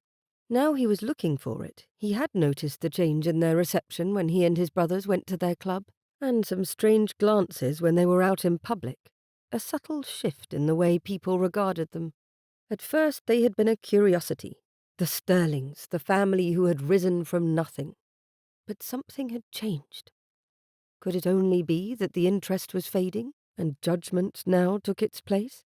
Susan drifted near them, her eyebrows drawn together in concern as she waved a fan softly before her face. "No new partners yet, Emily?" Emily shook her head. "No, but I do not mind." "What is keeping them away?" their sister-in-law asked quietly, looking to Jack for an answer. He hated that he did not have a clear cause to give them. "I cannot guess. Nothing in our status has changed. Nothing about Emily has changed." "I suppose it is quieter this way," Emily said, giving first him and then Susan a small smile. "Calmer. I do not mind too much." Jack returned her smile, though his attention was caught by a pair of women whispering behind their fans, their eyes flicking toward his sister before quickly turning away. His jaw tightened, but he kept his tone light. "Then I will not mind either. There is nothing wrong with a quiet evening, Emily. Besides, you will have more time to enjoy the refreshments." She laughed, the sound bright but a little tight to his ears. "That is true enough." He cast a quick glance at Susan, who nodded and held her gloved hand out to Emily. "Perhaps we ought to fetch some punch now. I declare myself quite parched." As the three of them made their way toward the refreshment table, Jack noticed yet more glances. People's narrowed-eyed gazes followed after them along with their whispers. It wasn't blatant, but it was there, an undercurrent of something displeasing running through the room like a thread pulled tight. He could tell by the stiffening of his sister-in-law's shoulders that she had picked up on the attention, and she stepped closer to Emily. For her part, his sister was busily speaking about the music, and did not appear to notice anything amiss. As they passed a small group of well-dressed aristocrats, a snatch of conversation in French caught his ear. "Une telle famille de parvenus, un pied dans le plat à chaque occasion." Jack's spine stiffened at the words, his French fluent enough to catch the meaning. A family of upstarts, blundering into every opportunity. He had learned the language as a soldier, along with German. He'd spent all his free time speaking with officers to sharpen his understanding of the languages of the continent. It had served him well both in the military and in the Duke of Montfort's household. He glanced at Emily, but she was busy accepting a glass of lemonade from Susan at the refreshment table, blissfully unaware of the slight. Jack, on the other hand, felt his blood heat. Turning on his heel, he approached the group who were still chatting in French, likely assuming their words went unnoticed by an uneducated upstart such as him. He tucked his hands behind his back to avoid clenching his fists, frustration simmering beneath his skin, and cleared his throat loud enough to draw their attention. Their conversation faltered, eyes turning toward him in surprise. He bowed elegantly toward the group, wearing a smile he had seen occasionally on the Duke's face when the man was dangerously displeased. The small group paused, eyes shifting toward him in surprise and irritation. They had to acknowledge him, or at least one of them did. "Mr. John Sterling, is it not?" one of the gentlemen asked eventually. "It is." He stood to his full height, which was above that of those who now looked at him with open contempt. When he started speaking again, their expressions changed slowly to shock. "Je ne peux imaginer de qui vous parlez, bien que je ne trouve pas cela poli de critiquer les gens dans un lieu public," Jack said, his French smooth and confident. Then, with a pointedly pleasant smile, he continued in German. "Aber lassen Sie uns diesen unangenehmen Moment vergessen. Ich hoffe, Sie genießen Ihren Abend." What he said was not accusatory in the slightest. If anything, it was too polite. "I cannot imagine who you are speaking of, though I do not think it polite to critique people in a public place." And then in German, "But let us forget this uncomfortable moment. I hope you enjoy your evening." A stunned silence fell over the formerly chortling men. One of the gentlemen flushed, his mouth opening as if to apologize, but no words came out. Another looked down, clearly embarrassed, while a third gave a nervous laugh as though that would somehow soothe away the discomfort. Jack raised an eyebrow, letting the moment hang in the air a second longer than necessary. "Now, if you will excuse me, gentlemen." He turned back toward the refreshment table and his sister, who had missed the entire exchange. Susan nibbled at a small sandwich and appeared to fight back a smile. Jack offered both of them his arms, maintaining his composure as best he could. As they moved along the wall of the room, he glanced back, noting with satisfaction the still flustered expressions on the faces of the gossipers. "What was that all about, Jack?" Susan asked softly. "They were conversing in French about something they did not understand, so I offered enlightenment," he said, as calm as he could manage. "It was nothing serious." He hoped he spoke the truth. "Nothing serious," she repeated with a lift of her eyebrows. "My, I wonder what you would consider serious. Perhaps a hurricane?" Her eyes brightened with amusement, and he could not help but return her smile, as though she knew full well what he had stepped in to correct. They rejoined the other members of their family present that evening, his two brothers and his other sister-in-law, in a room where people played cards. Jack left both ladies there and went to the window to take up a watchful post over all of them. The peripheries of rooms still impressed him as the most comfortable from which to observe the others, even if he was trying to give them more room to learn for themselves. As he stood beside the wall watching over his family as Emily sipped her lemonade and the others played cards, Jack could not help but wonder what had changed. Why were they now the subject of whispered conversations and critical stares? Was this the gossip Juniper had attempted to warn him of, spreading like wildfire through the ranks of the ton? He frowned, and what remained of his good mood slipped completely away. What could people possibly say about his family that would shift the general perspective on them so completely? There were no scandals attached to them. They had done nothing in public to warrant even a humorous observation. Those who spoke had called them upstarts. But why? What did this mean for them? Gossip could destroy reputations if it was cruel enough or found to hold truth. If misinformation was spreading about them, who was spreading it? And how best could he counter it? Jack's jaw tightened. He needed to know his enemy in order to put a battle plan in place. He needed to know exactly what was being said. Whatever it was, He would not allow his family's happiness to be sullied by petty remarks and thinly veiled insults. Not while he was standing. Chapter 14.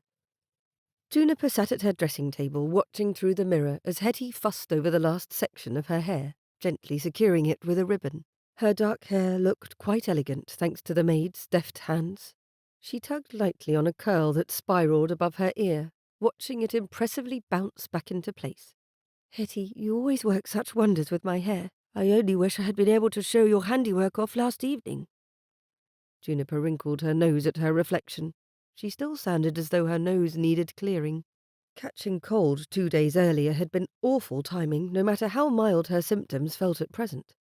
The cold had robbed her of a chance to see Jack, and those opportunities were fewer in number than she wished. The late morning light filtering through the window did little to lift her spirits. She pressed a handkerchief to her nose, sniffling softly. "I'm sorry you missed the ball, my lady," Hetty said sympathetically, placing the last pin in her hair. "Everyone is saying it was quite the affair." Juniper sighed. "I suppose it was for the best. I would hardly want to spend the evening sneezing into a fan and dabbing at a red nose." "As you say, my lady, your rest was important and you seem much better today." With that cheerful announcement, Hetty put a stack of clean folded handkerchiefs on the table. "Best tuck a few of these about your person, my lady." Juniper tucked one in her sleeve, another in her reticule, but left the others. She likely wouldn't stir far from her room today, even if she was feeling somewhat better. Still, the ache of disappointment for last evening lingered. She hadn't wanted to miss the ball, not when Jack would be there. She wondered if he'd noticed her absence. He was likely busy dancing with others. How silly of her to wish him disappointed when she ought to wish he enjoyed himself, she thought with a pang. Juniper rose and moved to the little chair beside the fire where she had left her book. It was a delicious novella from America.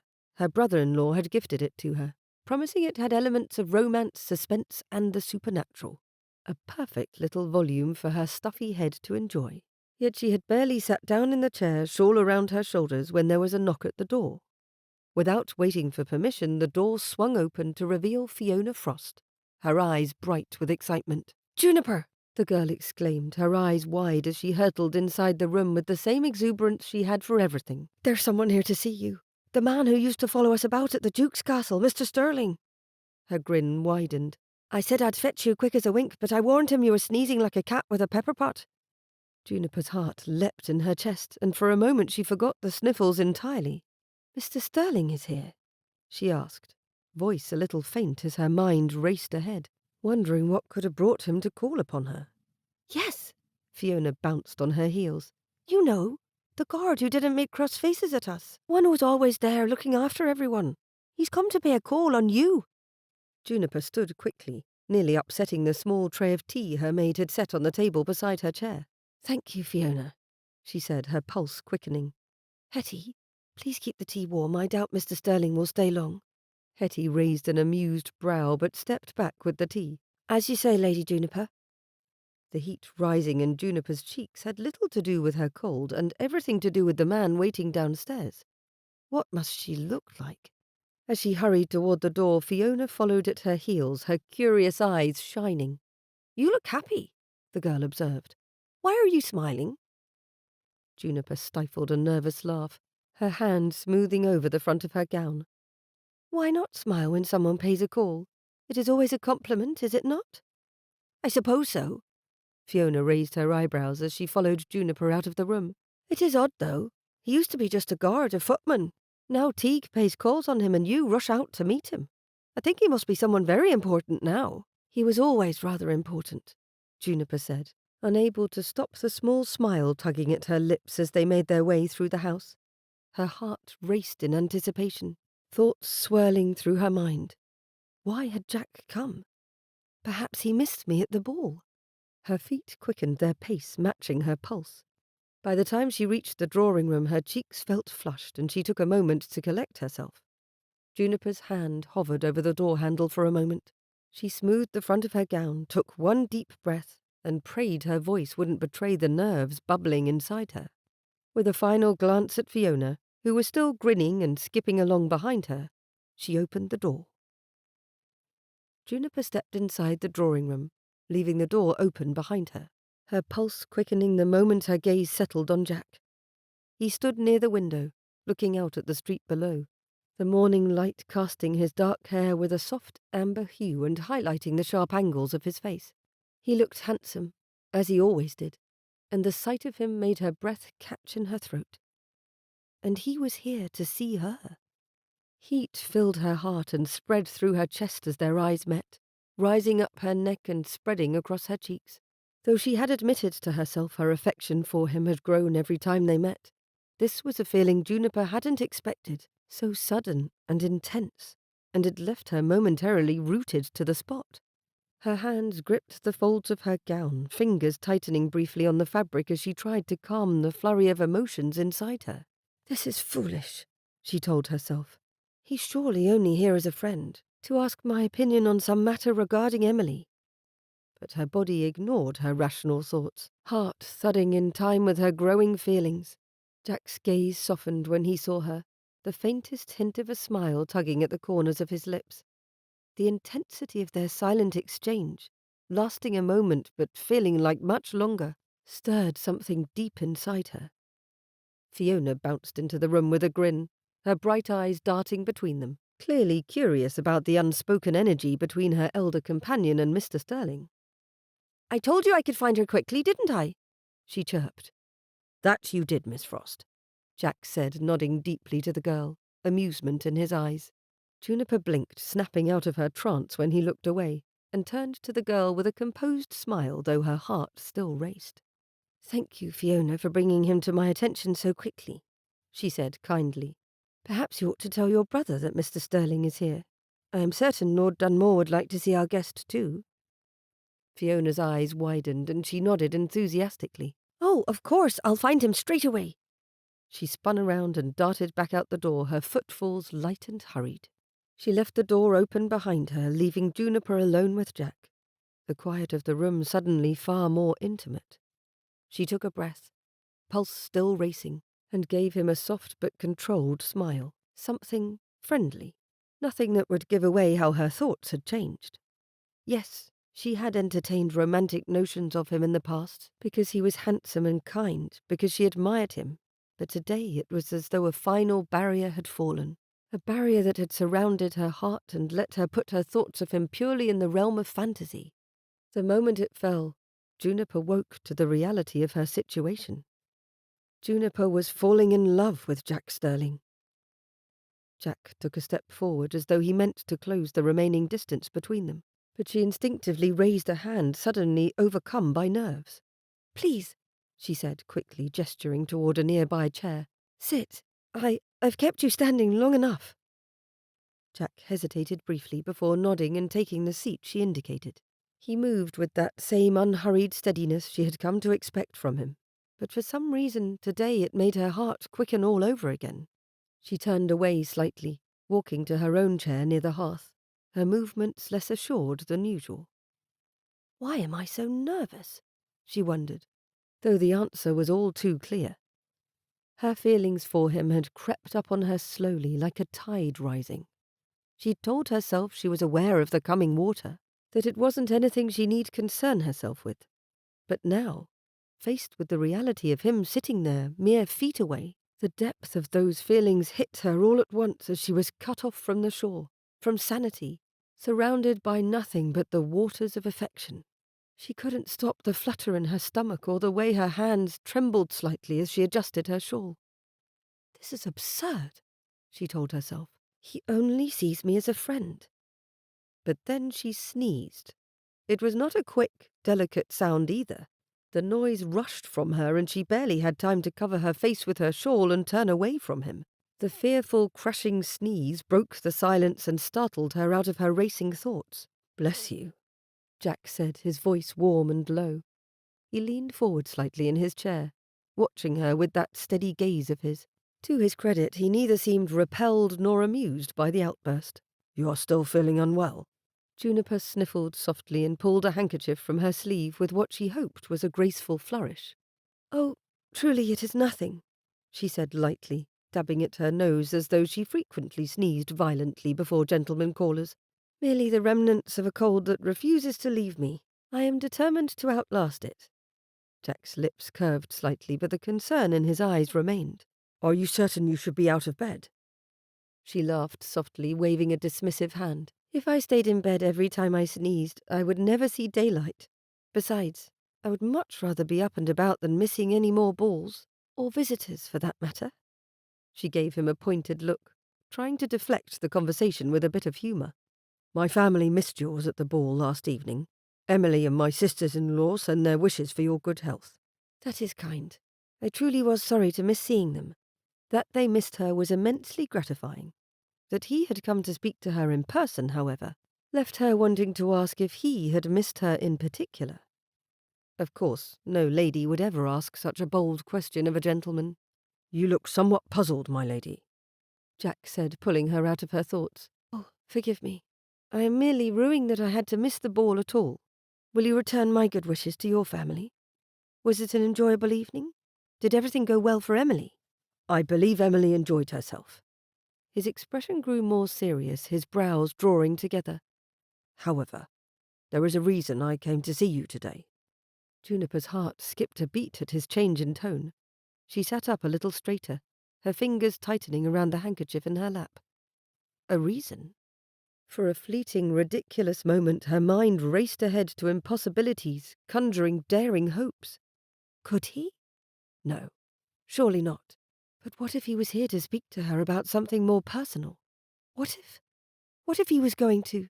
I wanted to talk to you about something that happened at the ball last night, Jack said, his voice pulling her back to reality with an unpleasant jolt.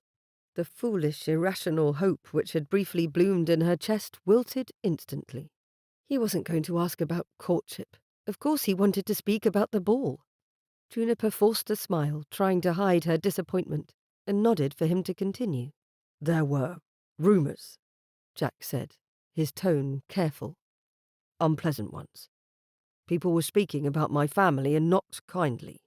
It felt as though half the room stared at us, weighing us in a way they have not since our arrival in town.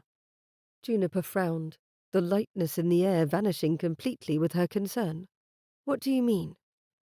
They were calling us upstarts, gossiping about how we don't belong in society. Jack explained, his voice low but steady. Gossiping openly, questioning why we are being welcomed by certain families. Juniper felt her chest tighten with a mix of anger and frustration. She had overheard some of this gossip herself, and she had even tried to warn him of it. But Jack being confronted with it, hearing how deeply it affected him, made her heart ache for him. Jack, that is awful, she whispered, her earlier nerves forgotten as her concern for him took over. I trust it was not worse than what I overheard. Jack ran a hand through his hair, fingers catching briefly in the strands as he looked across at Juniper. She was so lovely, sitting there with her hands delicately folded, her expression a mix of sympathy and concern. That soft warmth in her eyes, a tenderness which never seemed to waver no matter the situation, made his heart twist painfully in his chest. She was everything gentle and kind, and he ached with the desire to reach out to her, to take comfort in the simple act of holding her hand. What would she think of me if I told her how much this gossip is weighing on me? Jack wasn't supposed to be the type of man who let idle whispers shake him. Yet here he was, feeling the weight of every cruel gaze and unkind word spoken the night before. Words he hadn't realized would burrow so deep. His family had come so far, farther than they ever imagined, but it seemed society would never approve or forget of how they began. His gaze flickered to Juniper's hands, so small and delicate in her lap, and before he could stop himself he reached out, gently taking her hand in his. Her skin was warm against his, and for a brief moment the connection between them chased away the shadows of doubt gnawing at him. Juniper. He spoke quietly, voice low. The gossip at the charity meeting. I need to know, what was it that you overheard? Perhaps if I know exactly what others are saying, I can find the root of the problem. Perhaps there is something I can do to alleviate the worst of it. Her lips parted slightly, the hesitation tangible in her eyes. She didn't want to hurt him, he knew that. But he needed the truth, however jarring. It was nothing worth repeating. she said softly, her free hand clutching at the handkerchief in her lap. I did not want to bring it up in the first place, but— Please, Jack urged gently, his thumb brushing over her knuckles as he held her hand, so small and delicate compared to his own. I need to know. Juniper looked down at their joined hands for a moment, as though gathering her thoughts. When she spoke again, her voice was soft, almost hesitant.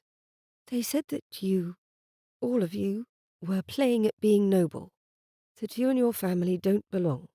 Some of them suggested that you only hold your place in society because the Duke of Montfort put you there, and— Her gentle voice faltered. Jack's heart grew heavier with each word. His grip on her hand tightened ever so slightly, and he felt her return his grip. Playing at being noble. He had heard that before, but hearing it now from Juniper's lips stung in a way he had not expected. And? He asked, his voice lower than before. Her voice was so soft he could barely catch it. They implied you might know something scandalous about the Duke, and that is why he helped you. That as his former servant you had seen something or learned something to give you power over him. That you were perhaps using his influence to rise higher than the sudden change of rank would allow. Jack sat back in his chair, releasing her hand with reluctance as a cold wave of self-doubt washed over him. His pulse pounded in his ears. He'd known there would be whispers about his family, but this? Did people truly think so little of him, that he would betray the man who had given him so much? He rubbed the back of his neck, frowning deeply. Of course people would think that, he muttered, more to himself than to Juniper. My family knows no one in London, yet we are invited everywhere. I have no title, no land of my own, yet here I am, in the middle of the ton, trying to pretend I belong. His hands fell to his lap, his fingers curling into fists. Juniper started to say something, but Jack shook his head. It is not just the gossip, Juniper. I look at everything we have been given, and I wonder, did we really earn it? Would we have been welcomed anywhere at all without His Grace's generosity? His eyes met hers again, and the pain within must have been clear in his expression given the sudden sympathy in her own. Jack sighed heavily. Sometimes I wonder if they are right. We may have inherited a family title, but it is not one any of us were prepared for. Perhaps we ought to have remained quietly tucked in the countryside until we could raise ourselves to the expectations that come with my father becoming an earl. We are only here because of His Grace. Without his name attached to us, we would not be worth a second glance. That is not in the least bit true. The adamant tone of Juniper's voice caught him by surprise. Jack, all of you are so lovely. I like your family. Your parents are warm and kind. Your brothers are polite and obviously care for the rest of you a great deal. Your sisters-in-law are clever. Emily is an absolute angel. And you— Juniper's fingers twitched as though she wanted to reach for him, but she appeared to fight the instinct. Jack's heart ached in response. Me? That he dared ask her to continue was a mark of his severe lapse in decorum. Her cheeks flushed a lovely shade of pink that put him in mind of the soft sunlight at dawn. How many mornings during his life had he risen before the sun and watched a cloudy sky turn that rosy shade, and counted himself lucky to be alive to see it? You? She repeated the single word, meeting his gaze a moment before lowering her own to her lap, where she twisted the handkerchief in her hands. You are a good man, Jack. One of the best I have ever met. She drew him to her as a fresh spring would draw in a man dying of thirst. How many things could he liken to her presence? He was not a poet, but a soldier at heart. Yet being near her, he thought of springs and sunrises. At the moment of his doubt came the revelation that he did not merely want to build his future plans around her merely because he liked her, nor because she was so lovely and kind. He wanted to set her at the center of his future because his heart belonged more to her now than it did to him. And yet, how could he ever be worthy of her? Someone so bright, so lovely, deserved a man of true standing, one who didn't owe his position to a happenstance of birth and the charity of others. He wanted to say more, to ask her if she thought the same, but the words caught in his throat. Instead, he shook his head slightly, forcing a smile to his stiff lips. I apologize. I should not burden you with this. You have already been kind enough to take my sister under your wing. As Jack looked at her, the need for comfort returned, stronger now. He wanted nothing more than to take Juniper's hand again, to feel the warmth of her touch and know, merely for a moment, that she did not think less of him. But he could not bring himself to reach out. Not again. He had already pushed beyond the boundaries of politeness by taking her hand the first time. Her expression had changed, falling into something rather somber, as he struggled against his wants and the rules of appropriate behaviour. "You wanted to know all I heard," she said, still looking at her lap. "As I said before, there was mention of Emily." He sat straighter, pushing away his own selfish thoughts. He was here for his family, for Emily. He needed to concentrate on that, not his fruitless longing for the woman seated so near him. What was said about my sister? He breathed. Juniper's gaze met his, her brow furrowed. "They said she was seen with all manner of gentlemen, but that she spurned them when they grew serious in their attentions. Obviously, you and I know this is not at all true, but where would such a rumour come from?" It was an ugly rumour which would make gentlemen hesitate to be seen with Emily. If such a thing circulated widely, it would explain why Emily had not gained many dance partners the evening before. No man would wish to be seen with her and counted the next victim of a fickle nature, or a woman on the hunt for an advantageous match. Before he could ask for her opinion on the matter, the Irish lilt of Lord Dunmore broke through the tension of the room. "Ah, Sterling. Welcome to our house, as always. I apologize for the delay in greeting you properly, but I had to see my sister back to her governess in person, else she may have slipped away again. But then you know all about her skills at escaping the schoolroom." He grinned broadly as Jack rose and bowed to him. "Miss Frost and Lord James were quite the challenge when it came to keeping them under the watchful eye of their attendants," he said with a solemn nod.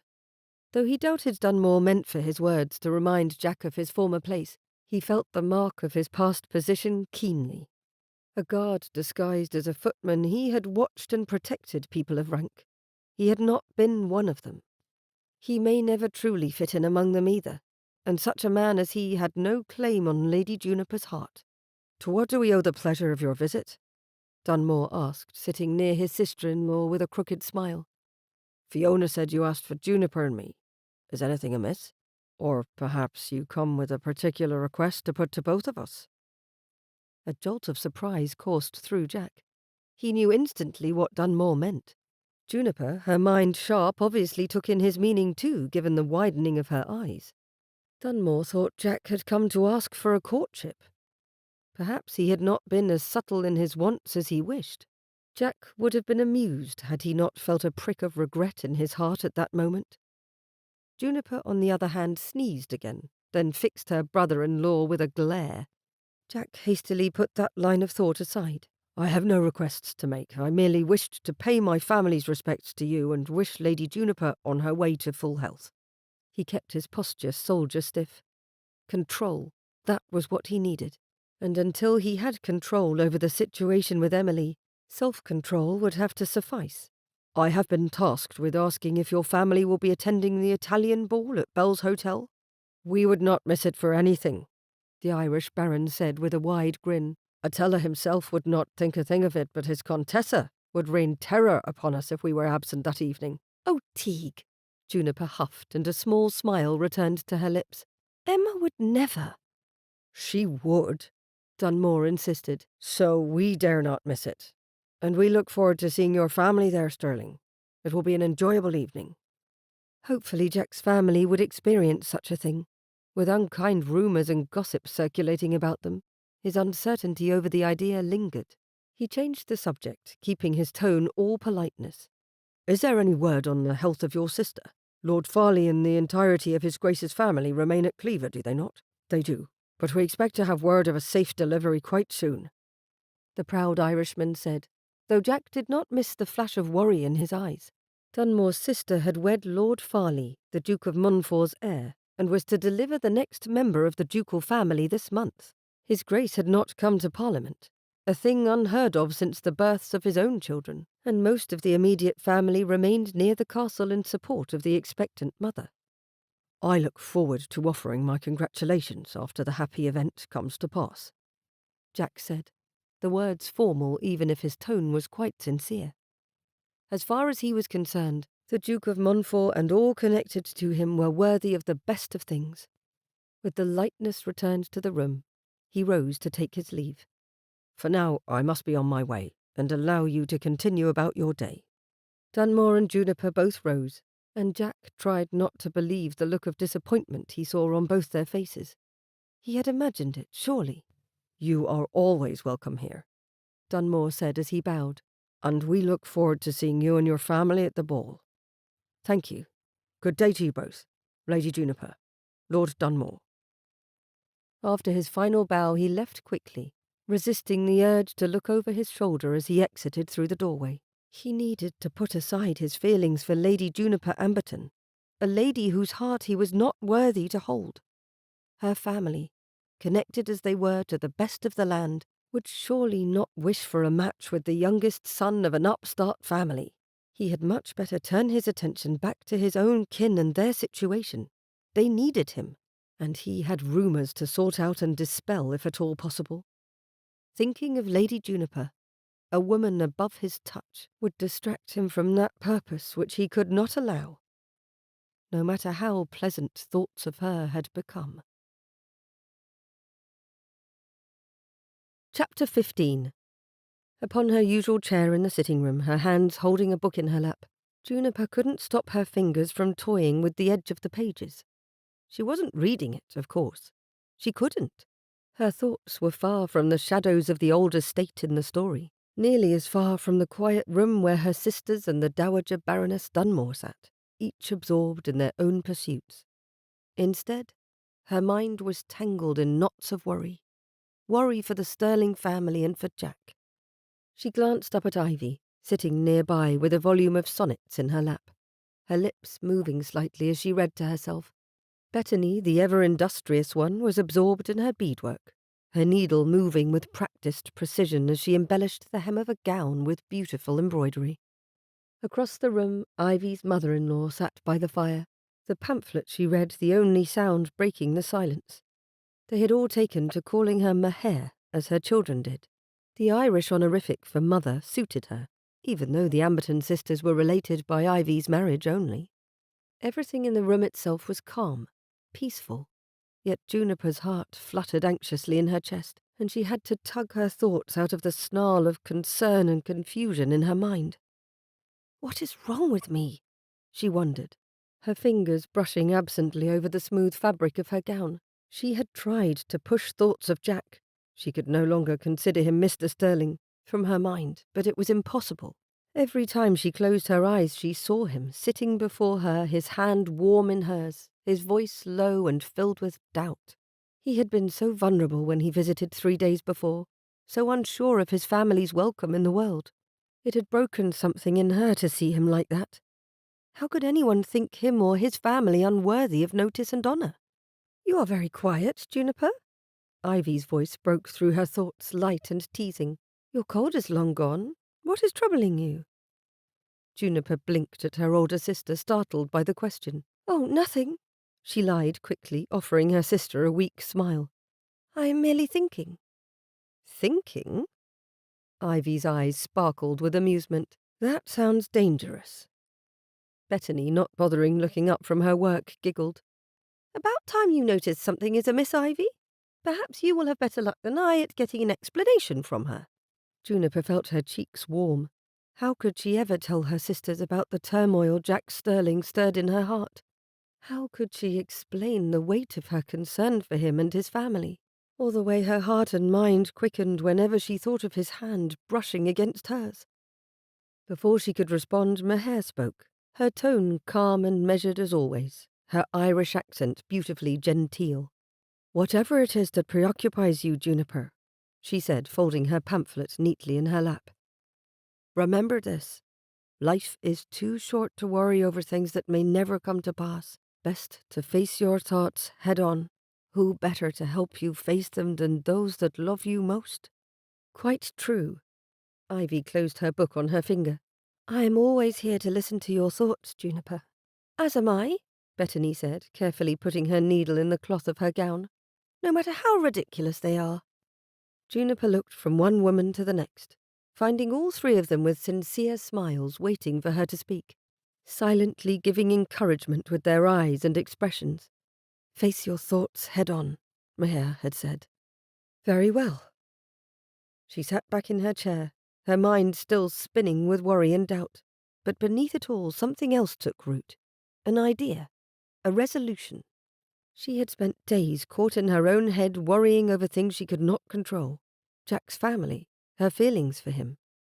But perhaps it was time to do more than simply worry. Perhaps it was time to stop avoiding what was truly on her mind. Juniper sat in silence for a moment, staring down at the book in her lap as she bit her lip. The warmth and support in the room wrapped around her like a blanket. But still, her heart fluttered nervously. How could she possibly admit it out loud? Where could she even start? I have been thinking, she began, her voice quieter than usual, her fingers still toying with the edges of the book. About someone. Bettany's eyes lit up immediately, her smile widening as if she had been waiting for this exact moment. Oh, have you indeed? She teased, setting her beadwork aside with a knowing glint in her eye. I believe I know of whom you speak, but perhaps you'd better clarify who this someone is for Ivy and Maher's sake. Juniper bit her lip, her cheeks flushing, but she didn't look up. A gentleman, she said softly, feeling the weight of their expectant gazes upon her, of our acquaintance. Ivy, ever perceptive, leaned forward slightly with her book now completely closed in her lap. It sounds rather serious, dear, she said, her tone gentle but encouraging. Why not tell us who it is? Juniper's heart raced, her throat tightening. She could feel her sister's curiosity and even Maher's quiet, knowing gaze from across the room. How could she admit it? Saying his name aloud would make everything real, more real than she had ever allowed herself to imagine. Bettany moved closer, her hand touching Ivy's arm. You might as well say his name, Juniper.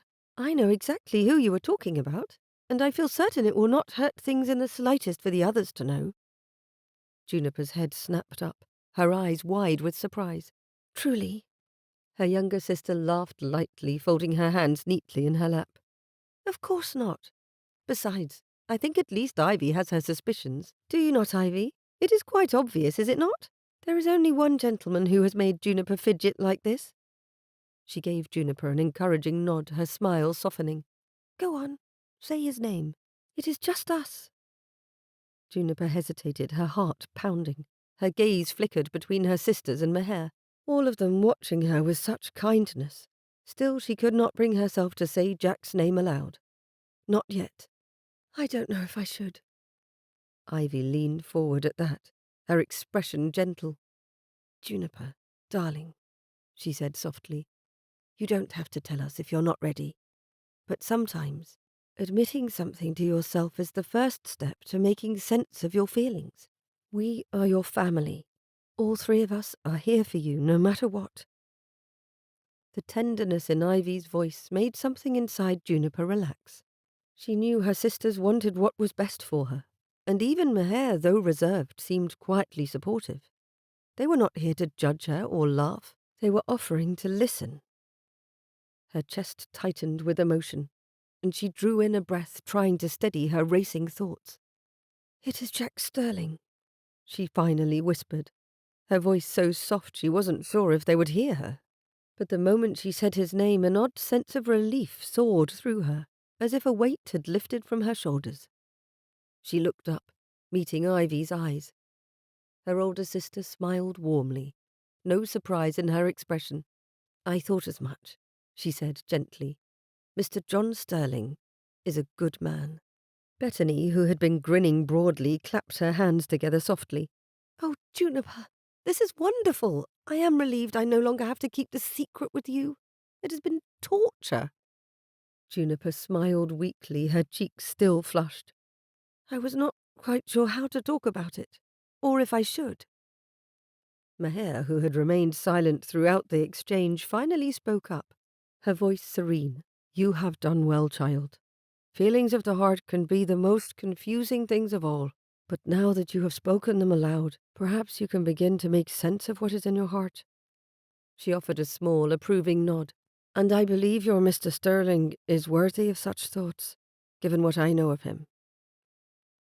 Juniper's heart swelled at the sound of his name spoken so kindly. Perhaps she wasn't being foolish after all. The relief in admitting her feelings felt like the first step toward something new, something hopeful. Her chest still felt tight, her heart pounding now she had spoken Jack's name aloud.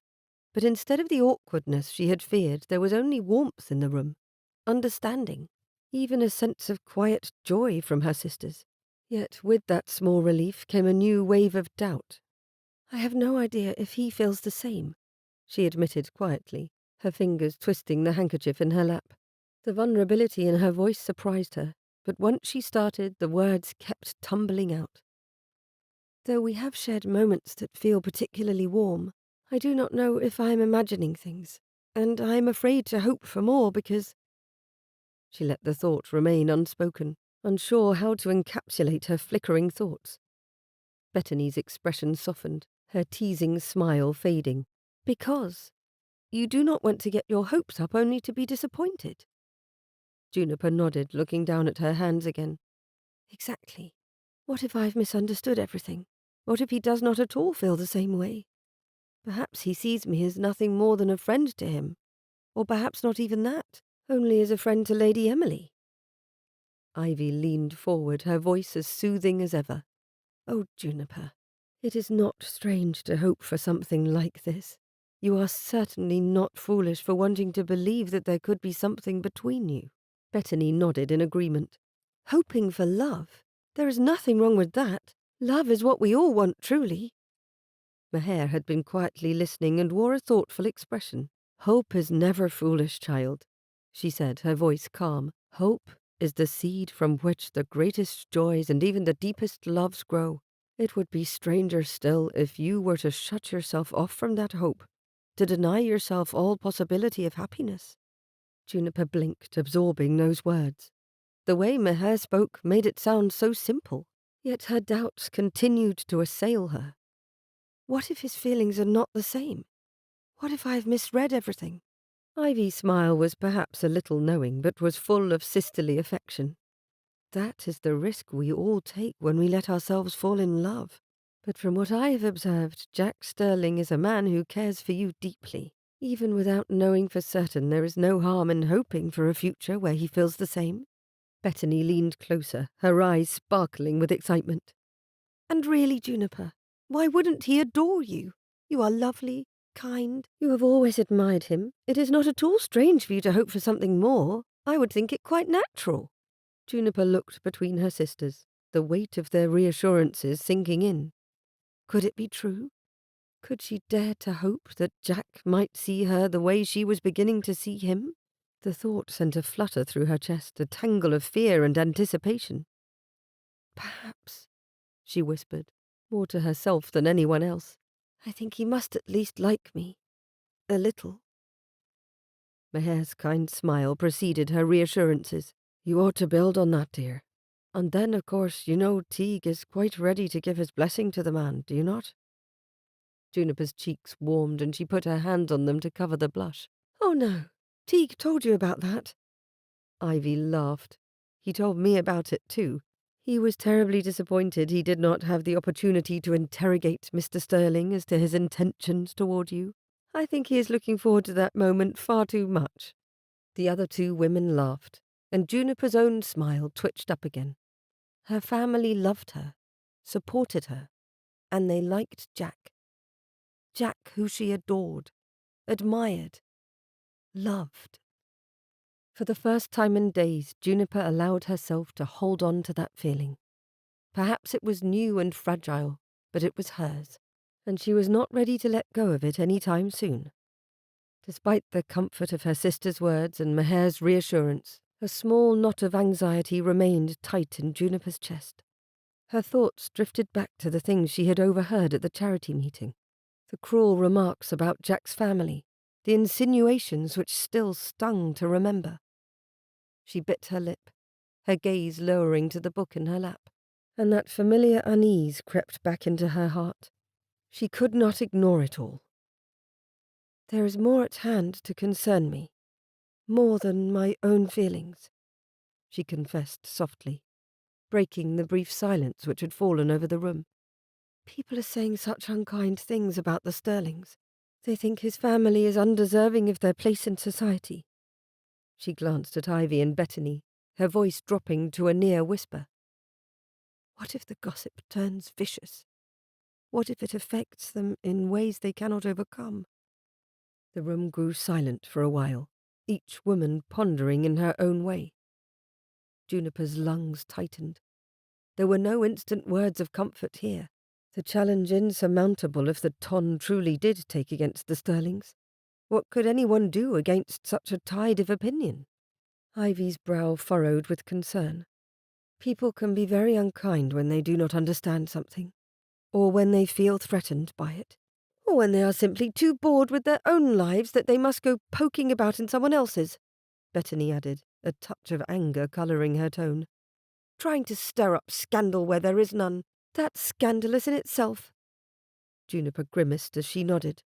I know, she whispered. I wish there was something I could do to protect them. I am all too familiar with the Ton's attempts to keep out those they deem unworthy. Meher set her pamphlet aside, her expression one of sympathy. Sometimes the best way to protect those you care for is simply to stand by them, openly and without hesitation. The truth has a way of revealing itself in time, and those who matter will come to see the Sterlings for who they are.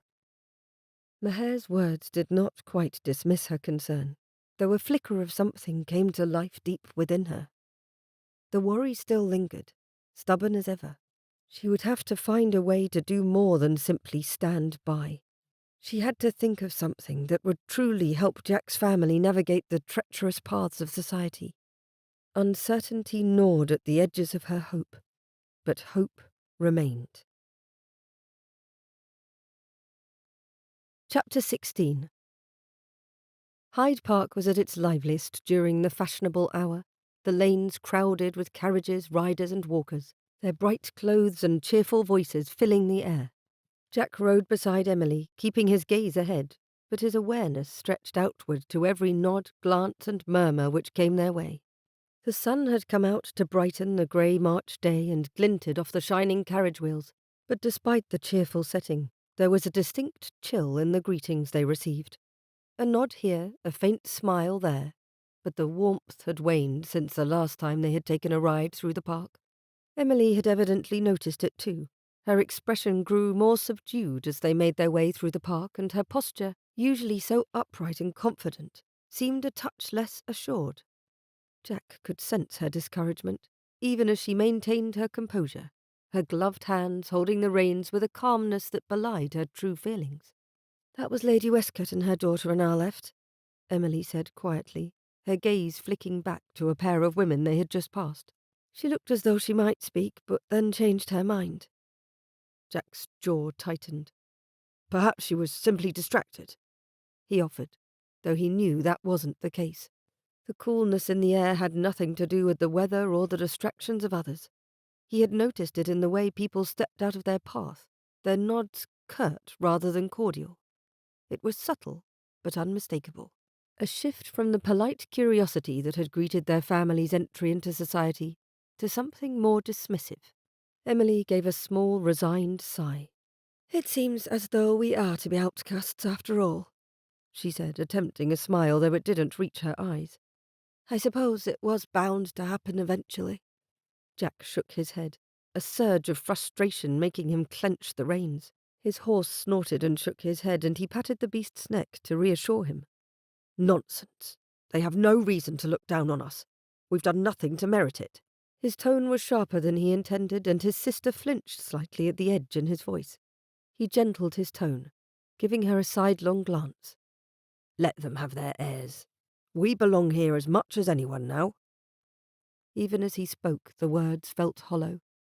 His mind flashed back to the gossip Juniper had mentioned, the unfounded whispers about their family's sudden rise. It stung to see Emily affected by it, even as she tried to hide her pained disappointment. Yet this was what their lives were to be, it seemed, within the ton but distant from it. They continued along the path, and Jack noticed every sidelong glance. The fashionable hour had fully arrived, and the park was as crowded as usual, the paths bustling with people. It was then, as Jack's frustration simmered, that he felt a shift in Emily's attention. "Oh, thank heavens! Look, Jack!" Jack glanced up and saw the cause of her good cheer.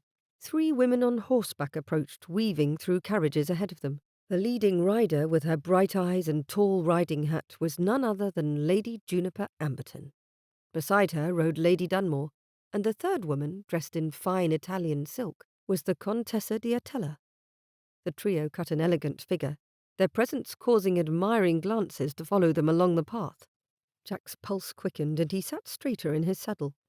Juniper, looking radiant atop her chestnut mare, drew his gaze as effortlessly as the sunlight drew the eye. He watched her approach, a sense of relief coming over him despite his promise to ignore his nascent feelings for her. The quiet longing he felt whenever she was near was becoming far too familiar. As if in answer to his uncertain feelings, Juniper raised a gloved hand with a crop gripped in it, her face brightening as she drew nearer. She inclined her head in greeting, her smile warm and genuine, and for a moment the chill in the air faded. As Juniper, Ivy, and the Contessa drew nearer, the lively din of the park seemed to grow a little quieter, as all of Jack's attention went to the woman at the centre of the trio. Juniper, riding at the front, reined in her mare with an effortless grace, her cheeks slightly flushed from the exercise and her eyes glowing as they met his. "Good afternoon, Mr. Sterling. Lady Emily," she called out warmly, her smile brightening as she inclined her head. Her touch of cheerful familiarity in her tone seemed to defy the chill surrounding their afternoon thus far. "It is such a pleasure to see you both. What a lovely day for a ride." Emily's shoulders visibly relaxed at the friendly greeting. "Good afternoon, Lady Juniper. It is indeed," she replied, her own smile emerging with renewed confidence. "And you are in fine company, I see." She nodded toward Lady Dunmore and Lady Atella, who rode alongside Juniper with easy smiles of their own. Jack inclined his head, his gaze drifting between the 3 women. That was it. He could not merely look at one of them. "Lady Dunmore, Lady Atella," he greeted them, his tone polite but carrying a hint of relief. "It is good to see all of you out, enjoying the day." The Baroness returned the greeting with a nod. "It is good to see you as well. The park is simply too beautiful to be tucked up indoors today," she said, her voice full of affection as she glanced at Emily. "It has been too long since we last saw you, Lady Emily. I hope all is well?" Emily offered a polite smile. "All is well, thank you. The fine weather has kept the park from being quiet today." Lady Atella laughed lightly. "Ah, but it is never truly quiet, is it? Not when so many come to see and be seen."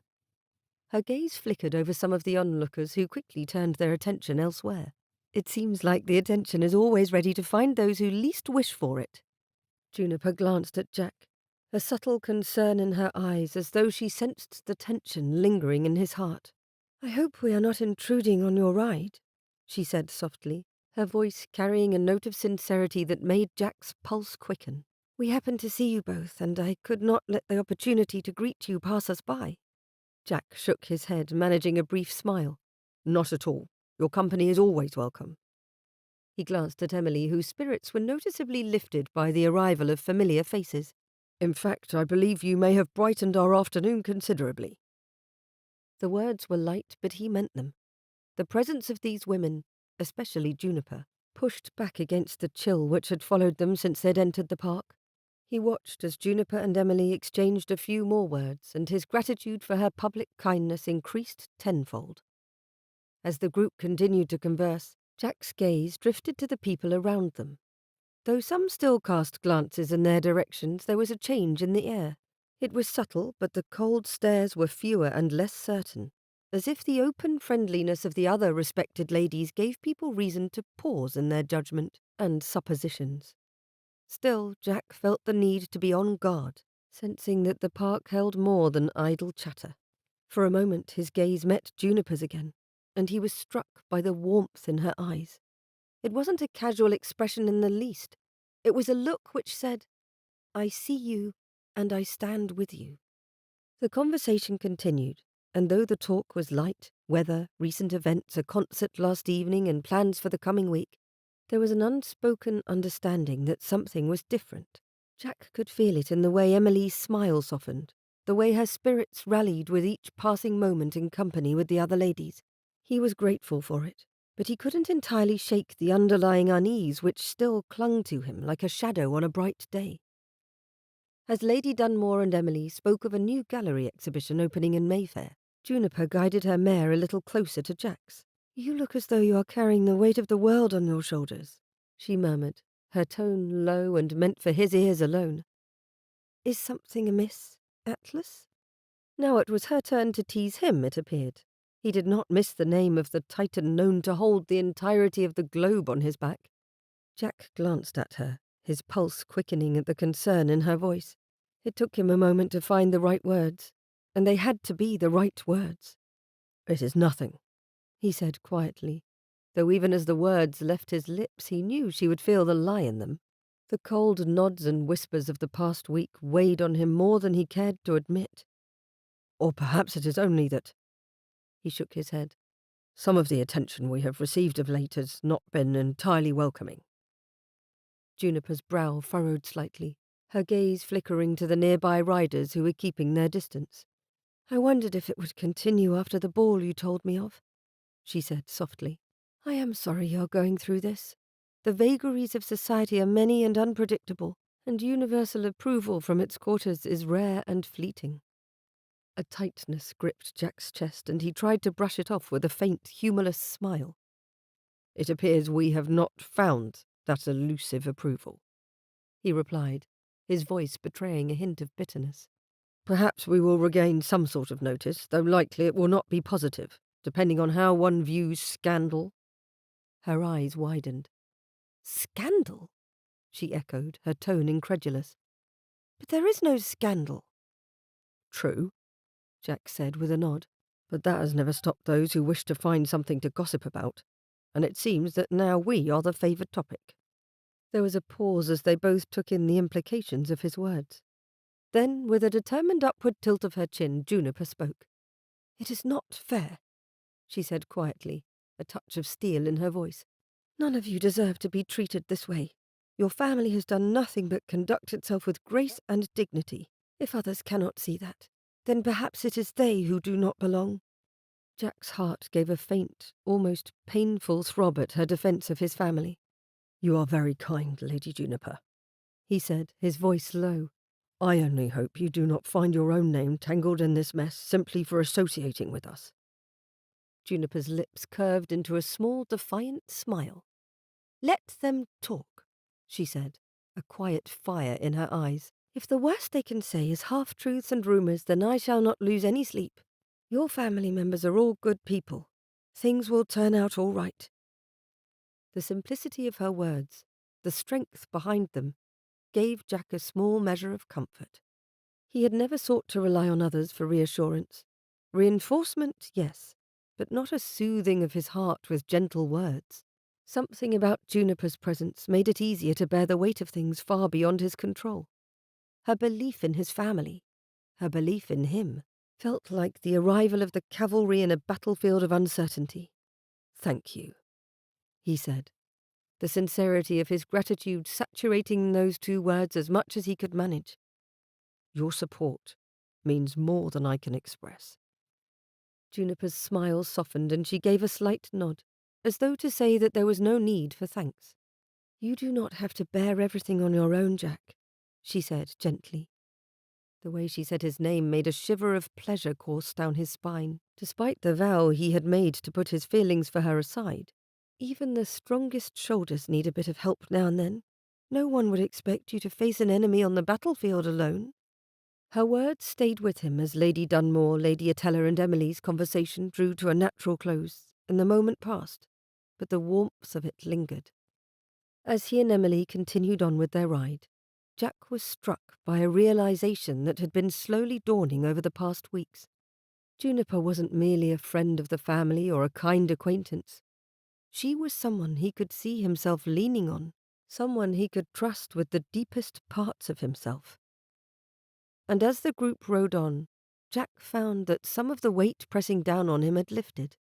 It was a small reprieve, but it was enough to let him breathe a little easier. Juniper and Ivy stepped into the entry hall, their riding boots clicking softly against the marble floor. Ivy took off her hat with a flourish and held it out to the maid waiting to collect their things. "I am marvellously glad that we went for a ride when we did. It was lovely to see Emily and her brother, especially after our recent conversation about your interest in him." Hetty bustled into the entry hall, and Juniper handed her gloves and crop to the maid with a grateful smile, her thoughts still lingering on the ride in the park, on Jack's steady voice and the way his gaze softened every time it rested on her. She tucked her hand through the crook of her sister's arm. "Do you think such little public meetings will be enough to quiet the gossip and unkind things others are saying about the family?" "In time, yes. And when people have something newer or more scandalous to sink their fangs into?" Ivy patted her hand gently. "We will win them over in time. Once his family is more settled, I have no doubt Mr. Sterling will turn his attention to a formal courtship." A pleasant warmth remained in Juniper's cheeks, even as she tried to push aside the foolish flutter in her chest. The air of the house, with its familiar scents of polished wood and fresh flowers, did nothing to pull her from her daydreams. She turned to make her way upstairs when a bright voice interrupted her thoughts. "Ivy! Juniper! You've returned!" Fiona came skidding into the entry hall from the rear of the house, her cheeks pink and her eyes wide with excitement. She held a handful of skirts in one fist to keep from tripping as she ran toward them. "There's a visitor waiting for Juniper in the front sitting room." Juniper's eyebrows arched in surprise, and she cast a glance towards the sitting room's closed door. "A visitor? For me?" she echoed, amusement colouring her tone. "I hardly expected to have company today." "Oh, but you do." Fiona nodded eagerly, her dark curls bouncing. "It's a gentleman, or so he says. He's been waiting for nearly half an hour." She lowered her voice to a stage whisper. "I think that he thinks he's important. I told him you were out riding and that Teague wasn't home, and—" "For goodness sakes, Fee!" Ivy laughed and fondly rustled her young sister-in-law's hair. "Who is it?" "His name is Mr. Waldegrave." Juniper's amusement shifted to alarm, a small jolt running through her. Mr. Waldegrave? The unpleasant gentleman who had been so persistent in his attentions toward Emily? What on earth could he want with her? She bit back a laugh at the absurdity of it. "Mr. Waldegrave, you say?" she asked, keeping her voice light as Fiona stared up at her. "Well, that is a surprise." Ivy's brow furrowed. "He is the one who followed Emily about, is he not?" "Yes." Juniper shook her head and heaved a sigh. "What could he want with me?" Fiona looked between the adult ladies with interest, clearly relishing her role as bearer of strange news. "He's the grandson of an earl, you know. He told me so himself and said that it is important that he speaks with you. He must have a pressing matter to discuss."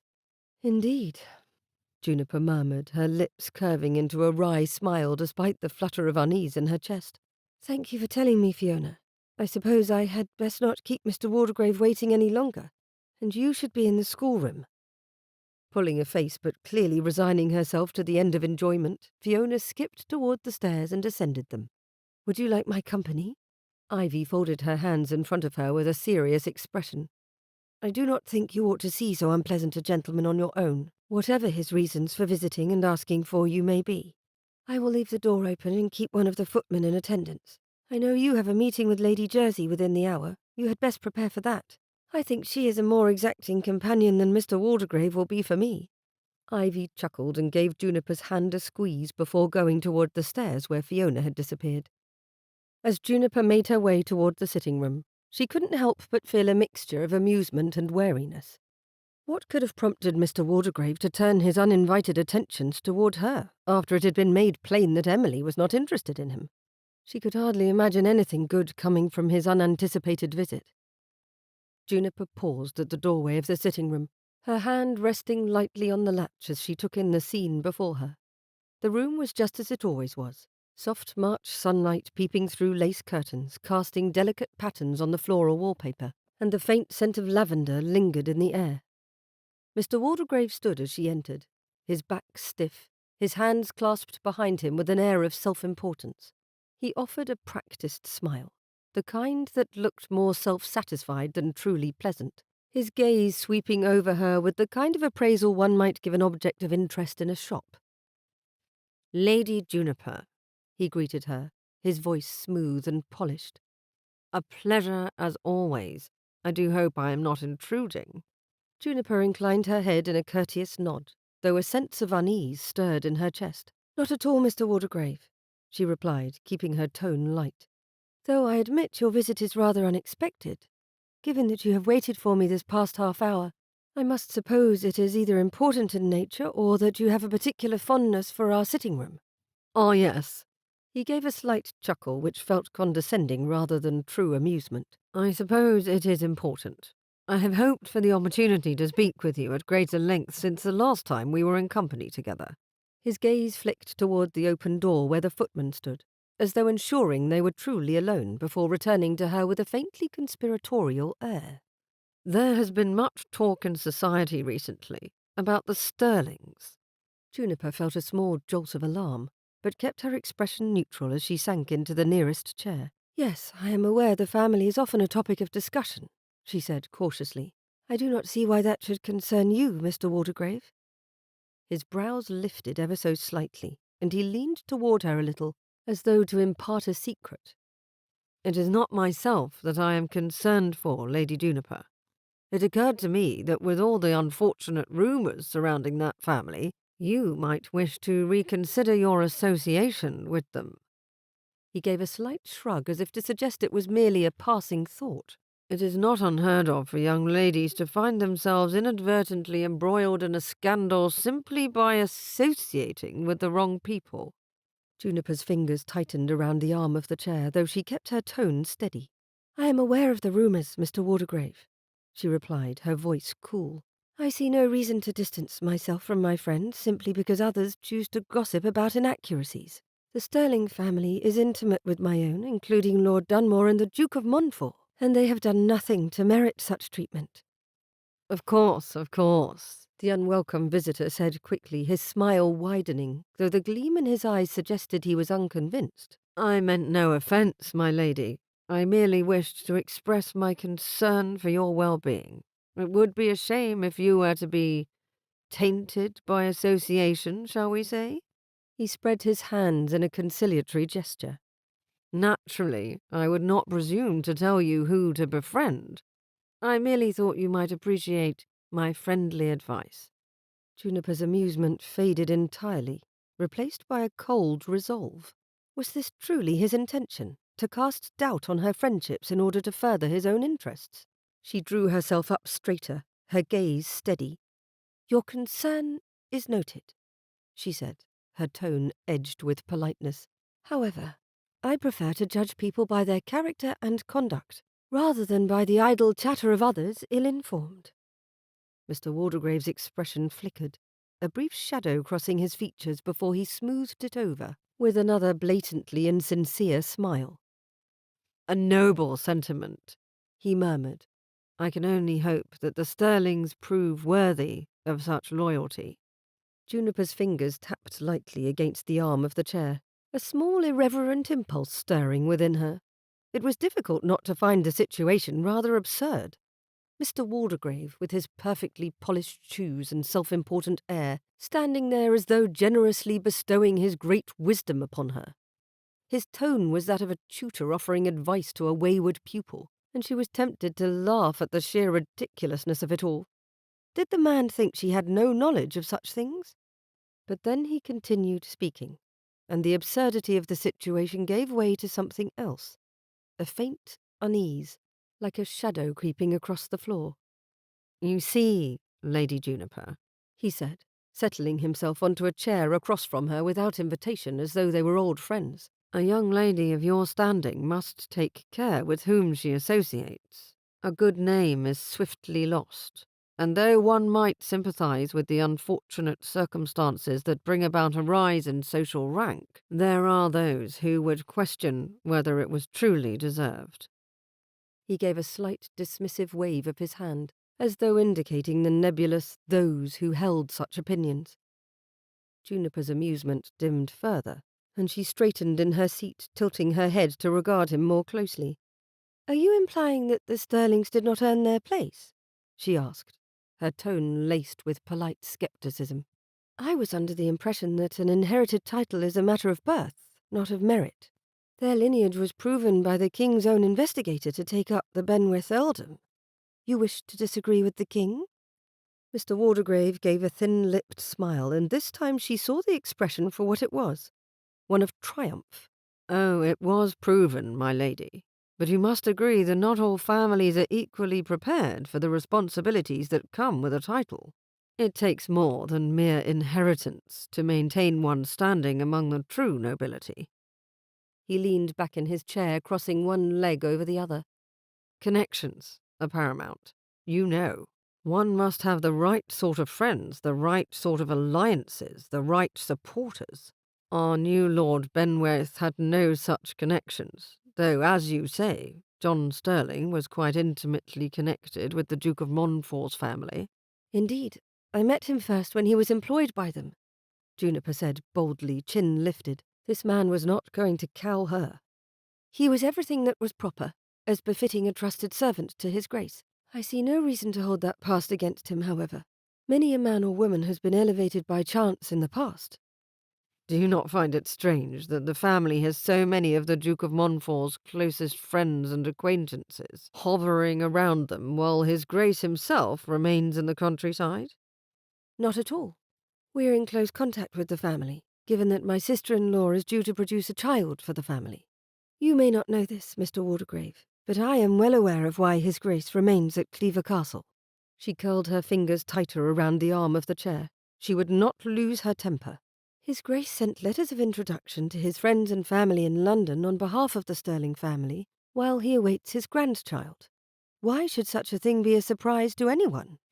"A duke recommending his former footman to his friends and relations is rather odd." Mr. Waldegrave shook his head. "Especially given the number of mistakes they have made since coming.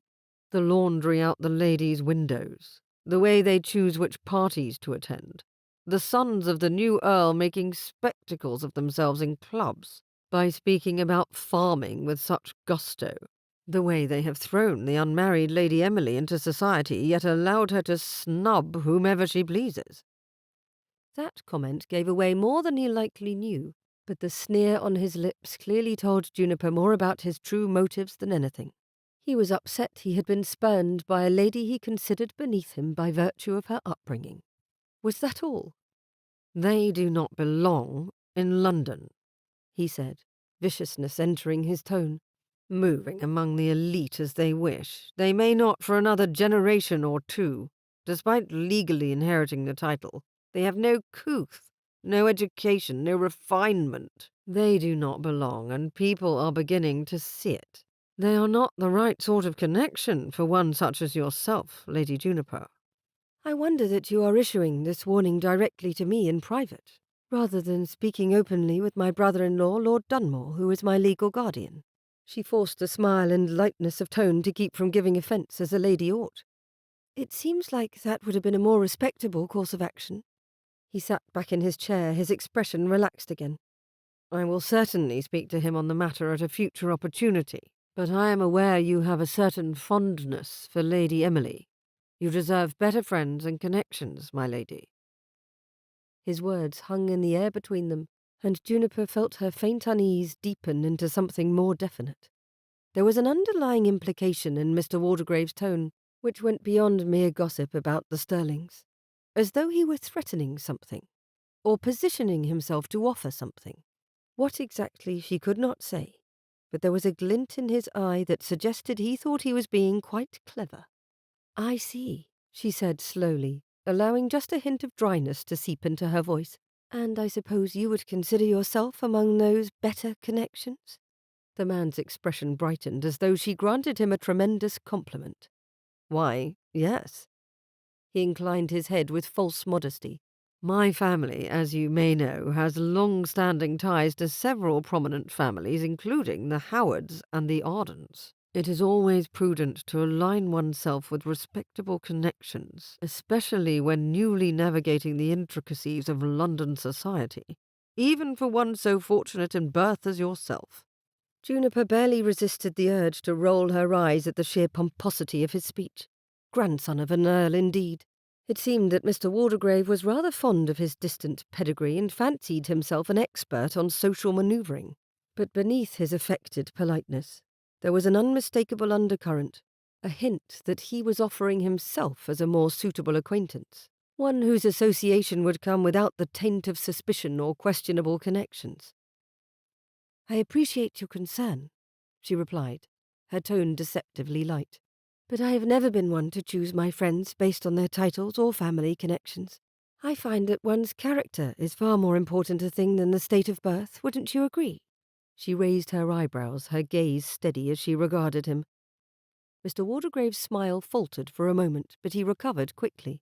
"Naturally, Lady Juniper," he said, though there was a faint burr of irritation in his voice. "But you must admit that one's character is often judged by the company one keeps." "Indeed," she agreed, her own smile sharpening. "And I have always found Lady Emily Sterling to be excellent company, and so is my family. I am quite content with my friendships, Mr. Waldegrave, so while I will thank you for your advice, I must assure you it is most unnecessary." His expression tightened, and there was a flicker of something darker in his eyes. Displeasure, perhaps, or frustration at her refusal to be swayed. "Well," he said with a forced air of geniality, "I am glad we had the opportunity to speak. I only wished to ensure that you had considered all aspects of the matter." "I shall certainly reflect upon our conversation," Juniper replied, standing and inclining her head graciously. "Thank you for your time, Mr. Waldegrave. I trust you will convey my regards to your family." The thinly veiled dismissal in her words did not go unnoticed, and his expression hardened slightly as he rose. "Of course," he said with a stiff bow. "Good day, Lady Juniper." As he departed the sitting-room, Juniper let out a slow breath, though the tension in her shoulders did not ease until she heard the echo of the front door closing behind the unwanted visitor. She could not say what exactly Mr. Waldegrave had been hoping to accomplish, but his conversation left a sour taste in her mouth. There was something unsettling about the way he had spoken of alliances and respectable connections, as though he saw friendships as little more than chess pieces to be moved about for his own benefit. She met the eyes of the footman who remained standing near the door, finding his concerned gaze on hers. "Have you need of anything, my lady?" the young man asked. "Not presently, but thank you, Henry." She smiled at him, calm and collected, then rubbed at her forehead. "You may go about your other duties." For all Mr. Waldegrave's attempts to plant seeds of doubt, he had only succeeded in strengthening her resolve. Whatever others might think or say, she would not abandon her friends to suit the whims of those who placed so much stock in naught but social status.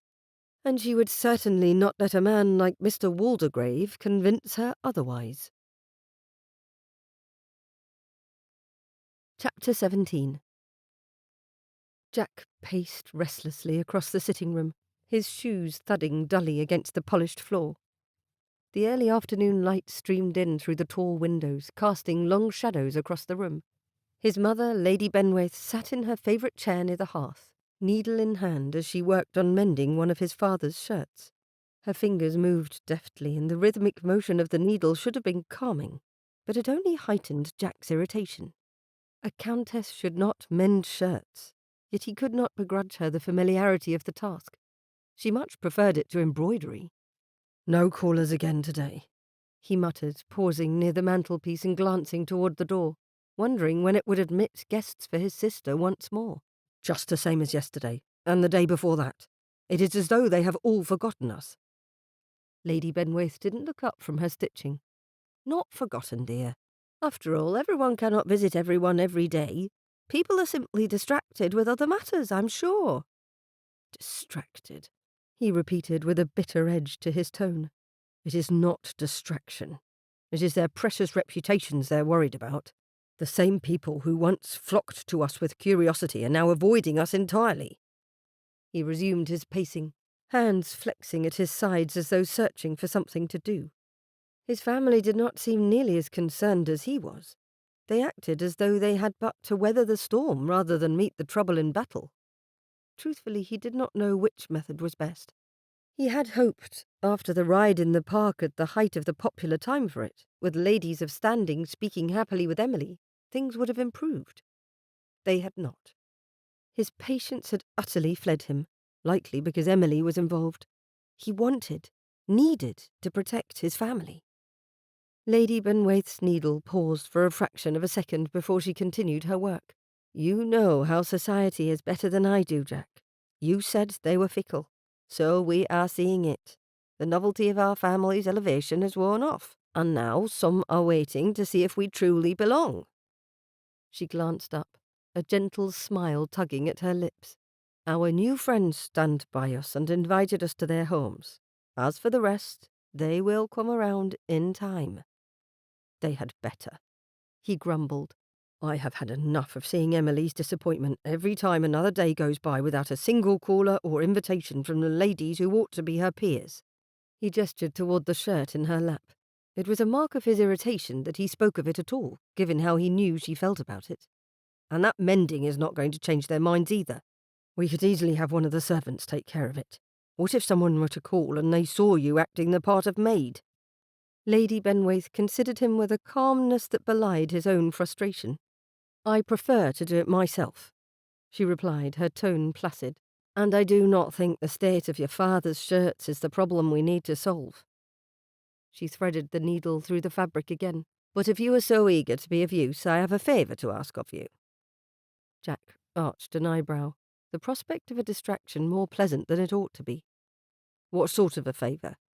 She glanced toward the small bookshelf near the window where a few worn volumes of old poetry and dry historical texts sat untouched.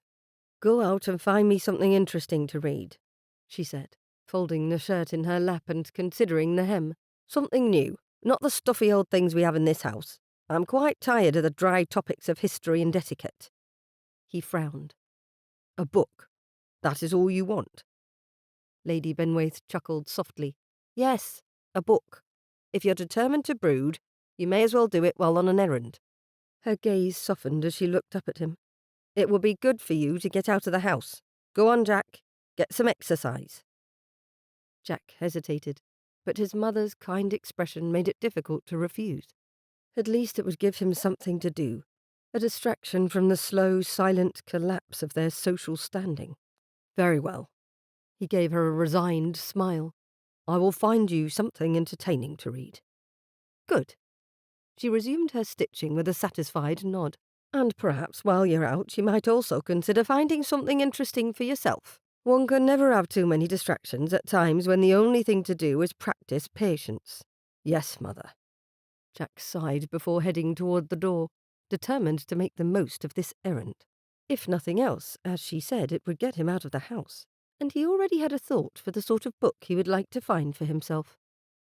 Hatchard's wasn't the only bookstore in London, but it was the most popular. He betook himself there, on foot, as it was less than a mile away. At first, the brisk walk did little to ease the knot of frustration coiled tightly in Jack's chest.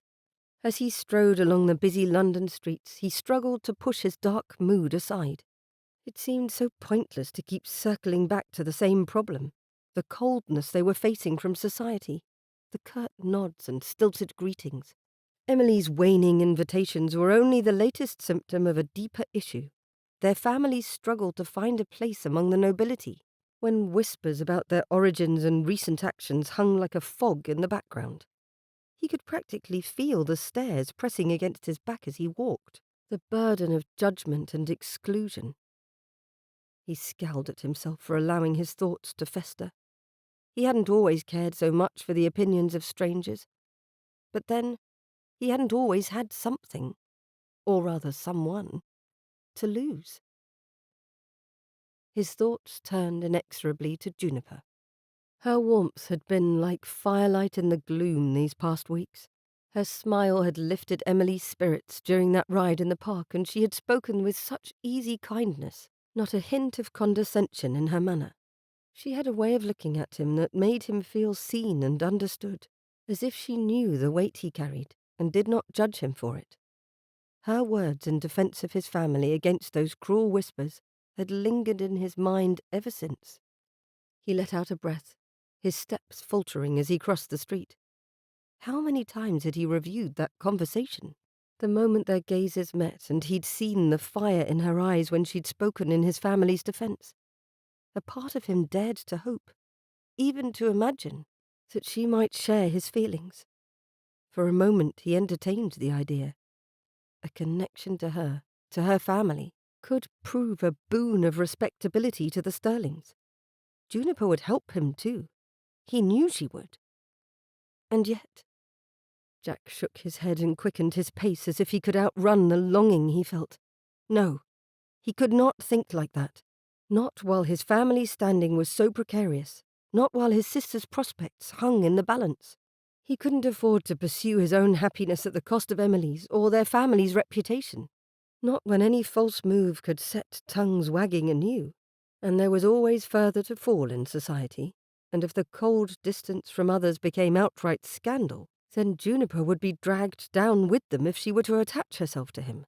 He wrestled with himself, torn between his growing affection for Juniper and the voice of reason that warned him to keep his distance. There would be time enough to think of her once they steadied their footing. He repeated the word like a soldier's mantra. Still they rang hollow. Jack had no thought for how long it would take matters to settle, how many months or years before the whispers about his family ceased. What if the opportunity to pursue Juniper slipped through his fingers while he waited? There had to be other potential suitors for such a woman. At the thought, his chest tightened painfully. No, he would not dwell on it. It was his duty to look after his family first, to protect them from the scorn of the society they meant to join. Juniper deserved more than a man whose family stood on such uncertain ground. And yet, a voice whispered in the back of his mind. She had already seen the trouble, and still she stood beside him. Jack stepped into Hatchard's, the familiar scent of paper and leather-bound volumes filling the air. The shop was quiet today, with few patrons and fewer clerks. The quiet atmosphere ought to have soothed his mind, but as he made his way to the counter, waiting for a clerk to be free, his thoughts circled back to the persistent worries which clung to him like fog. He stood at the counter, glancing absently at the nearby shelves while a clerk assisted another customer. His thoughts wandered, wrestling with the conversation he'd had with his mother and the tumultuous feelings he harboured for Juniper.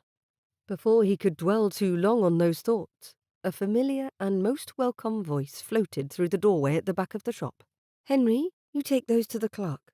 Tell him to have them added to Lord Dunmore's account and sent to his residence." The sound of Juniper's voice cut through the silence like a ray of sunlight breaking through clouds.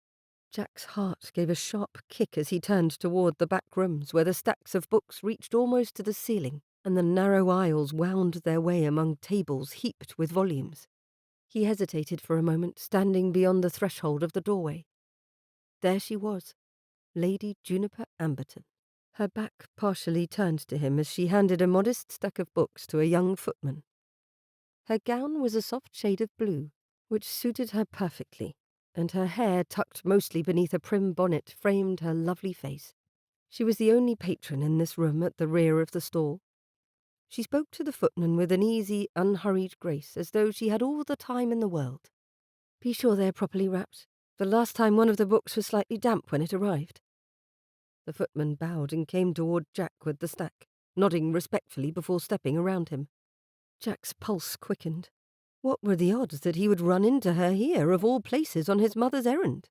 He was torn between the impulse to step forward and greet her, and the need to steel himself against the rush of longing that always accompanied the sight of her. It was absurd, really, to think that a mere chance meeting could bring him this kind of relief, as though her presence alone lifted the clouds that pressed on his mind.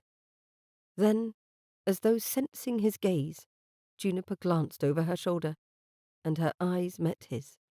For a moment her expression was one of mild surprise.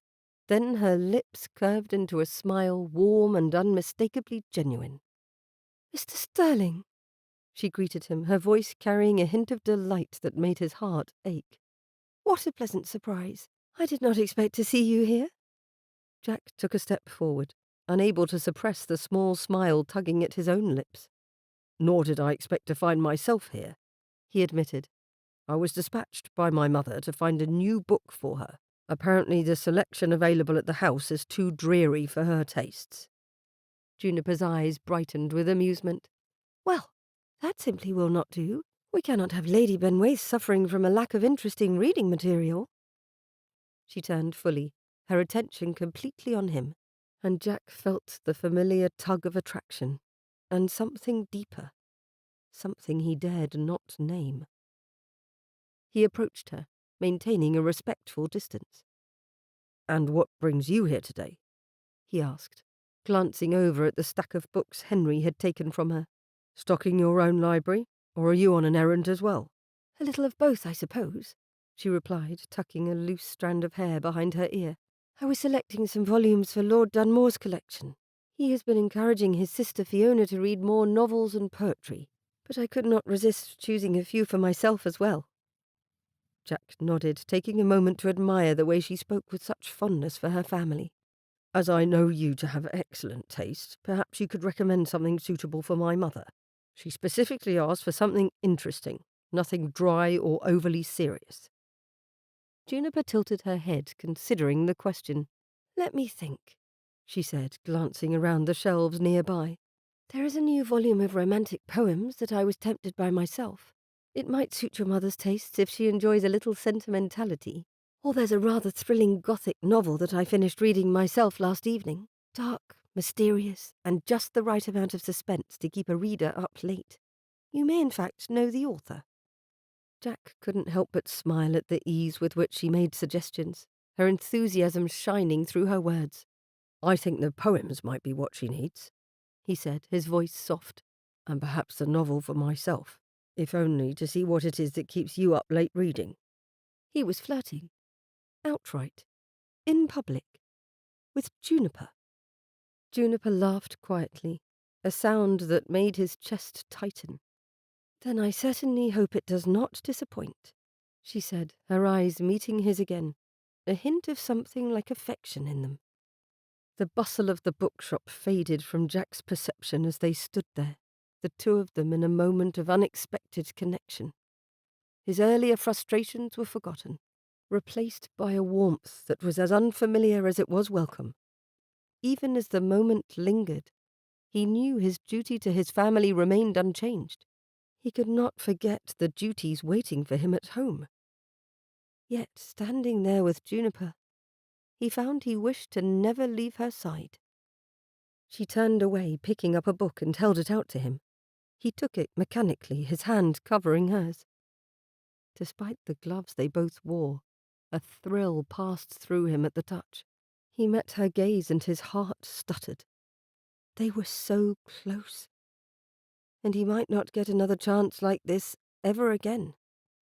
Jack drew her closer, holding both Juniper's hand and the book, looking down into her beautiful, upturned face like a man starved for the sight of her, the taste of her.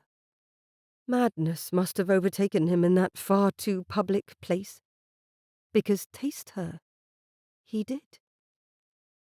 Juniper's breath caught in her throat, the world narrowing to the sensation of Jack's lips on hers. The kiss was so unexpected, so bold, that it took her a moment to catch up with the joy that surged through her chest at the press of his lips to hers. Her pulse fluttered wildly, and she leaned into him without thinking, her hand splayed against the warmth of his coat. She felt as if she were tumbling into something both thrilling and terrifying. As quick as the kiss started, he ended it by drawing back.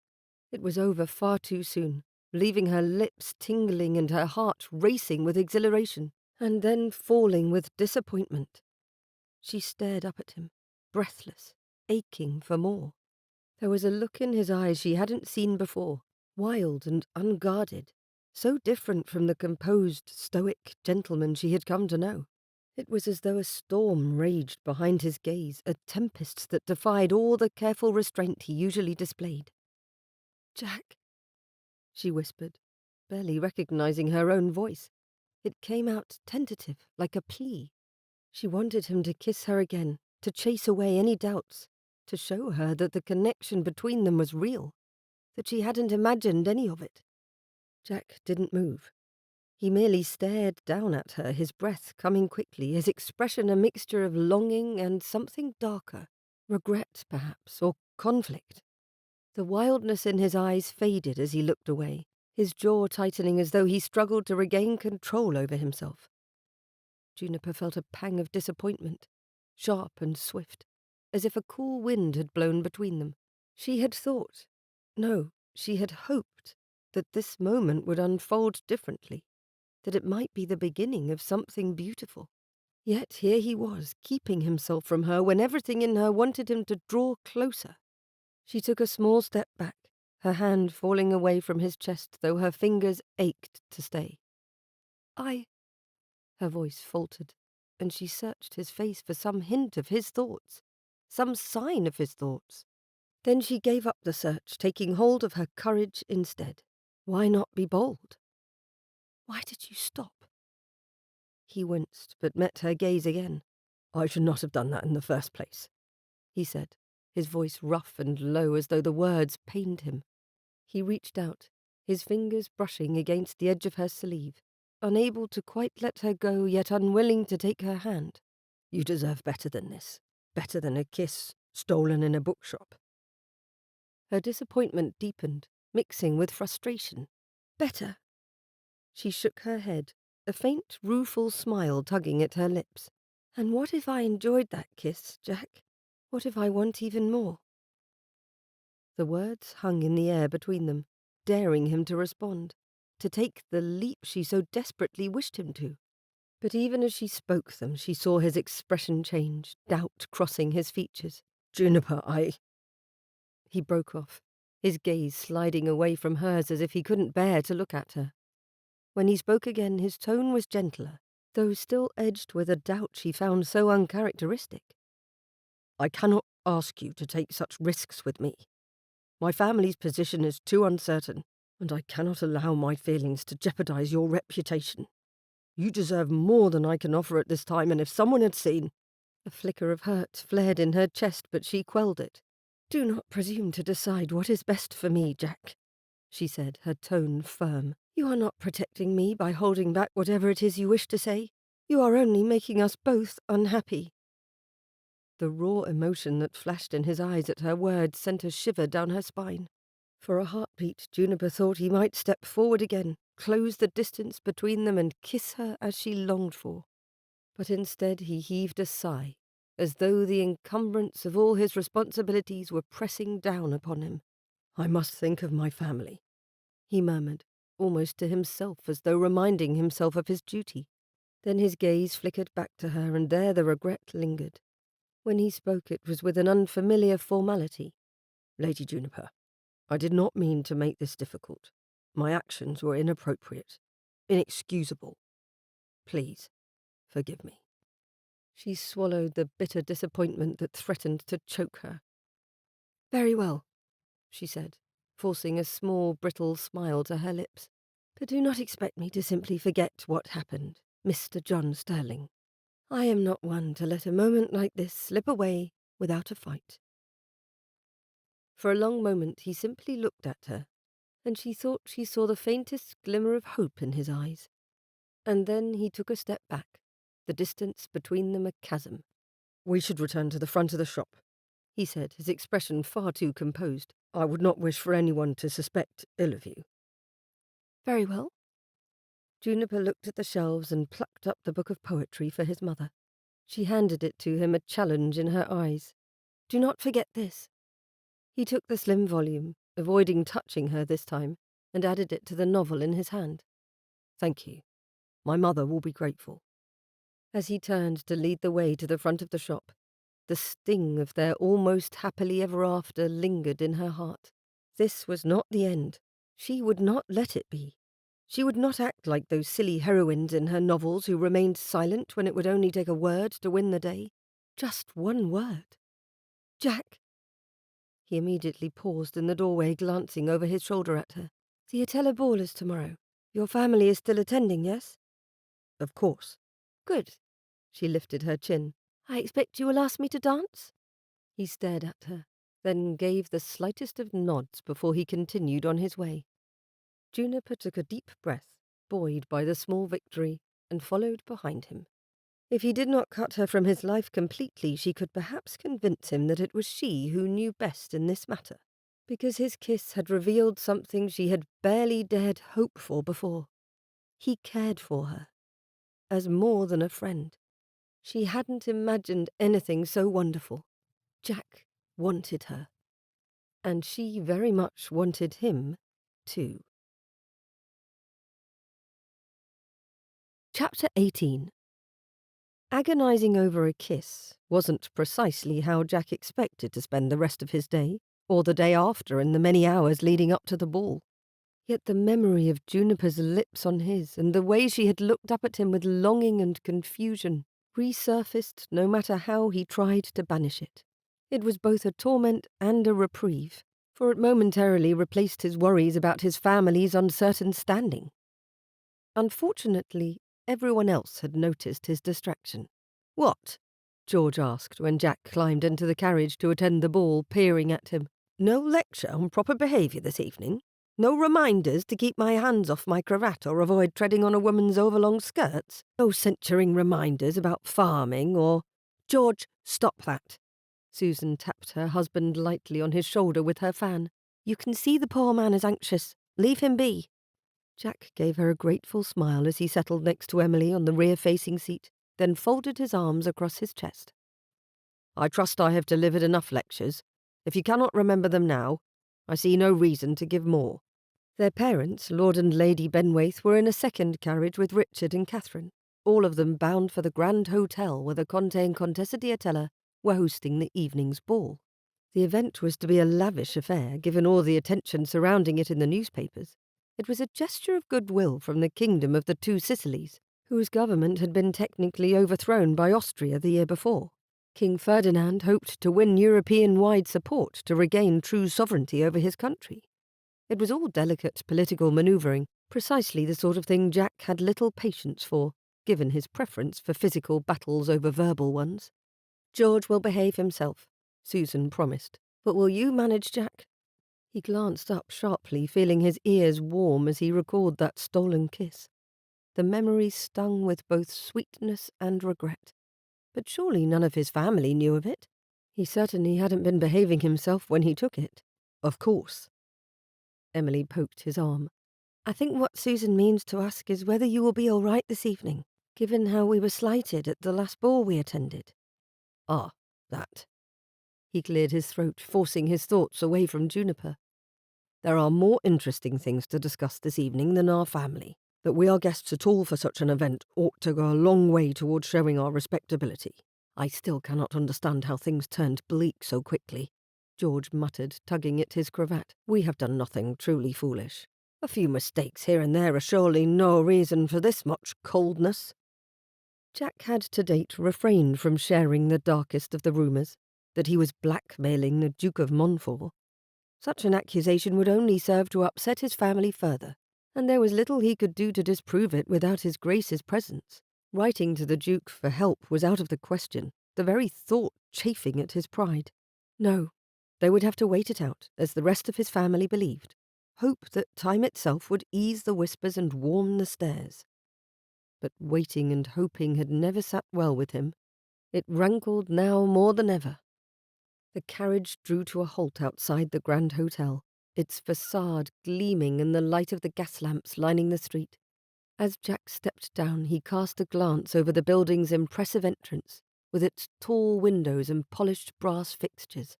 The night air was crisp, carrying the faint hum of London's endless motion. But soon after they stepped through the hotel's doors, they were greeted by the warmth and splendour of the ballroom. The room before them was dazzling, lit by sparkling chandeliers with crystals scattering the gaslight like stars. The high ceiling was adorned with gilt mouldings, and clusters of flowers arranged in tall vases lined the walls, their rich fragrance making the air heady.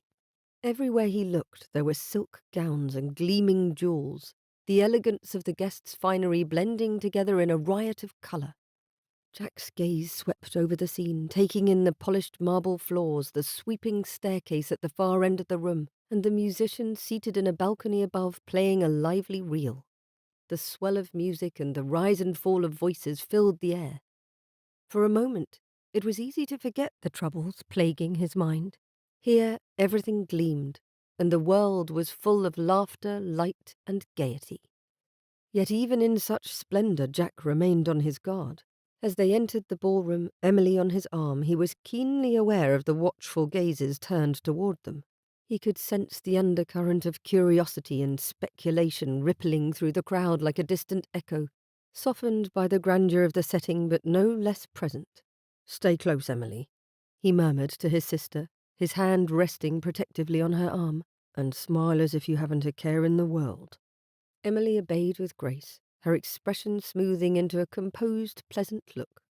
She glanced up at him with a small nod. "I do hope there will be more dancing this time," she whispered back, her voice carrying a note of wistfulness that pierced him. "There will be," he promised, though inwardly he could not be certain.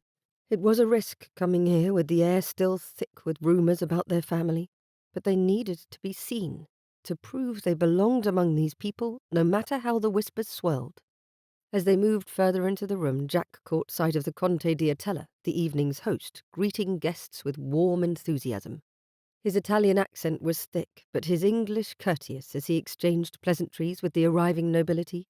Nearby, the Contessa herself presided over a group of ladies, her gown a deep, rich shade of green that stood out even amidst the brilliance of the ballroom. "Ah, Mr. Sterling, Lady Emily," came a familiar voice. Jack turned to see Lady Ivy Dunmore, her eyes bright as she greeted them. Her husband, Lord Dunmore, was just a step behind, a glass of champagne in his hand. "How splendid to see you both." "Good evening, Lady Dunmore," Emily replied, dipping into a curtsy. "It is a lovely event." "It is indeed," Jack agreed, though his gaze roamed the room, searching for a familiar face which wasn't there. He had not seen Juniper yet, but with so many people filling the room it was possible he had simply missed her. "Lady Atella will be most pleased that you've come," Lord Dunmore said with a nod. "She has spoken highly of you, Lady Emily, and your sisters-in-law. There was the smallest concern you'd not wish to come, given, well, some of the less mannerly behaviour of our peers." "Not at all," Jack answered, posture stiff. "We would not have missed it." Lady Dunmore took both Emily's hands in hers, examining his sister's gown, asking questions while offering up compliments. The Irishman gave Jack a knowing look, as though sensing the strain he kept hidden from his family beneath his outward composure. "Good," he said, stepping closer. "And if anyone should act less than welcoming, send them my way. I've already had words with a few sharp-tongued gossips this evening." Jack felt a rush of gratitude at the man's support even as he glanced toward Emily, hoping she had not overheard that last remark. "Thank you, Dunmore," he said, his voice low. "I will keep that in mind." He offered his arm to his sister once more, leading her toward the open space near the musicians where the first sets were already beginning to form. As they walked, Jack scanned the room again, seeking out familiar faces and keeping a watchful eye for anyone who might look askance at them. He could feel the pulse of anticipation rising within him, mingled with a lingering tension that he could not quite shake, much as he had felt before many a battle in his years of soldiering. And then, amid the shifting throng, he finally spotted her. Juniper, standing at the edge of the dance floor, speaking to another lady. His breath caught for a moment as he took in the sight of Juniper. She was resplendent in a gown of pale lavender, the colour bringing out the dark richness of her hair and the vibrancy in her eyes. There was a smile on her lips as she spoke, and even from this distance he could sense the warmth in her expression. The memory of their stolen kiss returned with startling clarity, and his chest tightened. Here she was once more, in the midst of society, surrounded by admirers and friends.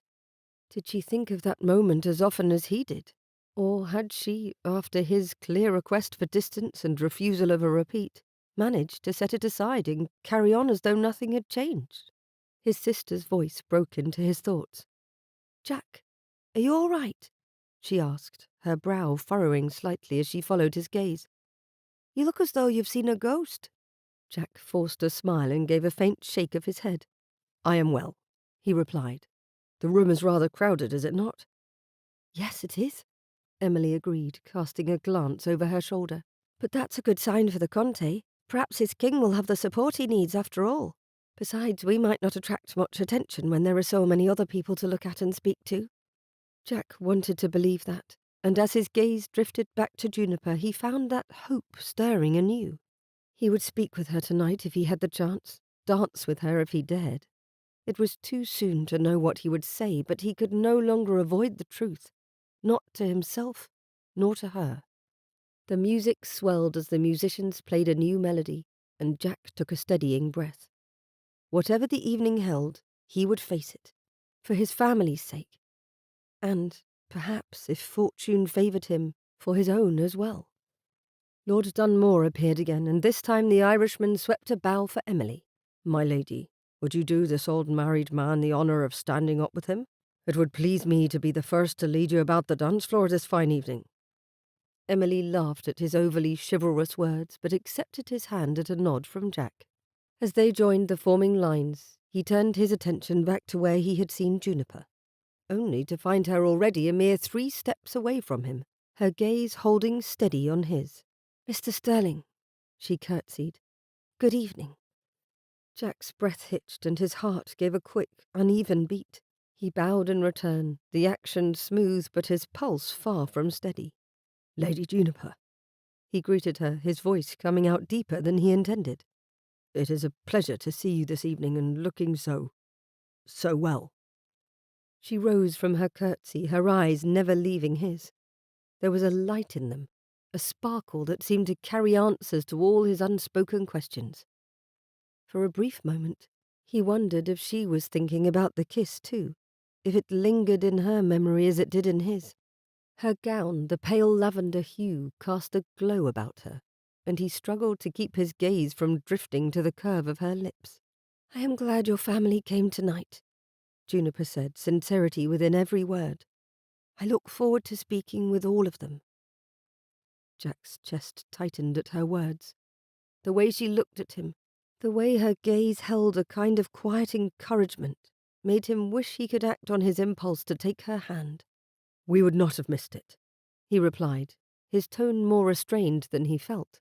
"It was an honor to be invited." The music swirled around them, and the dancers were taking to the floor. Jack's gaze flickered to the lines of couples, then back to Juniper. He hesitated a moment before he spoke again, his voice softer, almost intimate.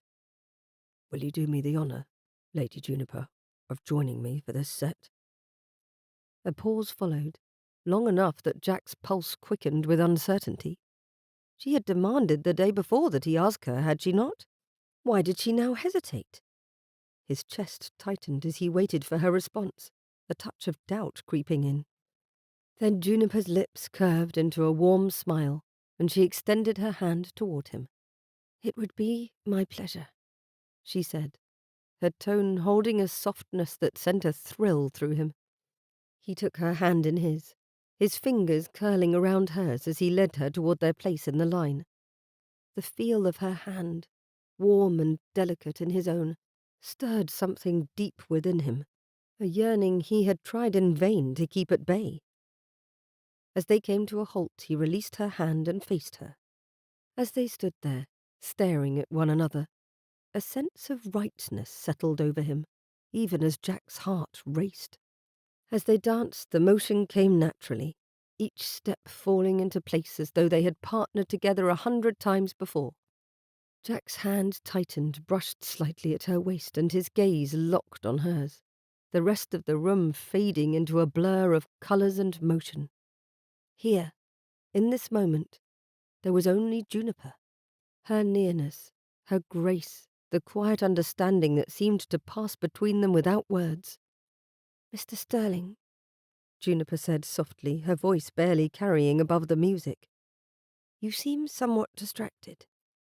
The question caught him off guard, and he met her gaze, pulse quickening at the way she watched him.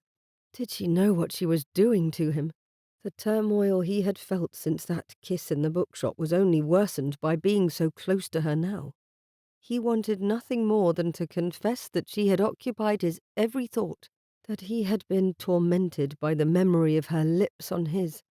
"I am," he admitted, his voice rougher than he intended.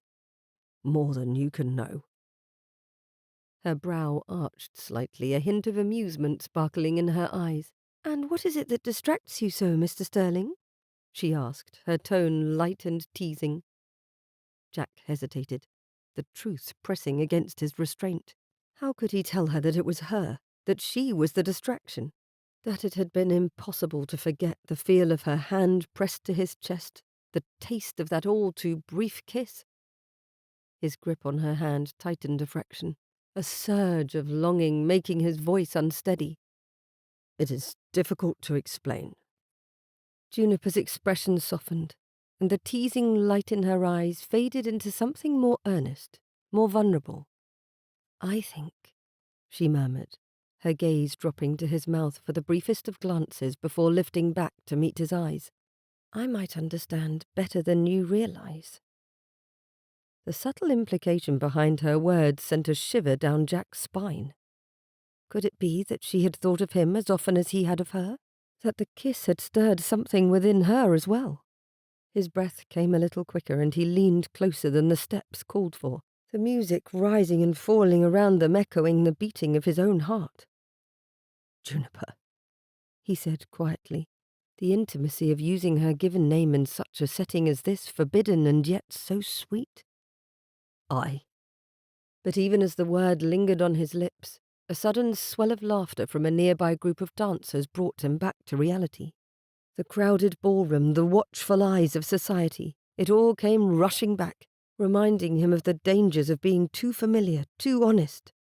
He was not free to pursue her without risking both of their reputations. The words he had almost spoken stuck in his throat, and he stiffened, his jaw tightening as he struggled to compose himself. Juniper's brow furrowed slightly as though sensing the change in him, the hesitation which had replaced his longing. "Jack," she whispered, a faint note of concern in her voice. His breath hitched at the sound of his name on her lips, a familiarity that wrapped around his chest and tightened, making him feel more exposed than he had since that kiss. He forced himself to assemble his features into a more appropriate, solemn expression, a mask of his emotions similar to the one he'd worn as servant and guard. "Forgive me, Lady Juniper," he said, his tone deliberately light. "I'm afraid my thoughts wandered." She nodded, but the curiosity, and something more, remained in her gaze. "Distracted and wandering. Perhaps you ought to learn how to better focus on what is right in front of you, Mr. Sterling," she replied with a curve of her lips. When he made no reply, her smile wavered, as though she wondered if she had spoken too boldly. But there was still a challenge in her eyes, a question she was silently asking him to answer. Jack's pulse thudded in his ears. Focusing on what was in front of him was all he'd been doing. It had led to that kiss. And now he wanted so much more. As the final notes of the dance faded, Juniper felt the gentle pressure of Jack's hand ease away from hers. The warmth of his touch lingered beneath her glove, and she struggled to maintain her composure as she dipped into a curtsy. Her pulse fluttered, still racing from the dance. Every movement, every glance, had seemed fraught with unspoken words, as though the air around them was charged with emotions neither dared to voice. Her gaze flitted to his face, searching for some sign of what he was thinking, of what he was holding back, but his expression had settled into that familiar guardedness, his eyes giving away little. Jack held out his arm to escort her from the dance floor, neither of them saying a word until they were within a few feet of ivy where politeness dictated he must leave her. "Thank you, Mr. Sterling," she murmured. "The pleasure was all mine," he replied, his tone steady, almost too composed. The hint of formality in his words made something in her chest tighten, a pang of disappointment she hadn't expected. Juniper took a half step back, forcing herself to wear a pleasant countenance. I hope you will continue to enjoy the evening, she said, her voice a touch too bright. There are many others who would be glad to dance with you, I am certain. He inclined his head, the polite gesture somehow a dismissal. And you as well, Lady Juniper, he said, using her title with a detachment that made her heart sink a little further. For a moment neither of them moved, as if both reluctant to be the first to step away. But then someone brushed past Juniper, a young lady she vaguely recognized, and the spell broke. She turned, telling herself that she must not look back as she walked away, even though the urge to glance over her shoulder tugged at her with every step. Juniper managed to keep her composure as she made her way to Ivy, where her sister was engaged in conversation with a few acquaintances.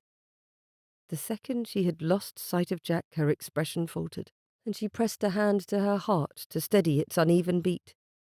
It hadn't been enough. The dance, the words exchanged.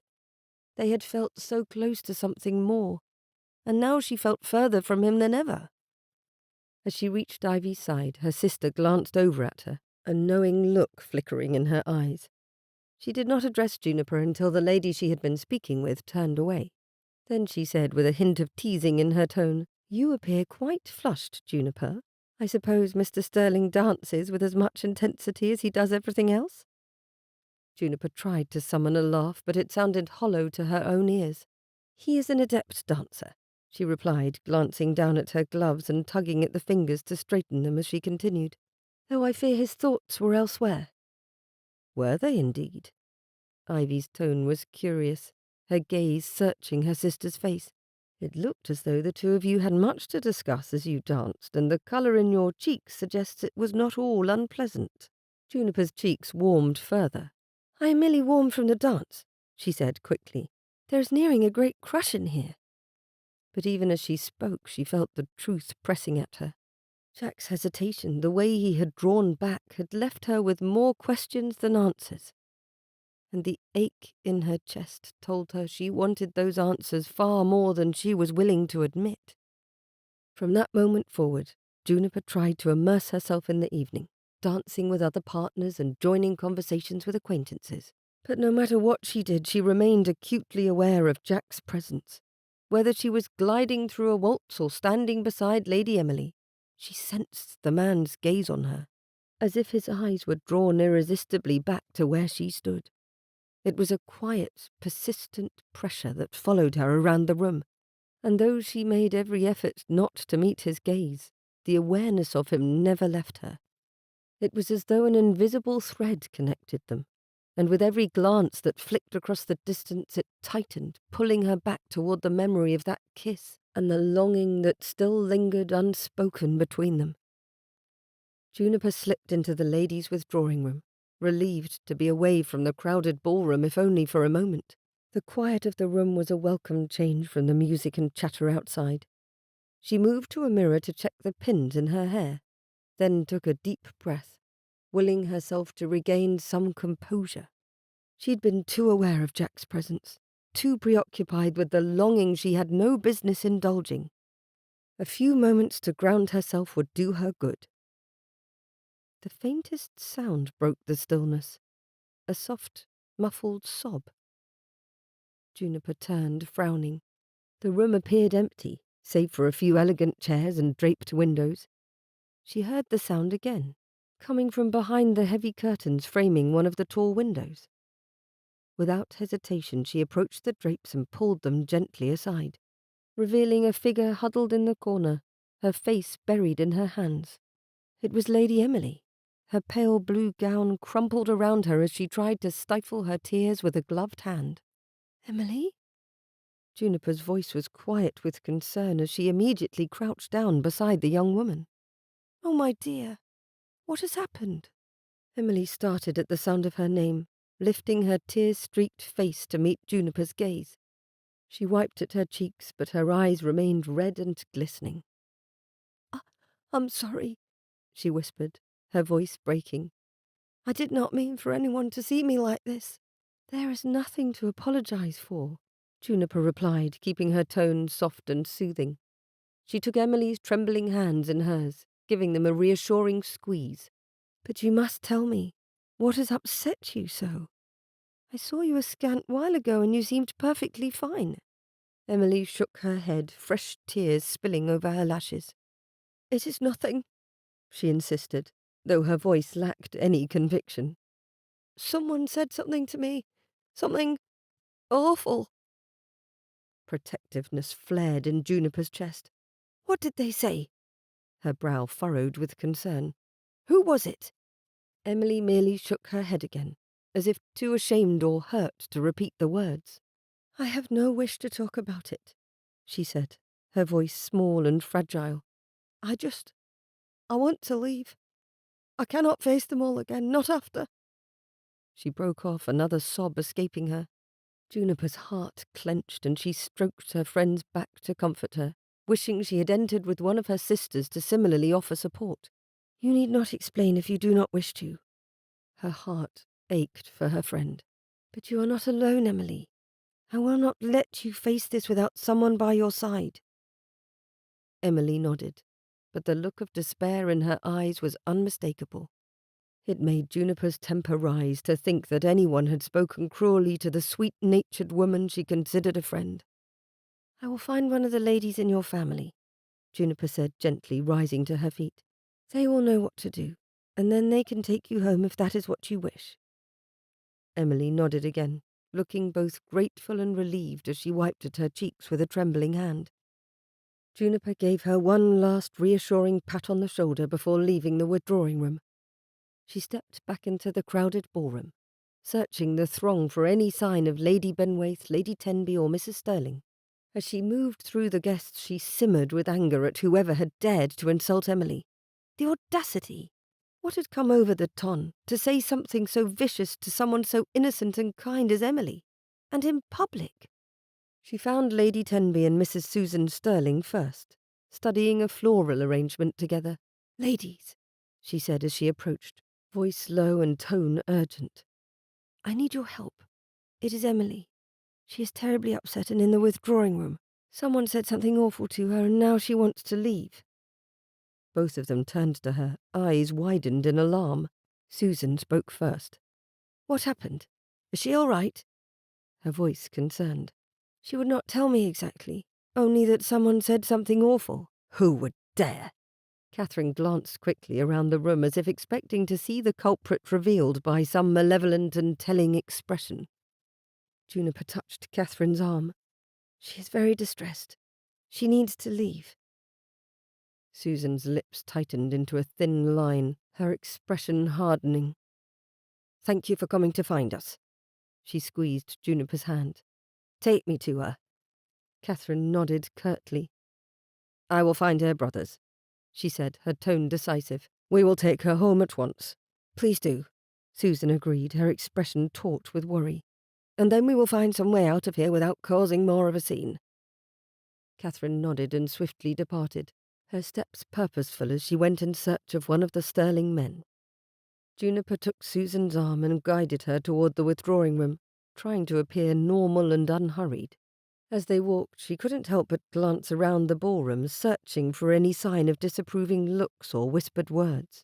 If someone had insulted Lady Emily so cruelly as to reduce her to tears, they might linger nearby, smirking behind a fan or trading smug glances. The thought made Juniper want to rail against the entire room, but to what end? She did not have the ability to clip the wicked tongues with her mere reputation. Not even Lady Attella and Ivy's friendship had managed it. When they reached the doorway to the withdrawing room, Susan squared her shoulders and took a deep breath, as if bracing herself for what was to come. Juniper pushed open the door, and they entered to find Lady Emily exactly as Juniper had left her, curled up behind the curtain, dabbing her damp cheeks with a handkerchief.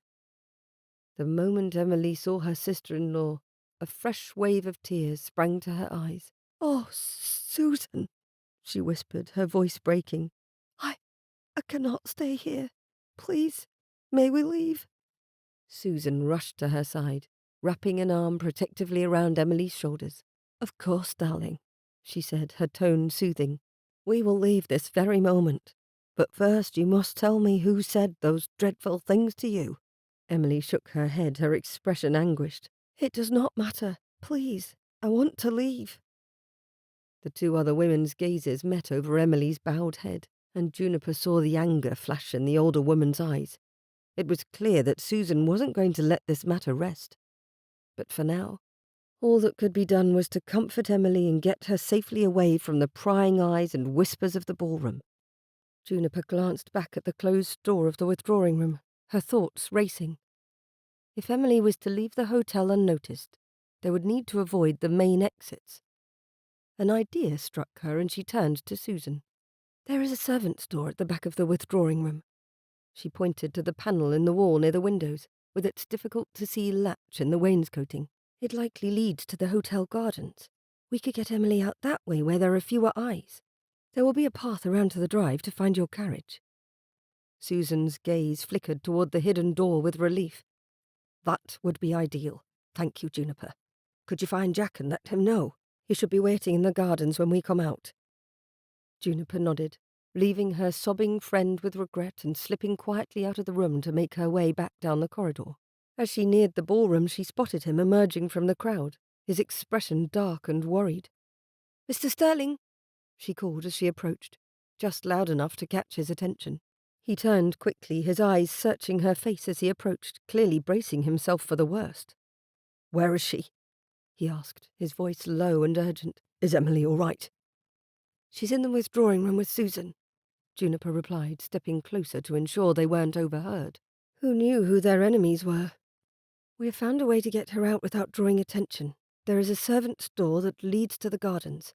If you could wait there, Susan will bring Emily out to you." "Thank you, Lady Juniper." Jack's shoulders relaxed a fraction, though his expression remained grim. "I cannot tell you how much I appreciate your help." She offered him a faint, though she hoped reassuring, smile. "I am glad I could be of some assistance. Emily deserves better than this. All of you do." He nodded, his jaw tightening as if to steel himself for what was to come. "I will go to the gardens," he said, his gaze steady, "and I will see to it that Emily is taken home safely." With that, he turned and strode purposefully down the corridor, disappearing around the corner which led to the side entrance and the path to the gardens.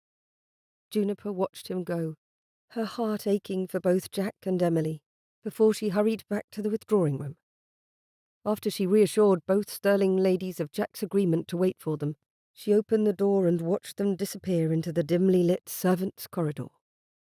Though she wished to go with them, it was not her place. Juniper had played her part in the drama, and she could do no more than return to the ball. She wanted to find Ivy, or Teague, someone she could tell the whole story to and find help. If only her late mother's cousin, the Duchess of Montfort, was present. Her Grace would know what to do. Returning to the ballroom, she had barely taken a step along the wall, alert for any sign of her family, when Mr. Waldegrave appeared before her, with a smug little smile on his pompous face. Suspicion instantly sprouted in her heart. "Mr. Waldegrave, I did not know you were here this evening." How had he secured an invitation to an event of such note? "I am accompanying my mother, Lady Elizabeth Waldegrave, of course," he said with a smirk. "As my uncle, the Earl of Kempton, could not come, I am here in his stead, though I cannot blame you for missing my presence earlier. Lady Otella's guest list was not exactly exclusive, was it?" She blinked at him. "I beg your pardon? Whatever could you mean, sir?" If he meant what she thought he did. "I speak, of course, of your rather unfortunate friends, the Sterlings. Who else?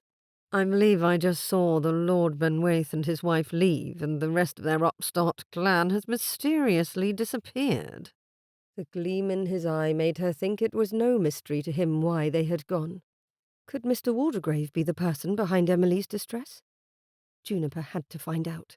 Unfortunately, she hadn't time or any of the tricks that worked in her favoured novels. She could not spy on him, nor root through his belongings for his secrets, nor bribe a servant or disguise herself as a footman. No, it was direct words that were needed here, not deceit. Juniper stepped closer to him, lowering her voice. "Did you speak unkindly to my friend, Mr. Waldegrave?" Surprise flickered across his expression before he frowned, bottom lip protruding in an absurd pout for a fully grown man. What an accusation, Lady Juniper. Hardly a polite thing to ask a gentleman of my prestigious rank. Her eyes narrowed. A lady of rank has asked you a direct question. Did you speak to my friend this evening, Mr. Waldegrave? His chest puffed out. Ask her yourself. You did, she whispered, shaking her head in disbelief. What did you say to her? Tell me this instant, or I will report your ungentlemanly conduct both to my guardian and to Lord Atella, who is a close family friend, I need not point out, and he might feel required to ask you to leave, publicly. You are making a scene, Lady Juniper. No one was looking their way, yet she continued bravely.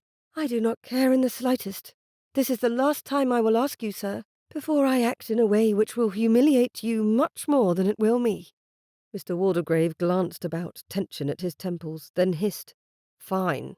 If you must know, I told her that all of society would soon be aware of her callous ways, leading men on and casting them aside to find bigger and better prospects, acting above the station to which she was born, when she is undeserving of the title of lady. At last she understood. Oh, it was so clear now. You have been the one telling lies about the family. Suppositions, he corrected with a pompous sniff. My family has influence, standards. We will not stand to see the peerage brought low by those who do not belong. Never in her life had Juniper been so tempted to strike someone, and though her anger was righteous, she balled her gloved hands into fists at her side and did nothing but glower at the man for several long seconds. Then she heaved a shaking breath. I suggest you leave at once, sir, as I am reporting your ungentlemanly conduct to our hosts immediately. She turned on her heel and stormed through the crowd without another word or glance at him. Mr. Waldegrave deserved no more of her notice. Juniper made her way to the head of the ballroom, where she had last seen Lord Atella, giving heed to nothing along her way, until a gentle hand took her forearm, stilling her. She looked sharply at the person who had touched her, hackles risen thanks to her unpleasant interaction with that brute, but froze. Mrs. Gray? The wife of Juniper's favourite author stared at her with wide eyes. Lady Juniper, my dear, are you all right? You look quite distressed. Please, may I help you? Tears suddenly pricked at Juniper's eyes, and she shook her head slightly. I do not know that you or anyone else can. Her words sounded far more helpless than she meant them to, her throat quivering. Mrs. Gray took her hand and brought her to stand beside a large potted tree. You look like an avenging angel going through the crowd. Please tell me what I can do. Shall I fetch someone for you? Are you unwell? In the face of such unexpected kindness, Juniper's strength faltered for a moment. She was not a heroine in one of her books, nor was she especially wise. She certainly wasn't powerful. And as the helplessness closed around her heart, she found herself pouring out the story of Lady Emily's unmerited distress to the kind woman before her. To her credit, Mrs. Gray nodded and did not interrupt. She absorbed all of Juniper's words. Then she pursed her lips. I think I might be able to help you, my dear. It sounds as though what the Sterling family needs is a stronger line of support than what even your kind friends and family can provide. Juniper raised one gloved hand to rub at her temple. Her head ached from trying to keep back her tears, and from her repressed rage at the unfairness of it all. Who would even bother themselves with such matters? I know of no one, not until the Duke of Montfort comes to London. He may not even appear at all this season, depending on the birth of his grandchild. The Duke of Montfort is not the only duke in the realm, my dear. Mrs. Gray smiled almost mischievously. Do you know, my husband's books are quite popular. There is a guest here this evening who is especially fond of reading his Gothic tales. Perhaps you should meet her. I mean, of course, Her Grace the Duchess of Bedford. Juniper's mouth fell open. Everyone knew Her Grace, Georgiana Russell, a patron of the arts and a first lady of fashion, a queen in society if only a duchess by rank. Mrs. Gray's expression turned to one of determination as she said calmly, Compose yourself, my dear. I'm going to introduce you and your friend's problem to Her Grace this very minute." Hardly able to keep up with such a whirlwind of an evening, Juniper nodded at once. It could not hurt to seek the help of Her Grace. Perhaps the esteemed woman would have advice, if nothing else, that would provide guidance. Taking a deep breath to steady her nerves and wiping her damp eyes, Juniper followed Mrs. Gray back into the throng, this time in search of a duchess. Chapter 19. The next afternoon, the sitting room of the townhouse was quiet, the kind of silence that deepened with each passing second, pressing down on the occupants like an unseen weight. Lady Benwaith's hands lay idle in her lap, her sewing forgotten, while her husband stared into the hearth, though the fire offered little warmth to the sombre mood. Richard and Catherine sat close together, her hand resting on his arm as though to offer comfort, while George absently turned a book in his hands without opening it. Susan's expression was tight with concern as she sat beside Emily, who had barely spoken a word since returning home from the ball the evening before. The family had gathered without meaning to, each of them wandering into the room which felt the most like home since their arrival in London. Silently supporting one another with their presence, none of them knew of a solution to the problem at hand. By the window Jack stood with his back to the room, watching the people outside go about their business. The muted murmur of London's streets drifted through the glass. The sounds of carriage wheels and laughter a painful reminder of the world that had turned its back on them. It should not matter. Gossip, cruel words, society's capricious whims. Yet it did matter, more than it should. It mattered because it was his family's good name which had been tarnished, Emily's joy which had been taken. And it mattered because he had promised himself that he would protect them. Jack flexed his hands at his sides, frustration and helplessness knotting in his chest. How many times had he assured Emily that things would improve? How often had he tried to bolster his parents' spirits, to give them hope that the whispers would fade, that society would come around? It all felt like hollow promises now. The scene at the ball, the tears on Emily's cheeks, those were the only truths that mattered. And he had failed. His jaw clenched as Jack turned from the window, his gaze sweeping over his family. They were strong, each of them in their own way, but at that moment they felt fragile, as if even the air was too heavy to breathe. It fell to him to restore their spirits, to find a way through this tangled web of rumour and resentment and ruin. As he wrestled with the words he might say, he found no comfort in any variation. He did not know how to look after them this time. A knock at the door interrupted the oppressive quiet, the sound almost startling in the stillness. A footman entered, his expression as composed as always.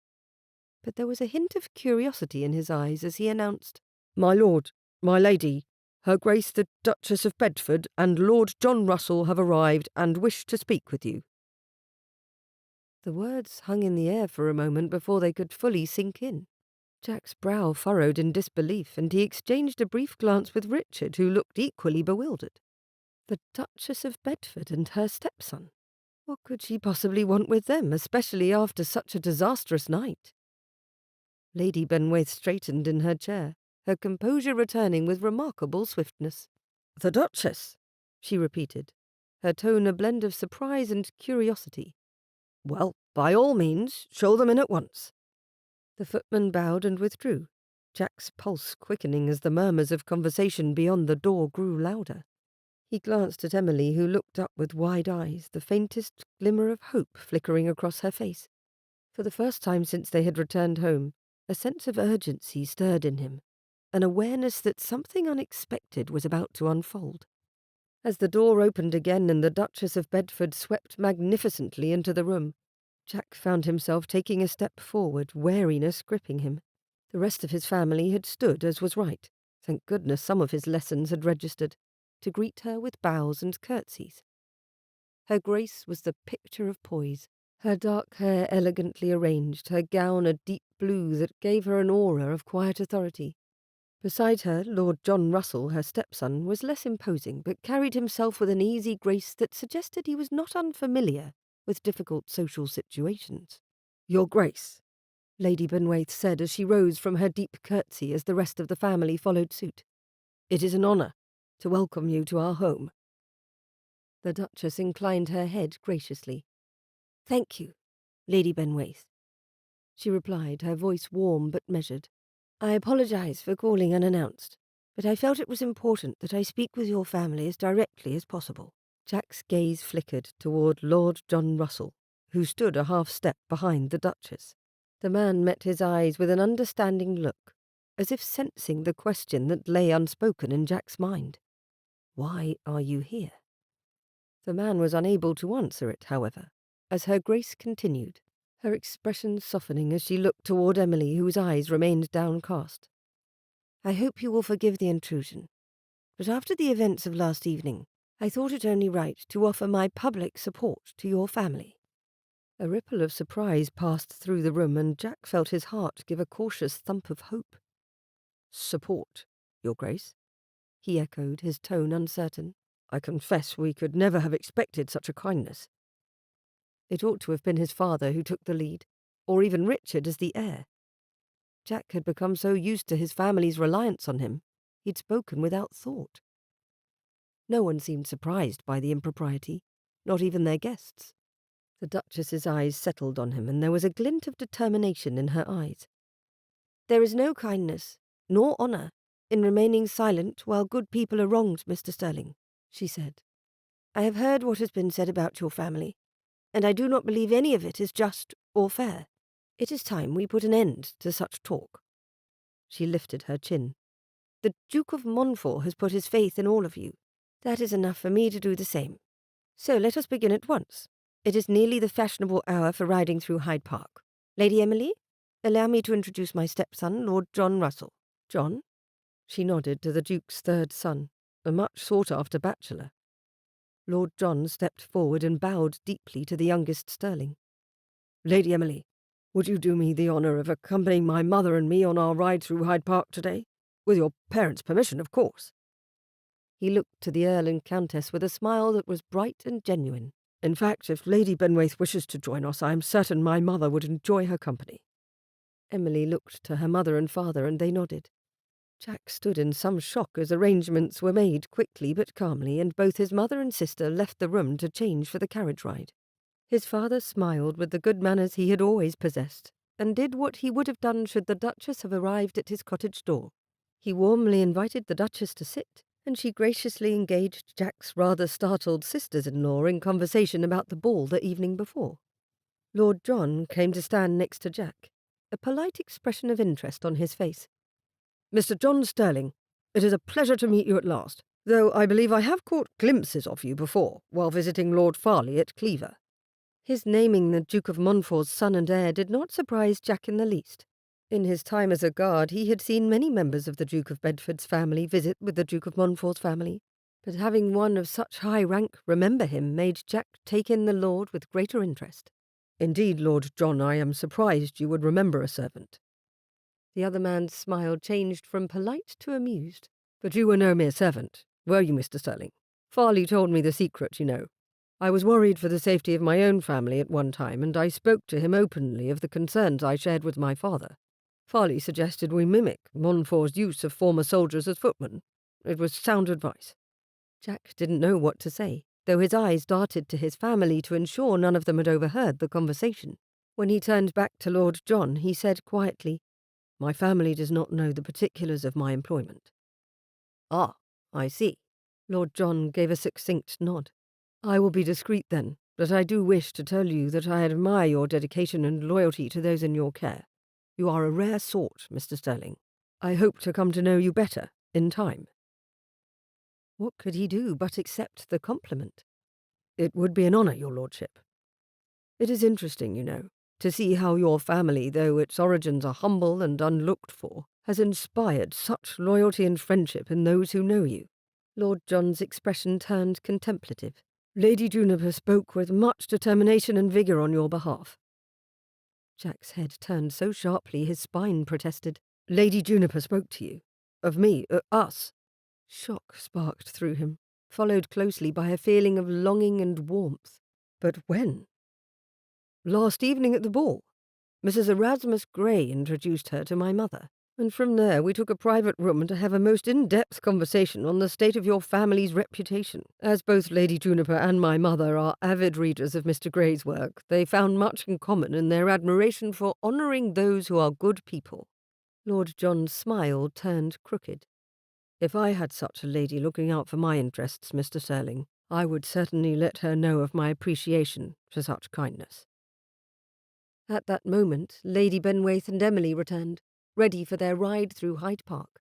The Duchess and her stepson went out with them, and the rest of the family trailed behind them to wave them off, as though in a dream. As the carriage pulled away, Jack turned to the footman nearest the door. "Ready my horse at once." "Oh, are you going to the park too, Jack?" his father asked blithely, evidently still in shock. Jack shook his head. "I am going to pay a visit to Lady Juniper." "It is about time," Susan muttered. Jack kissed her on the cheek, then Catherine, and did not waste a moment more. He had been such a fool, putting distance between himself and the most admirable woman he had ever met. He loved Juniper. He ought to have had more faith in her resilience, in her abilities to help his family, to help him.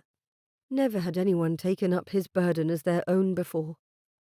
Juniper had done so from the moment she realized it existed. He loved her. He wanted to share everything with her, the good, the bad, and everything in between. He only hoped he wasn't too late, that he hadn't made too much of a fool of himself the evening before, hadn't disappointed her to the point she would view his change in attitude with cool suspicion. Hope flickered in his heart. But of course she would not. This was Lady Juniper Amberton, an intelligent, compassionate, beautiful woman, to whom he owed every pleasant thought he'd had since coming to London, and he needed to see her. Jack arrived at Lord Dunmore's townhouse with a sense of mounting urgency. He knocked on the door, and when the young footman Henry answered, Jack peered beyond him to see servants hurrying about, the household clearly in a state of disarray. The boy's round face was flushed, and he looked as though he needed to sit down. "Good morning, sir." Henry greeted him with a quick bob of his head, his expression one of surprise. "I'm afraid you've just missed them." Jack frowned. "Missed them? What do you mean?" "The family, sir," Henry replied, wiping his brow. "They left at dawn in quite a hurry, actually, headed for Cleaver Castle." He paused, then added in a rush, "Oh, but Lady Juniper left a note for Lady Emily in case someone from your household came looking for her." A flicker of surprise passed through Jack, hastily chased by his stomach dropping in disappointment. The news of their sudden departure sent his thoughts racing.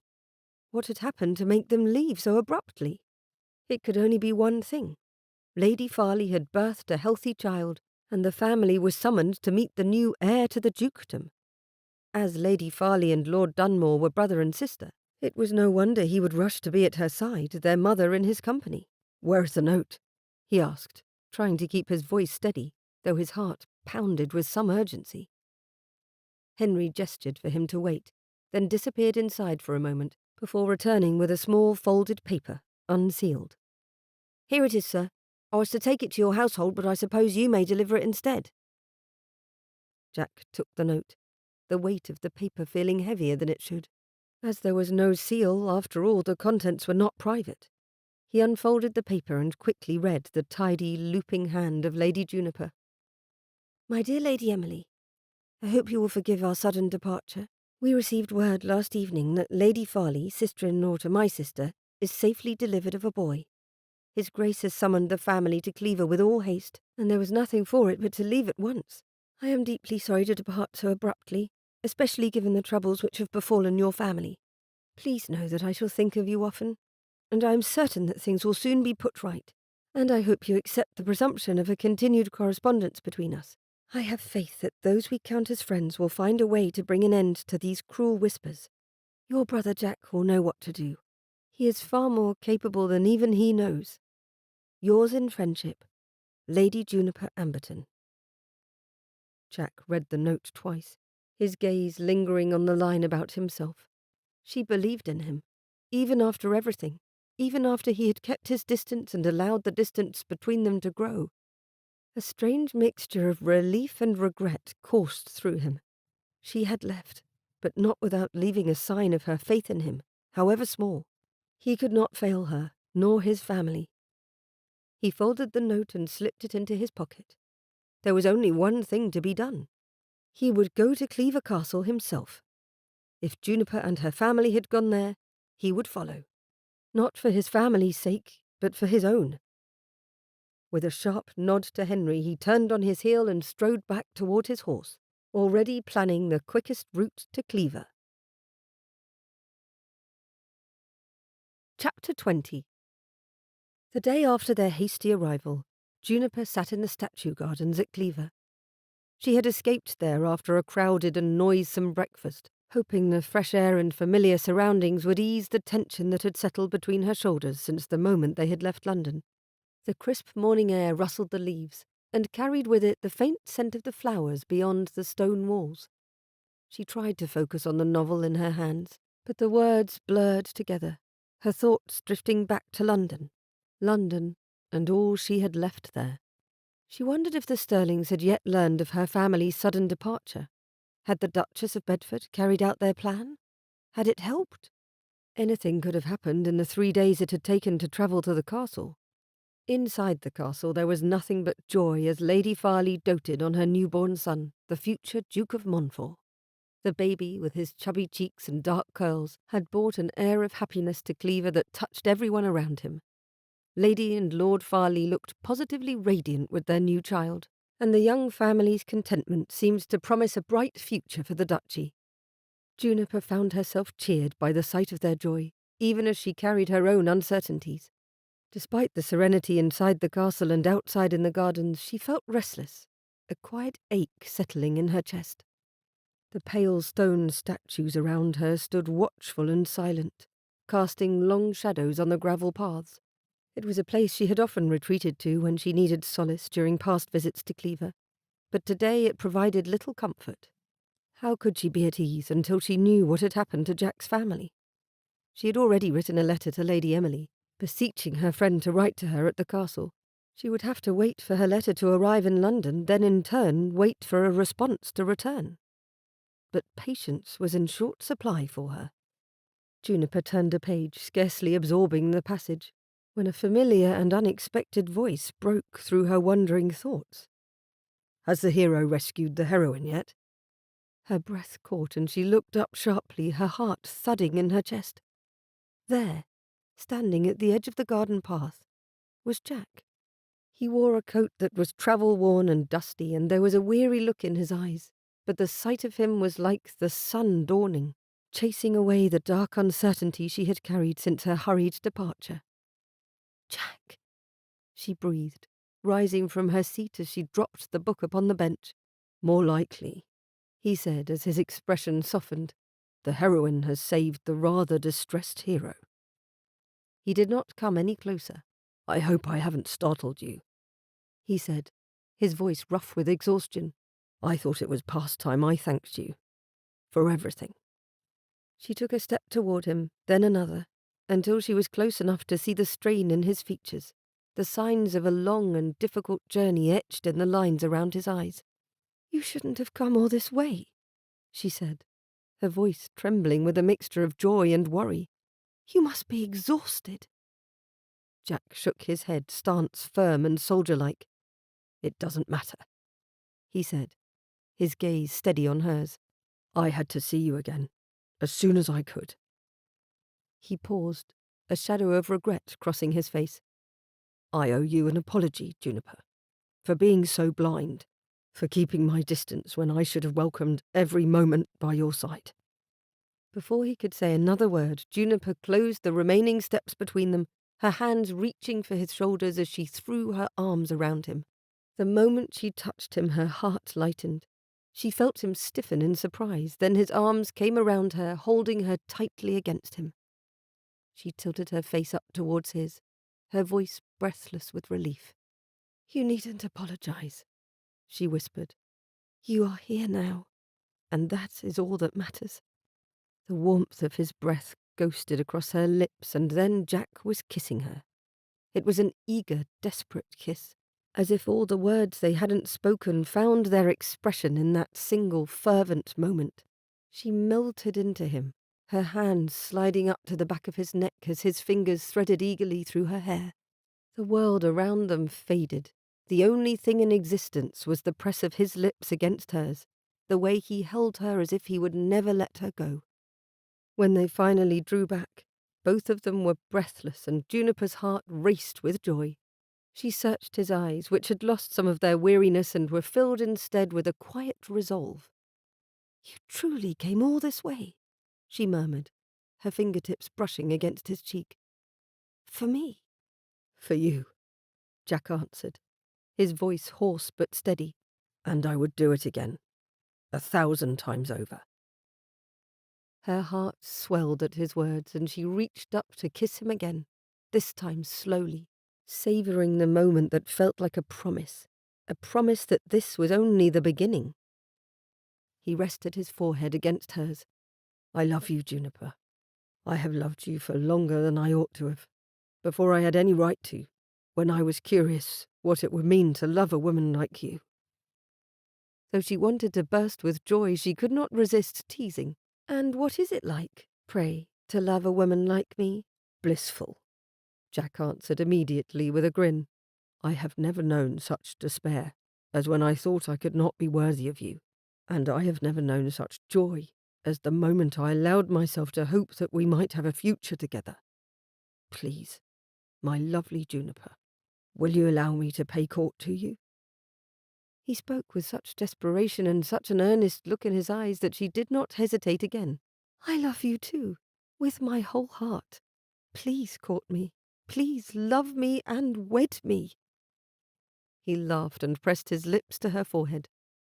"I am supposed to ask that of you, my lady, after a proper courtship." "Sometimes," Juniper whispered, heart aching with happiness, "I sneak a look at the last page of my book, to be certain I will like the ending. That is what I wish to do now. I want to be certain this story ends the way I wish it to end, with us, happily ever after." "That is my wish too."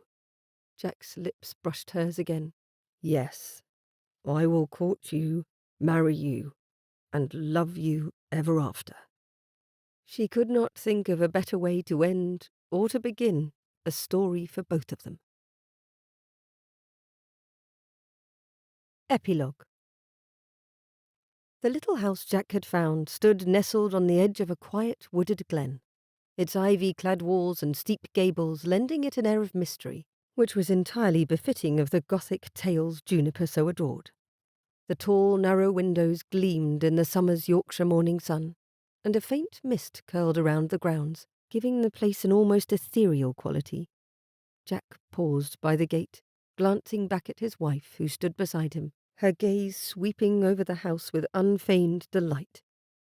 "It is exactly as I imagined," she murmured, her eyes alight with excitement. "I knew it would be wonderful, but this—" She gestured toward the stone facade with its weathered carvings and the arched doorway that seemed to beckon them inside. "It is absolutely perfect." Jack couldn't help but smile at her enthusiasm. "I hoped you would say that." He took her hand in his and led her up the path to the front door. "I remembered how your eyes lit up the first time you came to Cleaver, and I thought, why not give you a bit of that magic to call your own?" She squeezed his hand as they stepped over the threshold into the narrow entryway, where the dark wooden panelling and deep blue walls created a warm, inviting atmosphere. "You know me far too well already, Mr. Sterling," she teased, glancing up at him with a playful glint in her eye. "I shall have to attempt to keep some secrets, to maintain an appropriate air of mystery." "Too late for that, Mrs. Sterling," he replied with a grin, closing the door behind them. "You have already revealed your fondness for all things Gothic. I dare say I know what kind of novels I will find tucked under your pillow at night." She laughed softly, the sound filling the little corridor as though it belonged there. "And you will read them with me, will you not?" She moved farther into the house to admire a stone niche where a small statue of a knight in armour had been set. "Only if you promise to stop reading when it gets dark," he said, his voice dropping to a mock-serious tone as his heart sang. "I would rather not have you frightening yourself with ghostly tales before sleep." "Oh, I am not so easily frightened," Juniper replied, casting him a sidelong glance as she moved into the sitting room, where the mullioned windows framed a view of the trees. "Besides, I have you to protect me, My very own shepherd's dog. Jack followed her into the room, contentment settling over him as he watched her take in the details of their new home. The carved mantelpiece with its intricate designs, the slightly crooked bookcase that he was sure she would soon fill, the alcove by the window where they might take tea and watch the seasons change. It was a small house, humble by some standards, but it was theirs. It was a place where they could build their life together, away from the pressures and expectations of London society. "Do you like it? Truly?" he asked, needing her to say the words, though her expression had already told him as much. Juniper turned to him, her smile softening as she reached up to brush her fingers against his cheek. "Like it? Those words are not enough, Jack. I love it. This house is everything I could want." She paused, her gaze sweeping over the room again. "It feels like a place where stories could be written, where adventures will begin. And to think it is ours." He took her hand, raising it to his lips, unable to stay away from her any longer. "Then I am glad I did not wait another day to bring you here," he said, voice thick with emotion. "I know it isn't a grand estate, and not nearly as impressive as Cleaver." "It is far better," she interrupted, fierceness in her tone, "because this house is ours. It is our home, our beginning." Jack's heart swelled at her words, and he wrapped his arms around her, pulling her close. "Our beginning," he echoed, the weight of it sinking in as he held her. He had spent so long trying to prove himself, to earn the right to happiness. But in this moment he realized that it had always been simpler than that. It wasn't about titles or society's approval. It was about this, about the woman he loved and the life they had chosen to share. As they stood there in the quiet of their new home, Jack's gaze drifted to the window, where the mist was dissipating around the trees. The house seemed to breathe with a life of its own, the shadows in the corners fading as the light outside grew brighter. It was exactly the kind of place Juniper had loved to read about, the kind of place where a Gothic heroine might find herself swept up in adventure and mystery. He couldn't wait to explore it with her, to create a life filled with moments like this, small, unassuming, and perfect in their way. Juniper pulled back slightly, her fingers tracing the line of his jaw. "Now, where shall we begin?" Her eyes shone with mischief. "Shall we explore every nook and cranny, or would you rather sit by the fire and discuss our plans for the future?" Jack's lips curved into a slow smile. "I think," he said, drawing her closer once more with a familiar gleam in his eye, "I would much rather start with a kiss. The rest can wait." She tilted her head up, her smile mirroring his. "A most excellent idea, Mr. Sterling," she murmured, and then his lips met hers, sealing the promise of their new life together. As the shadows diminished outside, the little house grew warmer, welcoming them into the comfort of its walls, a place where love and all its stories could truly begin. The carriage rolled to a gentle stop outside Jack and Juniper's new home, and Lady Emily Sterling peered out the window, taking in the sight of the little Gothic house nestled amongst the trees. It was charming with its ivy-covered walls and arched windows, like something out of one of the novels Juniper loved so dearly. As Emily descended from the carriage, a flutter of anticipation filled her chest. It had been a month since her brother's wedding, and she was eager to see how the newlyweds were settling in. Her brother and new sister-in-law stood at the door waiting to receive her, along with no more than 4 servants. "Emily," her brother said, inclining his head with a smile. "Welcome." Juniper reached out to take her hands as Emily's maid started gathering together her trunk. "I'm so glad you have come. You must be tired from the journey. Do come in and make yourself comfortable." The warmth in her voice and the genuine happiness in her expression left no room for doubt. Juniper was truly delighted to see her. The ease and affection between the happy couple was palpable.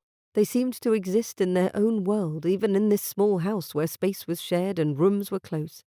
It was a subtle thing, the way Jack's hand brushed Juniper's as he moved past her, the soft look in Juniper's eyes as she watched him speak. There was a tenderness there, an understanding that spoke of a deeper connection than Emily had imagined for herself. She found herself glancing away, a twist of longing catching her unawares. It was a beautiful thing, this kind of love, steady and true, the kind that endured long after the whirlwind of heady courtship had settled. Her brother had found it, and it had transformed him. She had never seen him so content, not even in the happiest days of their childhood. And Juniper positively glowed with joy. Emily couldn't help but admire the way they complemented each other, two halves of a whole, their love evident in even the smallest gestures. "I must confess," Emily said lightly, "I was expecting a grand tour of this house from the moment I arrived." Juniper laughed, her arm linked with Emily's as she led her further inside. "You shall have it," she promised, "though I will warn you it is not grand in the slightest, but it has character." As they wandered from room to room, Emily's admiration grew. It wasn't that the house itself was particularly impressive. No, it was the way it felt. Every corner, every niche had been thoughtfully furnished, with a blend of Juniper's favourite touches and Jack's simpler tastes. It was a place that spoke of two people coming together to create something new, something that belonged to them both. When they reached the small library, Emily lingered by the window, looking out at the gently sloping hills beyond. "It is a beautiful house," she said quietly. "You have made it a true home." "We have." Juniper's gaze drifted toward the corridor where Jack's voice could be heard instructing the footman about Emily's trunks. "It is more than I ever dared to hope for." Emily turned back to her, a wistful smile on her lips. "I am glad," she said sincerely.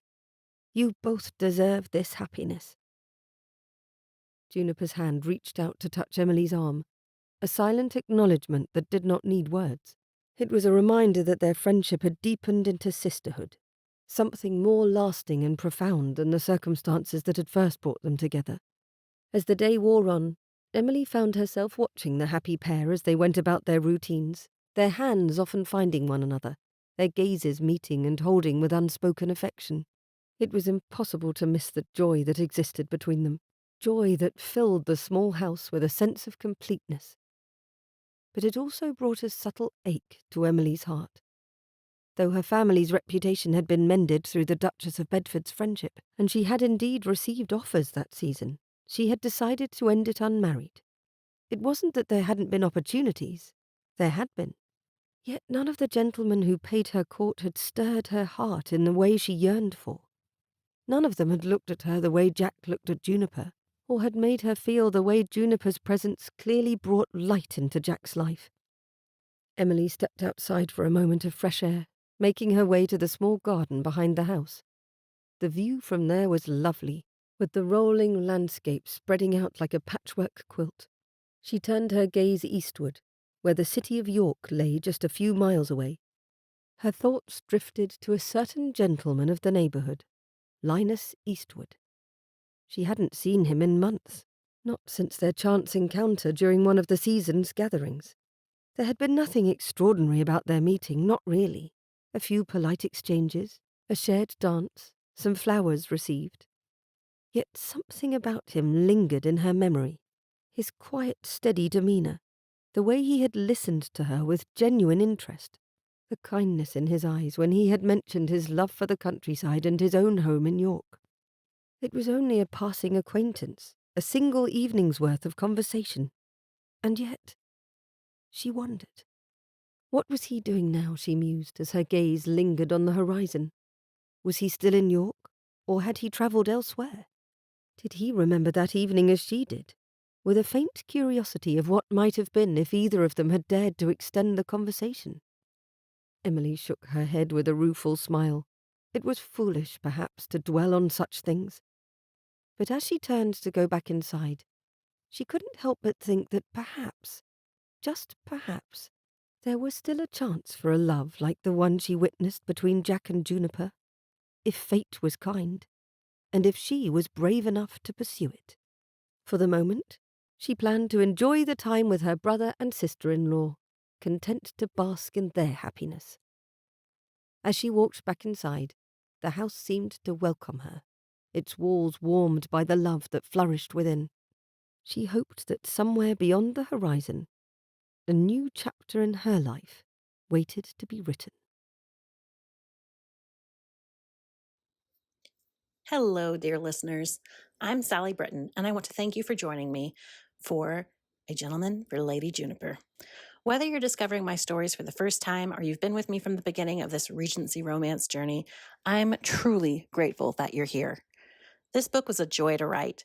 It's the story of a man who once served quietly in the background, guarding the powerful and keeping to himself, now finding himself unexpectedly among their ranks.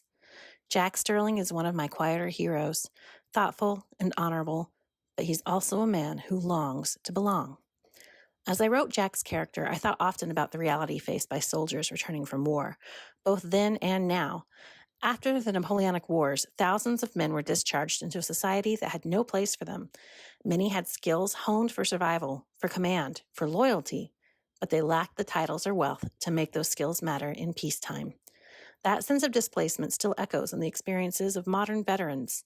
Studies today show that the greatest predictor of a veteran's long-term well-being isn't money or even health. It's purpose. It's the chance to matter again. With Jack, I wanted to explore how a man trained to protect others could find a new sense of meaning in love, family, and belonging. He may be fictional, but his need for purpose is very real. And then there's Lady Juniper Amberton, bookish, creative, and wonderfully observant. She doesn't chase society's spotlight. She's happiest with a Gothic novel in hand and paint beneath her fingernails. But Juniper sees the world more clearly than most, and when her heart begins to stir for a man from a very different past, she doesn't shy away from the truth of it. One of the quieter themes in this novel is the power of fiction, especially novels written by and for women. In Juniper, I wanted to reflect that kind of woman. You know, the kind who finds comfort and inspiration in stories, even when society tells her that doing so is silly or indulgent. During the Regency era, novels were often dismissed as frivolous, even dangerous, especially for women. Yet authors like Jane Austen proved that these frivolous stories could carry immense wit, insight, and social commentary. I've always loved how Austen championed the inner lives of women and the everyday courage it takes to hope for more. In writing Juniper, I hope to honor that spirit and to remind readers that stories matter. They shape how we see ourselves and what we dare to imagine for our futures.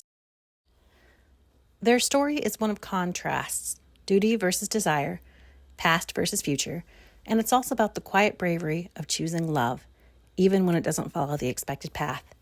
If you've read the earlier books in this world, you'll recognize some beloved characters and familiar settings, but this story stands on its own, and I hope Jack and Juniper's journey leaves you smiling, maybe even with a laugh or two. I should also tell you, one of my favorite parts of writing is the research. I absolutely love diving into history, uncovering the details that bring the Regency world to life, from the structure of aristocratic households to the etiquette of a ballroom and even the political tensions of the era. I spend hours reading, cross-referencing, and taking notes. I want my readers, and now listeners, to feel like they've truly stepped into another time. It's in the small things, the cut of a gentleman's coat, the turn of a phrase, the rules of inheritance. I've always believed that history isn't just about dates and battles. It's about people and telling their stories, even fictional ones, and that connects us across the centuries. Thank you again for listening. If you enjoyed the book, I'd be honored if you shared it with a friend, left a kind word in a review, or simply reached out to tell me what it meant to you. Your support helps me continue to write the stories I love. Until next time, happy listening and happy reading. This has been A Gentleman for Lady Juniper, Cleaver Castle Romances, Book 6. Written by Sally Britton. Narrated by Jessica Elisa Boyd. Copyright 2024 by Sally Britton. Production copyright by Sally Britton.